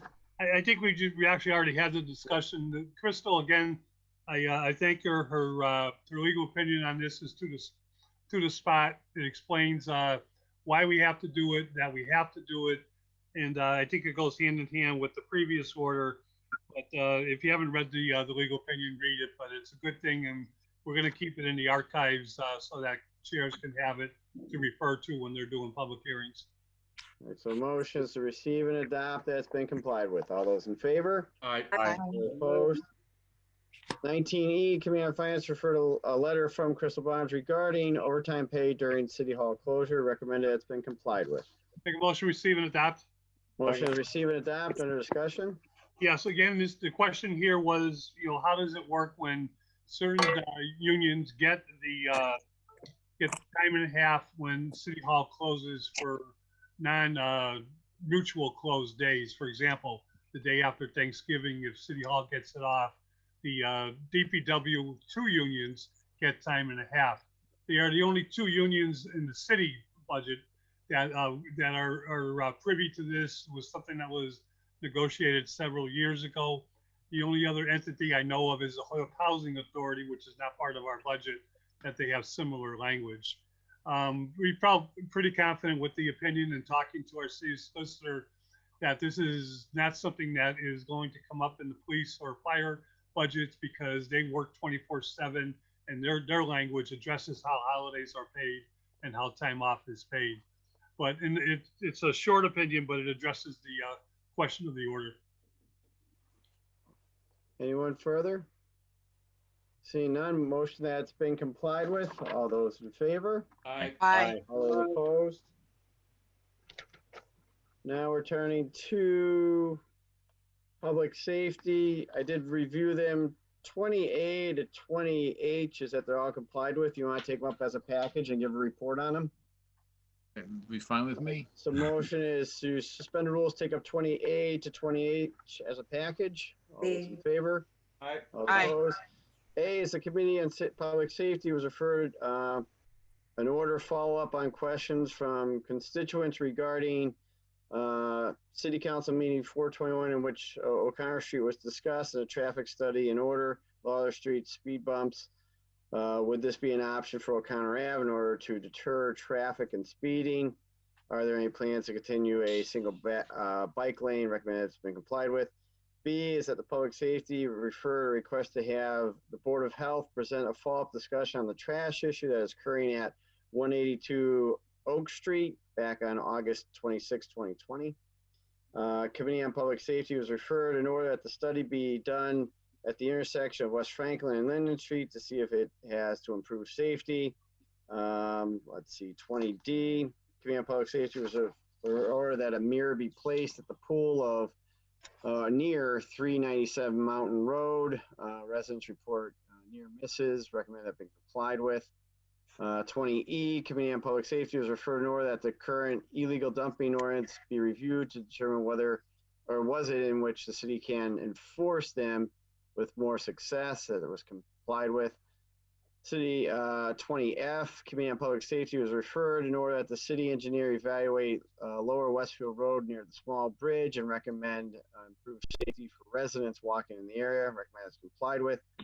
20G, the Committee on Public Safety was referred in order that the legal department, police chief, fire chief, board of health, state officials be invited to a public safety committee to discuss plan and procedure to deal with negligent landlords. And H, that the Committee on Public Safety was referred in order that the Eppermont Rock Valley intersection remain problematic with near misses. A stop sign at the Eppermont take a right turn up the hill has been requested. Recommend that's been complied with. So with that, I turn it over to Councilor Murphy. Okay, thank you, Mr. President. In 20A, basically, the DPW is going to install speed monitoring equipment on O'Connor Avenue. And once the traffic study is completed, they would suggest, Councilor Hernandez, that you ask the residents or ask the residents that they would like to file a petition to place speed bumps on O'Connor Avenue. Okay. Go ahead. I just had a question on that. I'm not sure if I can ask you now on it or I have to wait until after. No, you can ask. Oh, okay. So I know that they're gonna do the monitors for the traffic study. Do you know if they spoke at all about like the narrowing of the street and the fact that the DPW garbage truck and like other emergency vehicles, they kind of like can't go through the street when there's vehicles parked on a certain area? They didn't really go into that other than the idea of trying to reduce the speed of traffic and trying to go over the bump. They did not go over the narrowness. Right, because I had sent that to Mr. Bob. Yep, Bob. Yeah, Parent, and that's a big concern. Just recently, the garbage truck, it couldn't go through. Okay. And I think that was part of the initial. So do I have to file like something again to If you want, I can refer it back to committee and then just deal with the single lane traffic issue. Okay. All right, so if that's all right with everybody, I'll refer that back to committee so that we can deal with the other part. They're doing the speed thing, and you might want to still start the petition in terms of the speed bump. But I can also take it back if I'll make a motion. It goes back to committee to discuss the problem with continued single lane traffic. Councilor Bacon Councilor Bacon? I just wanted to make a suggestion that if the street is narrowed because there's parking on both sides, you might want to file that order and ask it to be sent to ordinance. Okay. Because you would need an ordinance to eliminate that problem if that's what's causing it. I believe it's just in a certain area that if we can eliminate the parking there, then the different larger vehicles can get through. Right, so. Why don't you say this is complied with and file a new one for Okay. ordinance? Yeah, now that you mentioned that, I think that's probably a better way to go, Libby. And then we would go to Bob, would get it and also recommend if we need to have a no parking area. Okay, thank you so much for the recommendation. I will do that. Okay, 20B, again, the order was complied with. It was a dispute between landlords to grant, one landlord was not granting access for trash removal and the landlords were still trying to have a private resolution. The city removed 450 plus pounds of trash on August 27th. And there has been a fine lien placed on the property of $350, which does escalate until the issue is resolved. But the trash was picked up. They were fined. They're still, excuse me, the landlords are still trying to work out their own issues, but it is a landlord to landlord issue. They seem to be getting along better from what I heard. I don't know if they've actually resolved it, but there is the city did remove it, and obviously it was a substantial amount of trash, 450 pounds in one pickup. So wow. And they did place a lien on the property. Okay. 20C. First of all, we did expect the recommendation. We had taken it up once before by October 1st. So we did get final recommendations from Mike McManus and Bob Parent. The DPW does not recommend a four-way stop, but recognizes that most accidents are caused by drivers on Linden Street failing to stop. And the DPW does plan on installing flashing stop signs on both sides of Linden Street and expects that that will make the intersection safer and will kind of keep track of whether or not accidents go down in that intersection. Juan, you're okay with that? Yes, 100. Okay. 20D, the DPW, it was to look at mirrors. The DPW could not agree with mirrors primarily because of potential city liability. They said they would be okay if a property owner did it and accepted the liability, but they still had concerns about potential accidents. And they also do not recommend using mirrors at any city intersections, which we had talked about with Hitchcock and Westfield Road. Everybody okay with that?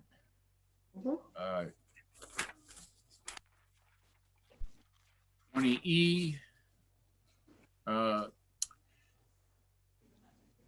was a problem with identifying a culprit of illegal dumping, but both Sean and the police department talked about having a problem finding the people that have actually done it. But when we can, they do arrest and they do seek restitution according to current ordinance. Landlords get assessed for the removal of on their properties even when they did not do it. And we did have a discussion. Councilor McGivern was a lead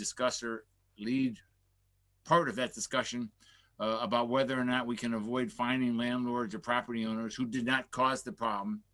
And also if we could amend the ordinance in some way so that to do that, or simply have the DPW pick up when people are doing illegal dumping on someone else's property whenever possible. Linda? Yep. Oh, okay. I thought you had your hand up, so I was recognizing you. I'm set, thanks. Okay, no problem. So that was 20E, 20F. The engineer indicated that this is the potential bridge at Lower Westfield Road, that he definitely recognizes there's a problem. However, to resolve the problem will require a freestanding pedestrian bridge over the railroad tracks. And he estimated the cost to be somewhat prohibitive, between $500,000 and $1 million. And at this point, left it at that. If in fact some additional work was being done, and I guess there was work done in 2008, if additional work were to be done, he would think that is the time to try to consider doing it. He does recognize, and I can tell you, I recognize that that's a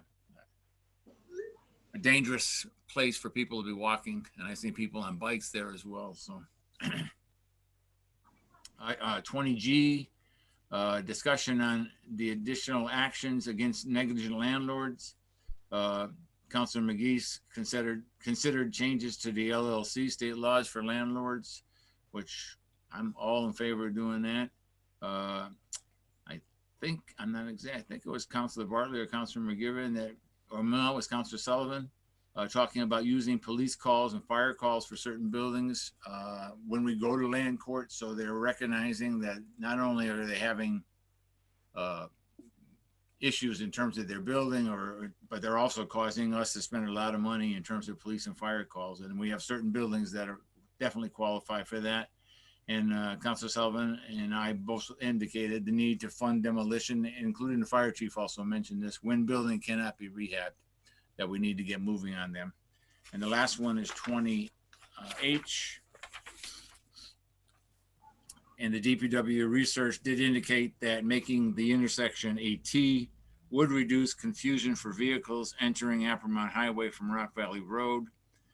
The goal is for the project to be done with future construction, with the goal of late spring to early summer 2021, and a traffic count is expected to be performed within the next few weeks.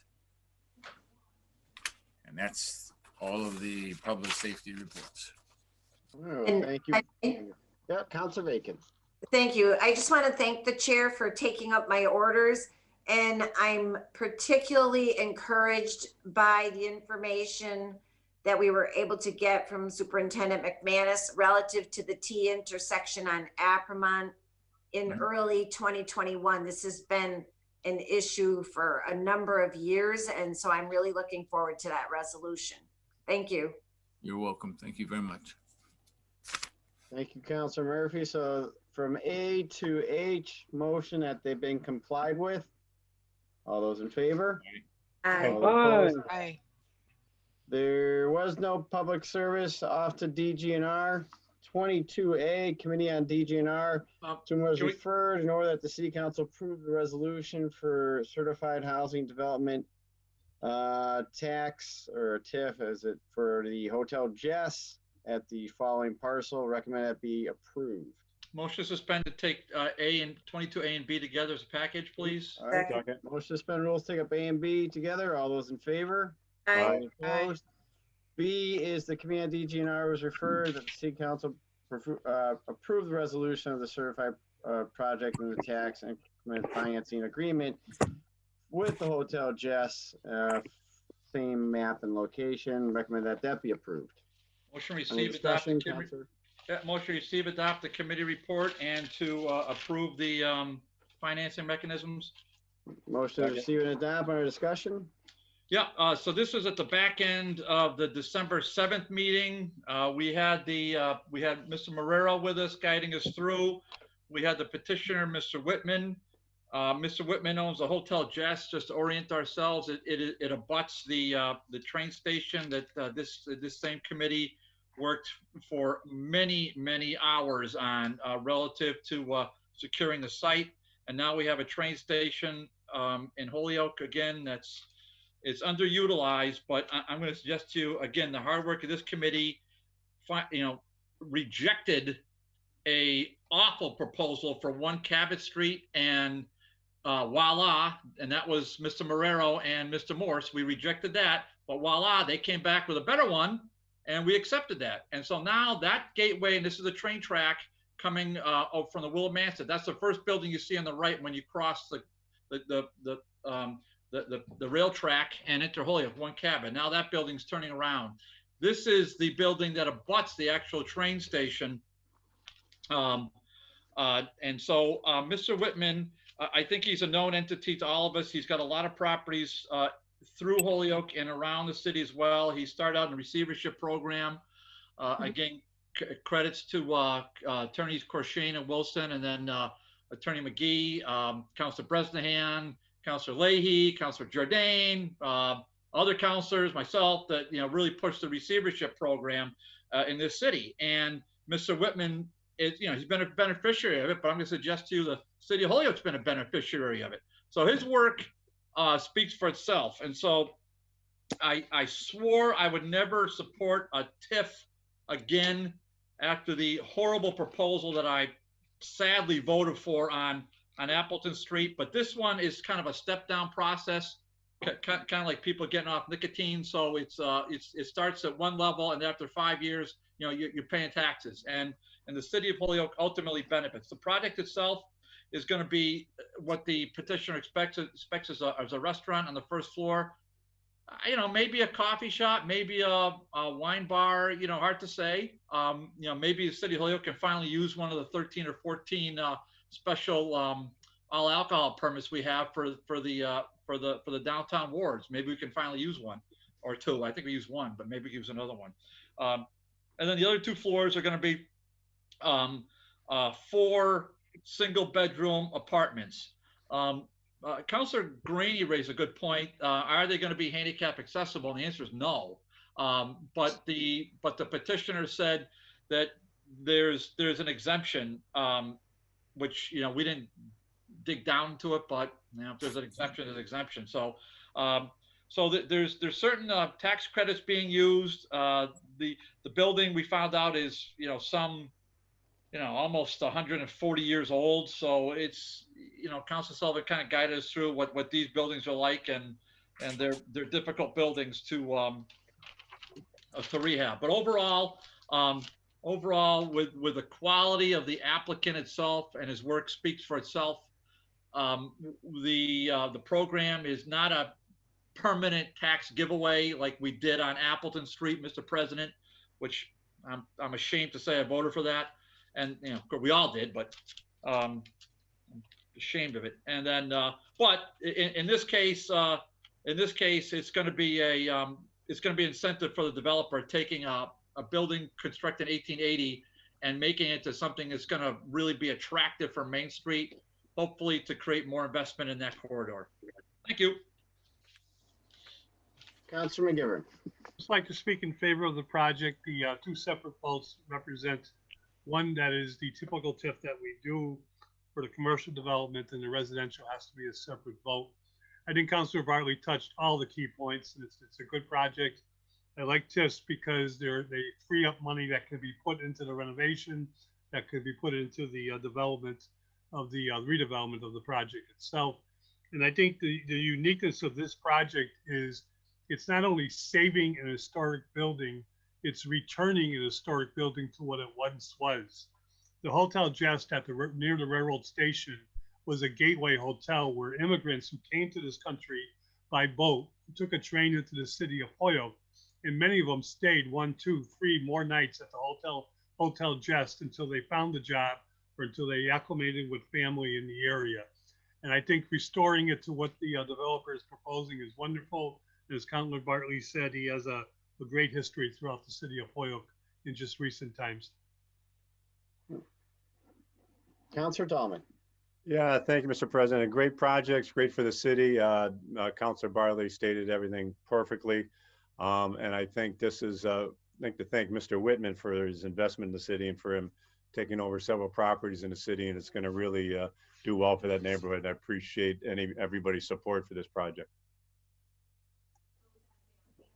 Seeing no one else, motion is to receive and approve 22A and B. Clerk will call the roll. If you vote yes, you're voting for the TIFs. Anderson Burgos. Yes. Bartley. Yes. Graney. Yes. Hernandez. Yes. Leahy.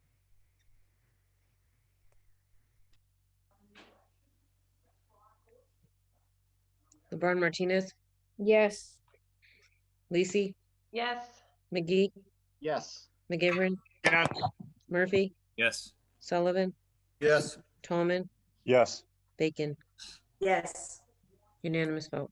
For your vote, you're approved A and B. C was already done. 22D, the command DGNR, who was referred in order that the Honorable City Council accept the amendments to the Holyoke Redevelopment Authority Urban Plan, Connect, Construct, Plan A, plan to revitalize the center of Holyoke as presented. The City Council has authorized the HRA to approve minor non-substantial language changes to the Urban Renewal Plan amendments. If such changes are recommended, the Department of Housing and Community Development, such as clarification actions mentioned throughout the plan, defining the terms and amending grammar, recommended that the amendments be accepted.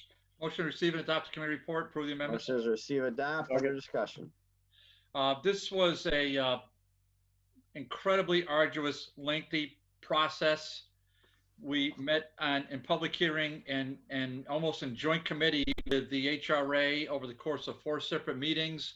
It was ultimately what it came down to was removing certain properties that were added into the urban renewal plan. The private property owners did not want to be part of this, so we extracted them.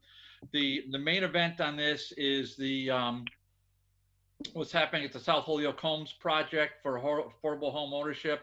The head of OPED wanted to kind of look a little more broadly at the urban renewal plan. I think it was just in some cases individual property owners felt it was a bridge too far, and they reacted, and we accepted their positions to be omitted, and fairly so. And but the rest of it we supported. So on December 7th, we took a vote and we recommended to this body that we approve the amendments and the expansion of the urban renewal plan. Anyone further? Councilor McGivern? Real quick, Mr. President, Councilor Bartley is on target again.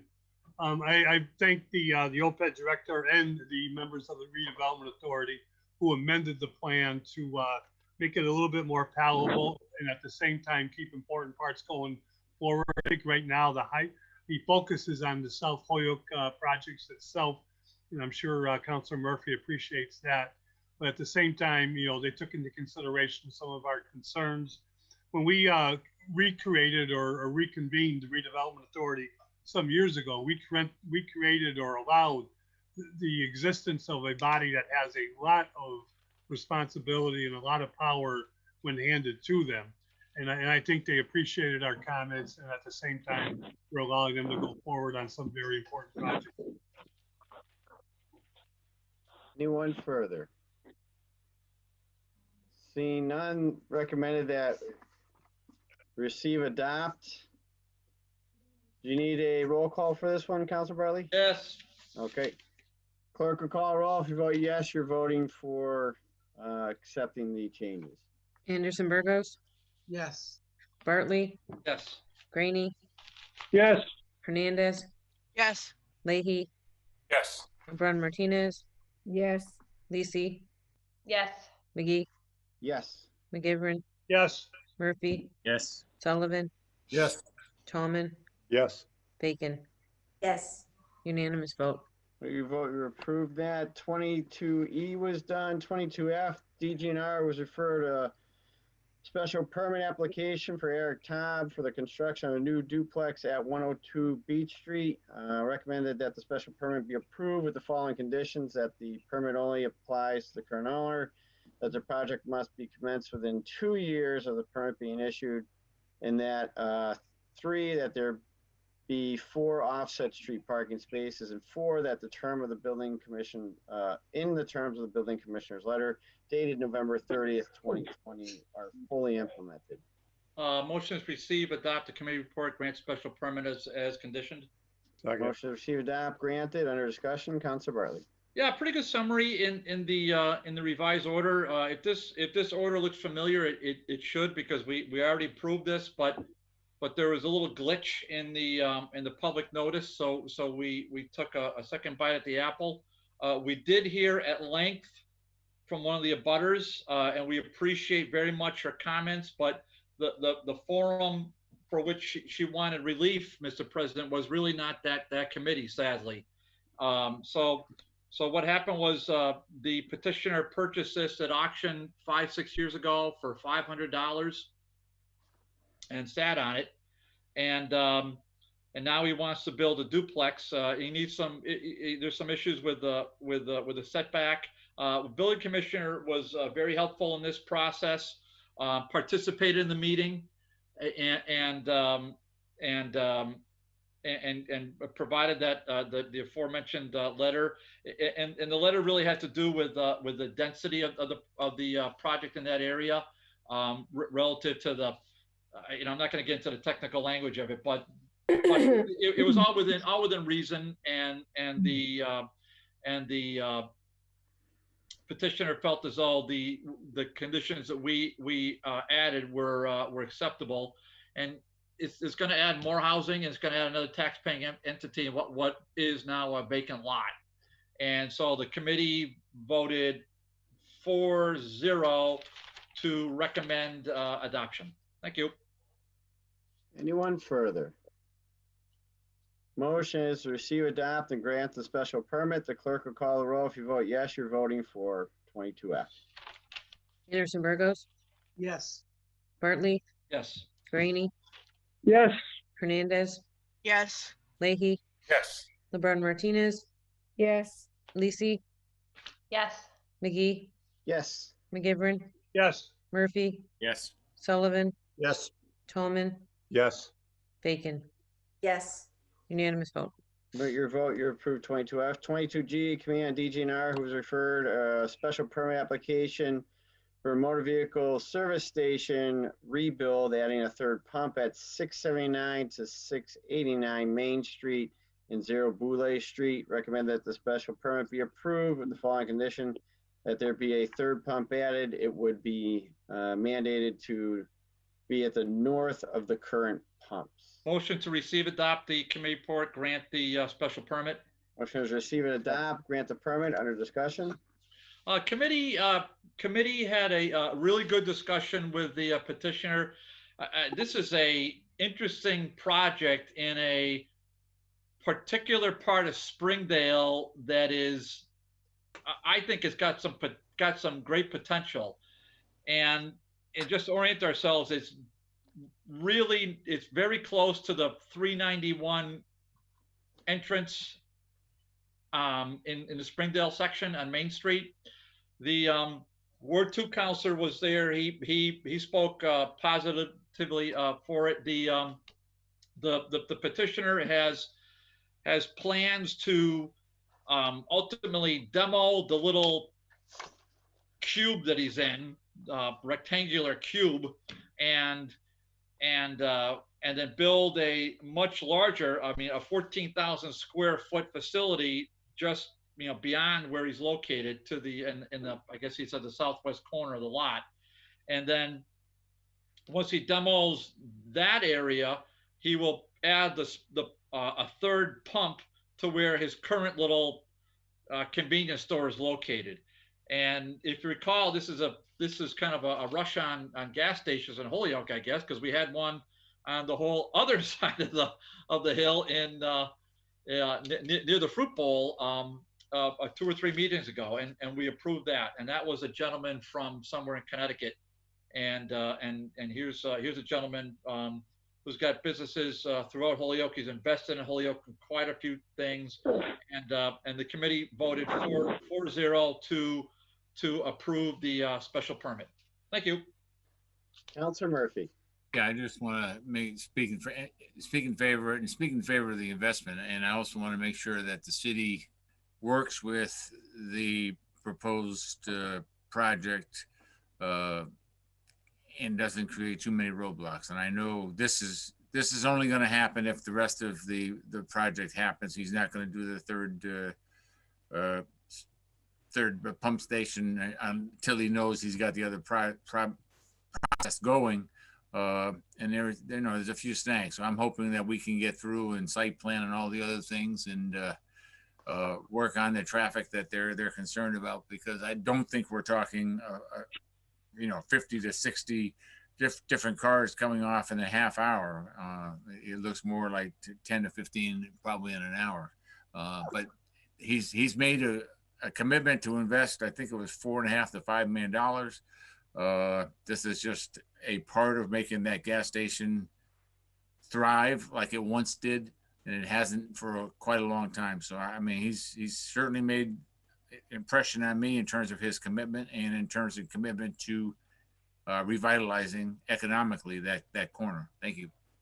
Councilor Bartley. Yeah, I want to make sure I just emphasize that, and I really encourage all city councilors to visit that site and to talk to the petitioner, because it is a significant investment and it's something important for that area of town. And I know this petitioner fairly well, and he's a very positive, energetic guy, and there certainly have been roadblocks put in his way by public officials that ought to be doing.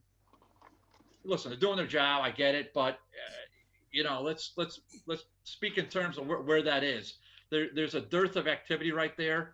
There's barely any traffic in that area, and we're putting up terms and conditions on this gentleman that are just beyond the scope. So it's my hope that he can get to know some of you a lot more, and the way you can do that best is having you visit his convenience store and buy a pack of gum or whatever, but at least go talk to him, and perhaps you can learn a lot more about his situation. Visit the lot, visit the site. He's got plans even beyond that, Mr. President. There's a huge, massive building just on the other side of the fence he owns that he's very interested in procuring and developing. And man, wouldn't that be refreshing? So anyhow, that's it. All right, seeing no one else, motion is to receive, adopt, and grant the special permit. The clerk will call the roll. If you vote yes, you're voting for 22G. Anderson Burgos, Yes. Bartley, Yes. Graney, Yes. Hernandez, Yes. Leahy, Yes. LeBron Martinez, Yes. Lisi, Yes.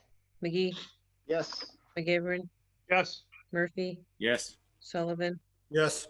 Tallman, Yes. Bacon. Yes. Unanimous vote. With your vote, you approved it. 22I, the Committee on DGNR, who was referred, CPA fiscal year 20 project funding recommendations. Yeah, motion to receive, Mr. President. This should have been with one of the other orders that we took up early on. I think it was the Wayfinders. So motion is, that's been received. Yeah, All those motion in received. favor? All right. All those opposed? Motion suspend, take 22J and K as a package. Motion to suspend the rules, take up J and K as a package. All those in favor? Aye. All those opposed? 22J is Committee on DGNR, who was referred. Legal Department opinion regarding the section of open meeting law complaint by James Fitzgerald.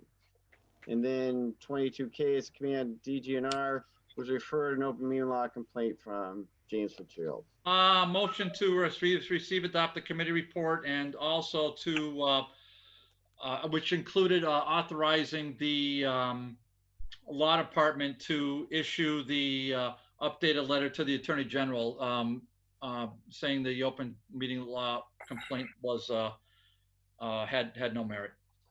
Motion is receive, adopt, and authorize the legal department to proceed with the response under discussion. Counselor? Yeah, we took it was an open meeting law complaint filed by gentleman in Smiths Ferry. It's we all know the backstory. I don't think there's any reason. We went all over it, and we went over this and yesterday. Wow, that's pretty bad. It was last night's meeting. I think it's still last. Yeah, we're still Tuesday for 27 more minutes. So last night, so I said what I said then, and I don't want to rehash it. I'll just bottom line it. So the good thing is Jeff did a nice job, and making he asked me should I send them notice? Yes, should send them notice of the meeting. And then Jeff asked me later on, should I send him a link to the Zoom? Yes, send him a link to the Zoom. And Jeff said both those answers on his own on the microphone. And the petitioner, Mr. President, what a shock, didn't show up. And then Jeff asked me today, should I send him a link to tonight's meeting? Because if he wants to speak out in public comment, should I give him that opportunity? I said, Jeff, yes. And if any counselor wants to confirm that with Jeff, you can watch the tape from last night or ask him right now to confirm it. Though I'm pretty sure you'll get the same answer I just gave you. But the petitioner who disparaged me personally made a outrageous allegation about my integrity, gave a spurious comment about me, had the nerve to disparage this full city council, saying that we, using our own rules, we somehow violate open meeting law, had numerous opportunities to come and present himself on camera like I do, say what you have to say with your lawyer, who, by the way, your lawyer said in the newspaper, I stand by the remarks. That's the lawyer from Bacon and Wilson. I stand by the remarks.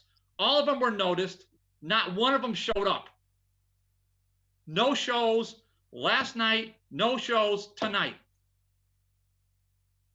So my integrity is impugned in the paper because the paper runs with this. I don't get a chance to ask him questions directly because the coward doesn't show up. That's unfair. So I'm going to take it out right now. Be that as it may, we just want to receive the committee report. Thank you. The motion is to receive and allow the legal department, Crystal, to go forward with the response to the open meeting law complaint. All those in favor? Aye. Aye. Opposed? 22. 22L wasn't taken up, or was it? No, no, right. Leave that on the table. That's just continued. making sure. Yep. I got an X to it, but I just want to make sure. 22M. I thought I lost my notes. Yeah. Okay. 22M. 22M. Was done. Now we're on to 22. Yeah, we did M. Oh, I thought you said N. Yeah, we're on, No, N is an N. Yeah, that's what I'm getting to. I'm just making sure we say them all correct because it's a long night. So 22N, Committee on DGNR, who's referred a special permit application for Hoyoke Landing LLC, a drive-through fast casual restaurant, fast food, and drive-through facility, bank, drive-up teller at Lower Westfield Road. Considered. Motion to receive, adopt the committee report, and grant the special permit application. Motion is receive and adopt. Under discussion, Councilor Bartley. Well, if this one looks like the other one, this is Groundhog Day because if this one looks familiar, it's because it is familiar. Similar to what we just had with Mr. Taub on 102 Beach. So in this case, the petitioner had, because of comments in planning board, I think it was, they had to make some adjustments to what their proposal, just to orient ourselves. It's across the street from Barnes and Noble and on Holyoke Street, and it's just south of what was that building? Whatever, I can't, they're gone now, they're out of there, not Pier 1, but whatever. Anyway, it's a former mall overflow lot that Mr. Borowski bought, and now he's conveying it to this entity pursuant to getting through all the Holyoke city departments. So in this case, we granted the permits with conditions, Jeff, and I don't see him on. Oh, maybe I have him here. Wow. Good luck reading my notes. Yeah, there are 3 buildings. So we granted the approval of the drive-through, Mr. President, for the restaurant with the hours of 5 a.m. to 11 p.m. Monday through Saturday and 6 a.m. to 9 p.m. on Sunday. We granted the permit for the bank, and I forget what building that is, but that's the larger building. But for the bank building, it's got 5 units, if I remember right. For the bank with we granted a drive-through permit for an ATM 24 hours, 7 days. And then for the teller, it's going to be Monday through Saturday, 7 a.m. to 7 p.m. So that those should be, and I can't repeat any of that, those should be the hours on the permit. There is a 3rd building, Mr. President, but that one was not before us last night. So that one was good to go from when we approved this back in the early fall, I think. I don't remember when. And so just to bottom line it, it's got a lot of green lights from the building department, other places. It's still got some site plan review stuff to do through planning board, which I think they're meeting tonight. In fact, I know they're meeting tonight on this matter. And it's going to be, pretty significant investment for City Holyoke. If you recall, when we met, this was a public hearing. So last night we didn't have any problem from the public. The last time we went through it, we had very interested parties, abutters, come before us, and the petitioner satisfied their concerns. In this case, the concerns continue to be, on and off from Route 91. So Mr. Parent recognized that, and then the petitioner is going to put in appropriate signage to sort of direct traffic coming off 91 northbound at exit 14, and then to sort of direct them to the proper lanes.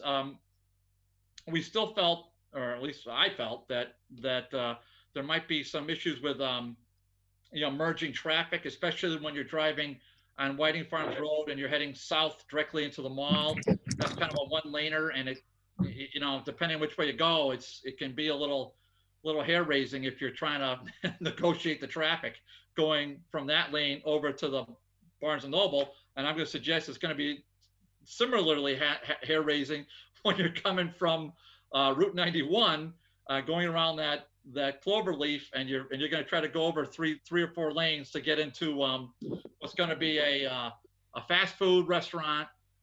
We don't know what it's going to be, so don't ask me. A national chain coffee shop. We could probably guess what that's going to be, but don't ask me. And then a bank in the larger building with 4 or 5 other retail outlets. Don't ask me because we didn't ask and he didn't say. So so those are it. I mean, this is a very legitimate firm representing them. We felt comfortable with the. I'll just say, there's some great questions by the committee. Bike racks are going to be there, pedestrian friendly. There are questions about delivery trucks, all that. The traffic volume, we felt like those questions were answered. The number of parking spaces, wow, 181 parking spaces, that's a lot. But actually the city required 190. So they're going to get a variance on that. And so I think that covers the gist of it. So we recommended that one 5-0 at last night's meeting. Mr. President? Councilor Graney. Just quickly, this is a great project for the city. This will generate some tax revenue. And I just want to comment on the gentlemen who are sitting on the panel there. It doesn't look like there's too much hair raising going to be going on there. There's not too much hair on the gentleman's head. Just making a joke. Councilor Bacon. Thank you, Mr. President. I just want to speak in favor of this. I was supportive of it in the first place, and I think this revision has made the flow into the site even better. And I'm happy to see this development in Ward 5 and that the zoning's working for these good developments. Thank you. Councilor Tallman. Thank you, Mr. President. Great project. A couple of my concerns I had last night were met with the traffic flow and pedestrian access and also the delivery truck. So I think it's a great project. I'm glad they stuck with it and made the changes they did with swapping out a couple of the buildings. It's definitely good for the city of Holyoke. Thank you. Seeing no one else, motion is to receive and adopt and grant the special permit. The clerk will call the roll. If you vote yes, you're voting for 22N. Anderson Burgos, Yes. Bartley, Yes. Graney, Yes. Hernandez, Yes.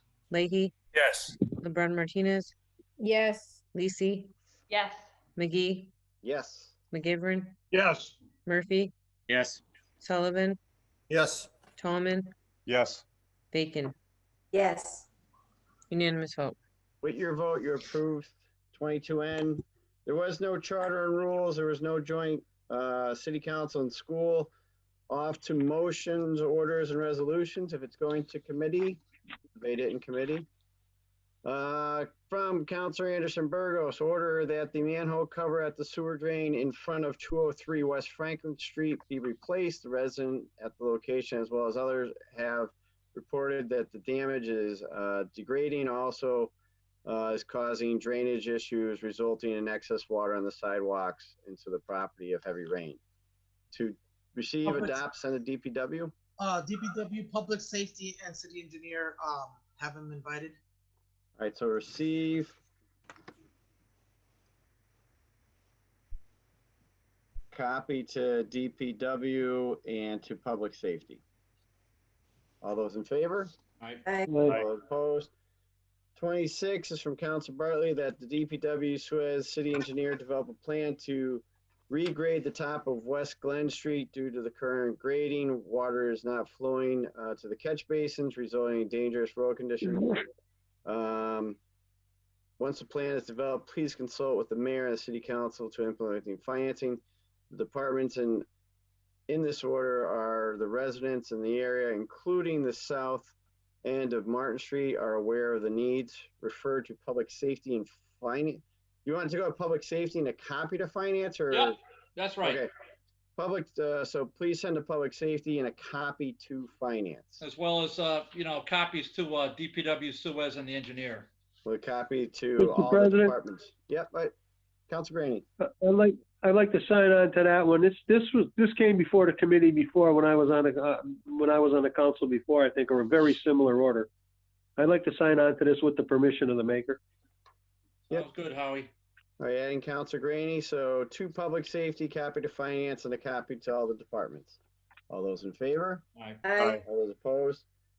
27 is from Councilor Born Martinez, that a handicap sign be placed at Ordinance. 77 Elm Street, so that's the ordinance, and a copy to the commission.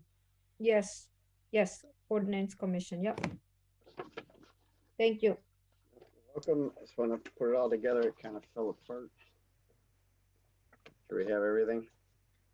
28 is from Council McGee, order that the city council set the minimum residential factor, send that to finance. Mr. President, I suggest we keep this on the table for the special meeting. For an hour and a half, finance is not going to be able to debate this and do the transfers and the school department stuff. All right, so motion would be to table, lay on the table. Second, first. All those in favor? Aye. All those opposed? 29 is from Councilor McGivern, Yes. vacation buybacks. Next is suspend the rules and take items 29, 33, and 34, refer to Committee on Finance. Second.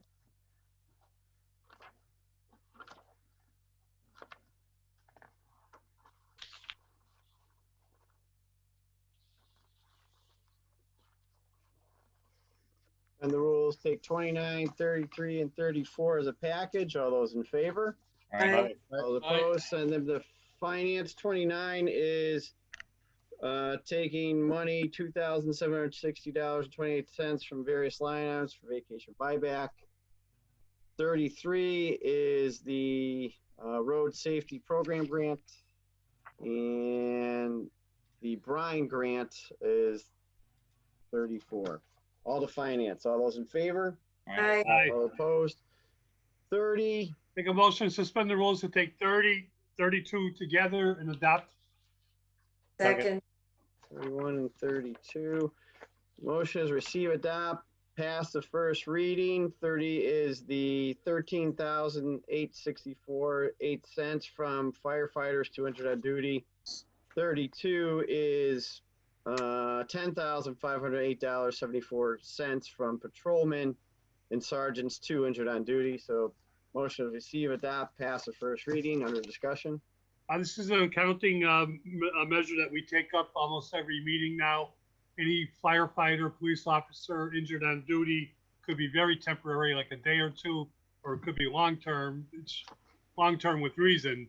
It is placed on injured on duty to show that they're being paid their salary as so deserved, but at the same time not in performance of the services because of the injury. Yeah, for police, it's 1, 2, but it looks like 2 different pay periods. Yeah. And then the firefighters, there was nothing attached, so I don't have the number there. The motion is to pass the first reading. All those in favor? Aye. All those opposed? Motion to pass the second reading. Motion is passed the second reading. The clerk will call the roll. If you vote yes, you're voting for 30 and 32. Anderson Burgos, Yes. Bartley, Yes. Graney, Yes. Hernandez, Yes. Leahy, Yes. LeBron Martinez, Yes, Lisi, Yes. McGee, Yes. McGivern, Yes. Murphy, Yes. Sullivan, Yes. Tallman, Yes. Bacon. Yes. Unanimous vote. With your vote, you're approved 30 and 32. 31 from Councilor McGivern that the City Council's DGNR committee work with the Planning Department and the mayoral delegates to redraw the ward lines according to the new federal census. So Make a motion to DGNR. receive before the Committee on DGR. I can say something real quick. All right, to DGNR, under discussion, Councilor McGivern. This comes up every 10 years. We're required to have our ward lines proportionately drawn with the population. We used to be able to do it without the city census, which no longer takes place in the mid-year term. So we do it every 10 years.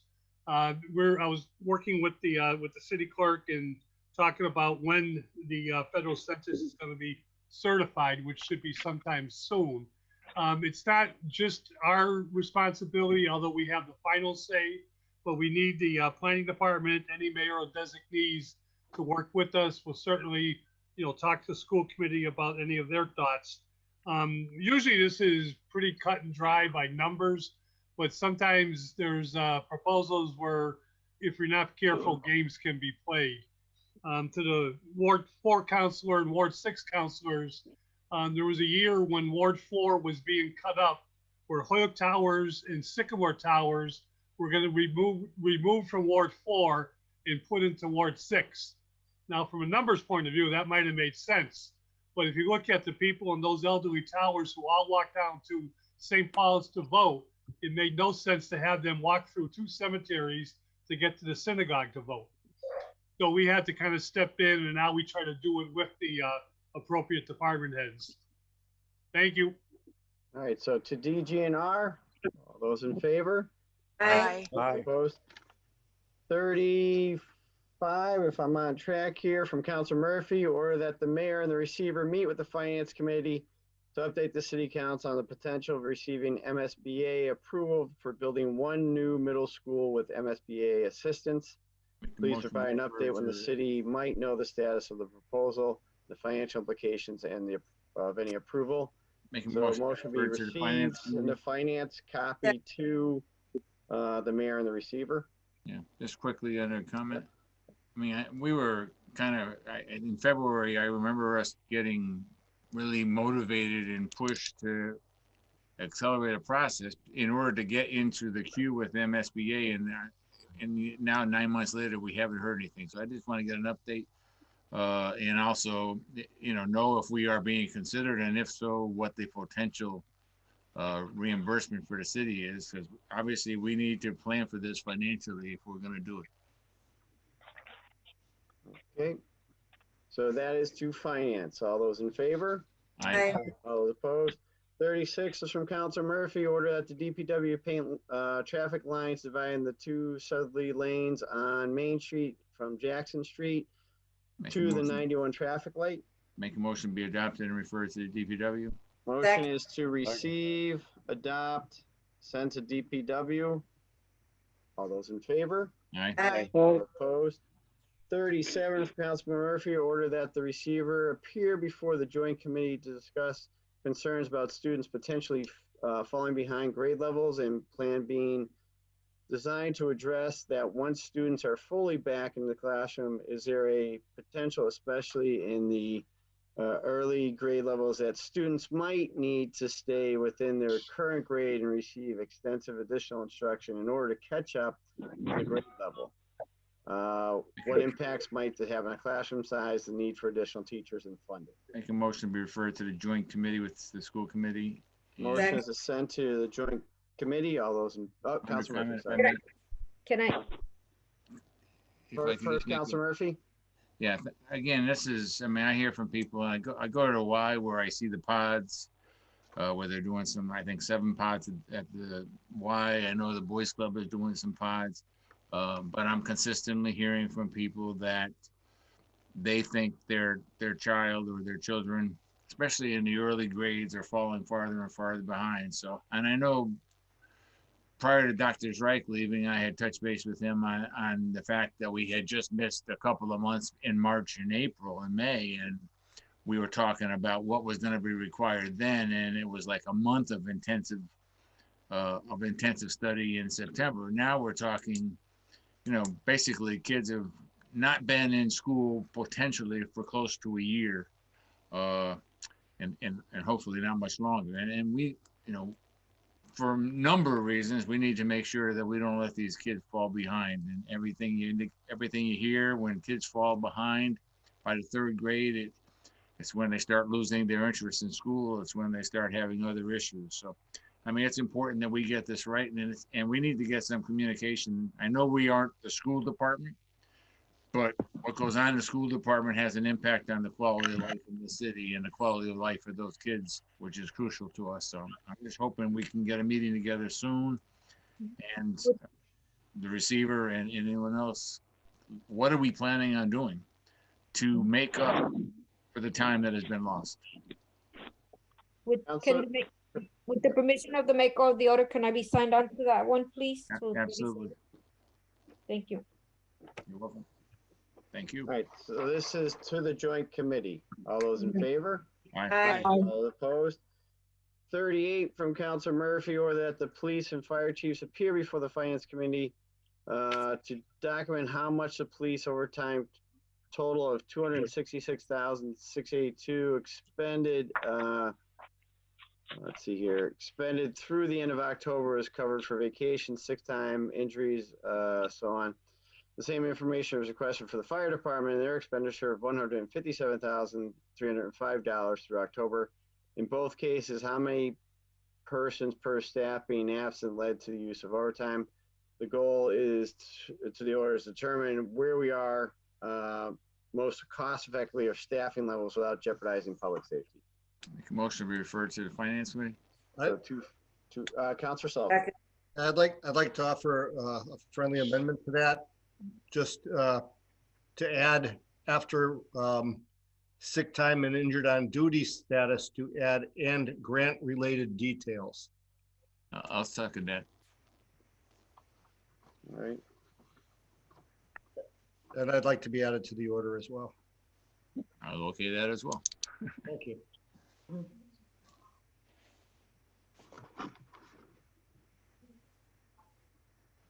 So adding after sick time and injured on duty and grant related details on that amendment. All those in favor? Aye. All those opposed? Adding Councilor Sullivan and sending this to finance. All those in favor? Aye. Opposed? 39 is from Councilor Murphy.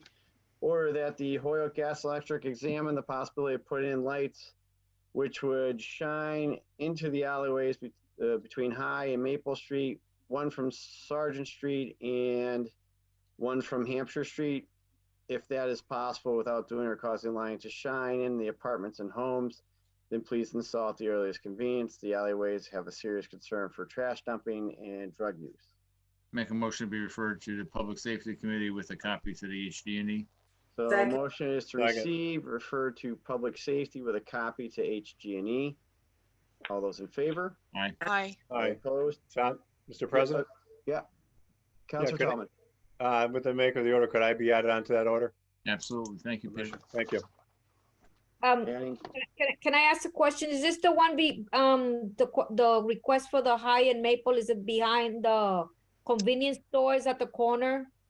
It is By from the it- roadhouse, the it- roadhouses? It came up when one Hoyoke had its own change. If it's going to be coming up to us soon, they've requested on their property on Sargent Street, Sargent and Maple Street, and they own the property to the alley. They've had problems there with people doing things, and then it goes all the way down to Williams Auto down on Hampshire Street. Yeah, wait, yeah.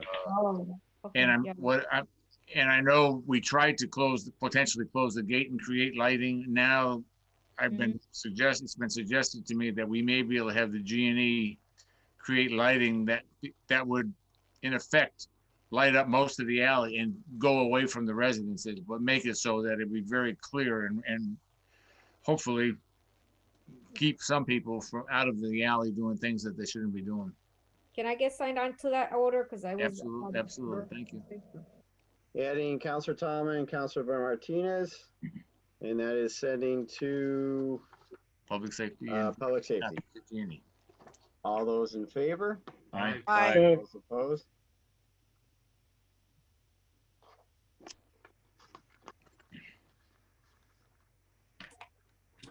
Forty is from Councilor Murphy. Order that the mayor and the health director appear before the Public Safety Committee to provide an update on a potential for the city to establish a homeless shelter, potentially at the War Memorial.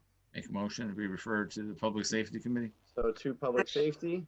All those in favor? Oh, Aye. hold on, Councilor Lisi. Thank you. With the maker's permission, I'd like to be added onto this one. Yeah, thank you, Rebecca. Adding Councilor Lisi. Seeing no one, Councilor Hernandez. Yes, can I be added to this order? Thank you, Councilor Murphy, for filing this.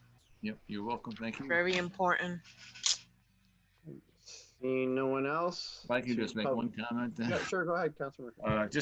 I mean, I know when we were having hearings before in public safety, the potential of a homeless shelter came up, and I just want to make sure we move it. And I know the War Memorial was under consideration, but it hadn't been decided. I just want to move this along. Obviously, we're getting to winter.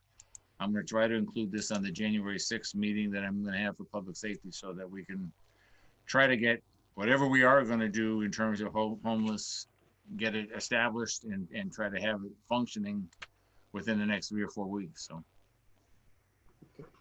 So to public safety, all those in favor? Aye. Opposed? We do have a few late files left. A is the communication that we received on the free cash. Send that to finance. Yes. It's highlighted. It's the one that showed the $27,341. I had Jeffrey send that to you guys. Yep. So finance, all those in favor? Opposed? D is the license board authority to waive fees. So this is finance. All right, so to finance. All of it's a communication or the legal opinion from the law department. So to finance, all those in favor? Aye. Opposed? K, we already sent to DGNR that it was confirmed that was the CPA. So that's in DGNR where it should be, so we don't have to take it out. Holyoke, L is the Holyoke CPA budget update, 11/18/2020. That's the one that should be with K. So that should also go to DGNR. I think it was. All those in favor? Aye. Opposed? M, the final one. I've done this correctly. From Councilor Hernandez, order that the City Council adopt a similar resolution that of the attached, that is attached from Springfield. The committee should invite in Councilor Adam Gomez and Melissa Mark. Verito. Thank you very much, Councilor, from the next committee meeting to discuss. So this would be receive and send to DGNR. Yep. Councilor Hernandez first. Councilor. Yes, I just apologize for the very late file, and you know, this is a Self-Determination Act for Puerto Rico, 2020, introduced by Congressman Nydia Velasquez and Alejandro Ocasio-Cortez, and it's basically, you know, puts Puerto Ricans in the driver's seat of their own political future.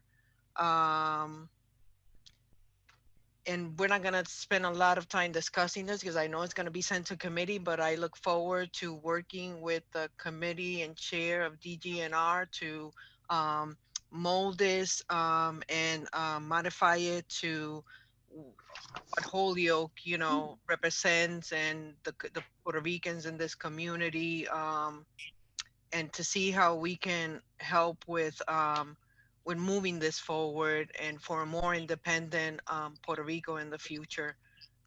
So that's all that I have to say right now. And I know that Councilor Lisi would like to add something. Councilor Lisi. Thank you. There are a couple of whereases where it needs to be tailored, and I just wonder if our administrative assistant might be able to make those amendments for the next time that we take it up in committee. So with that, this is going to DGNR. All those in favor?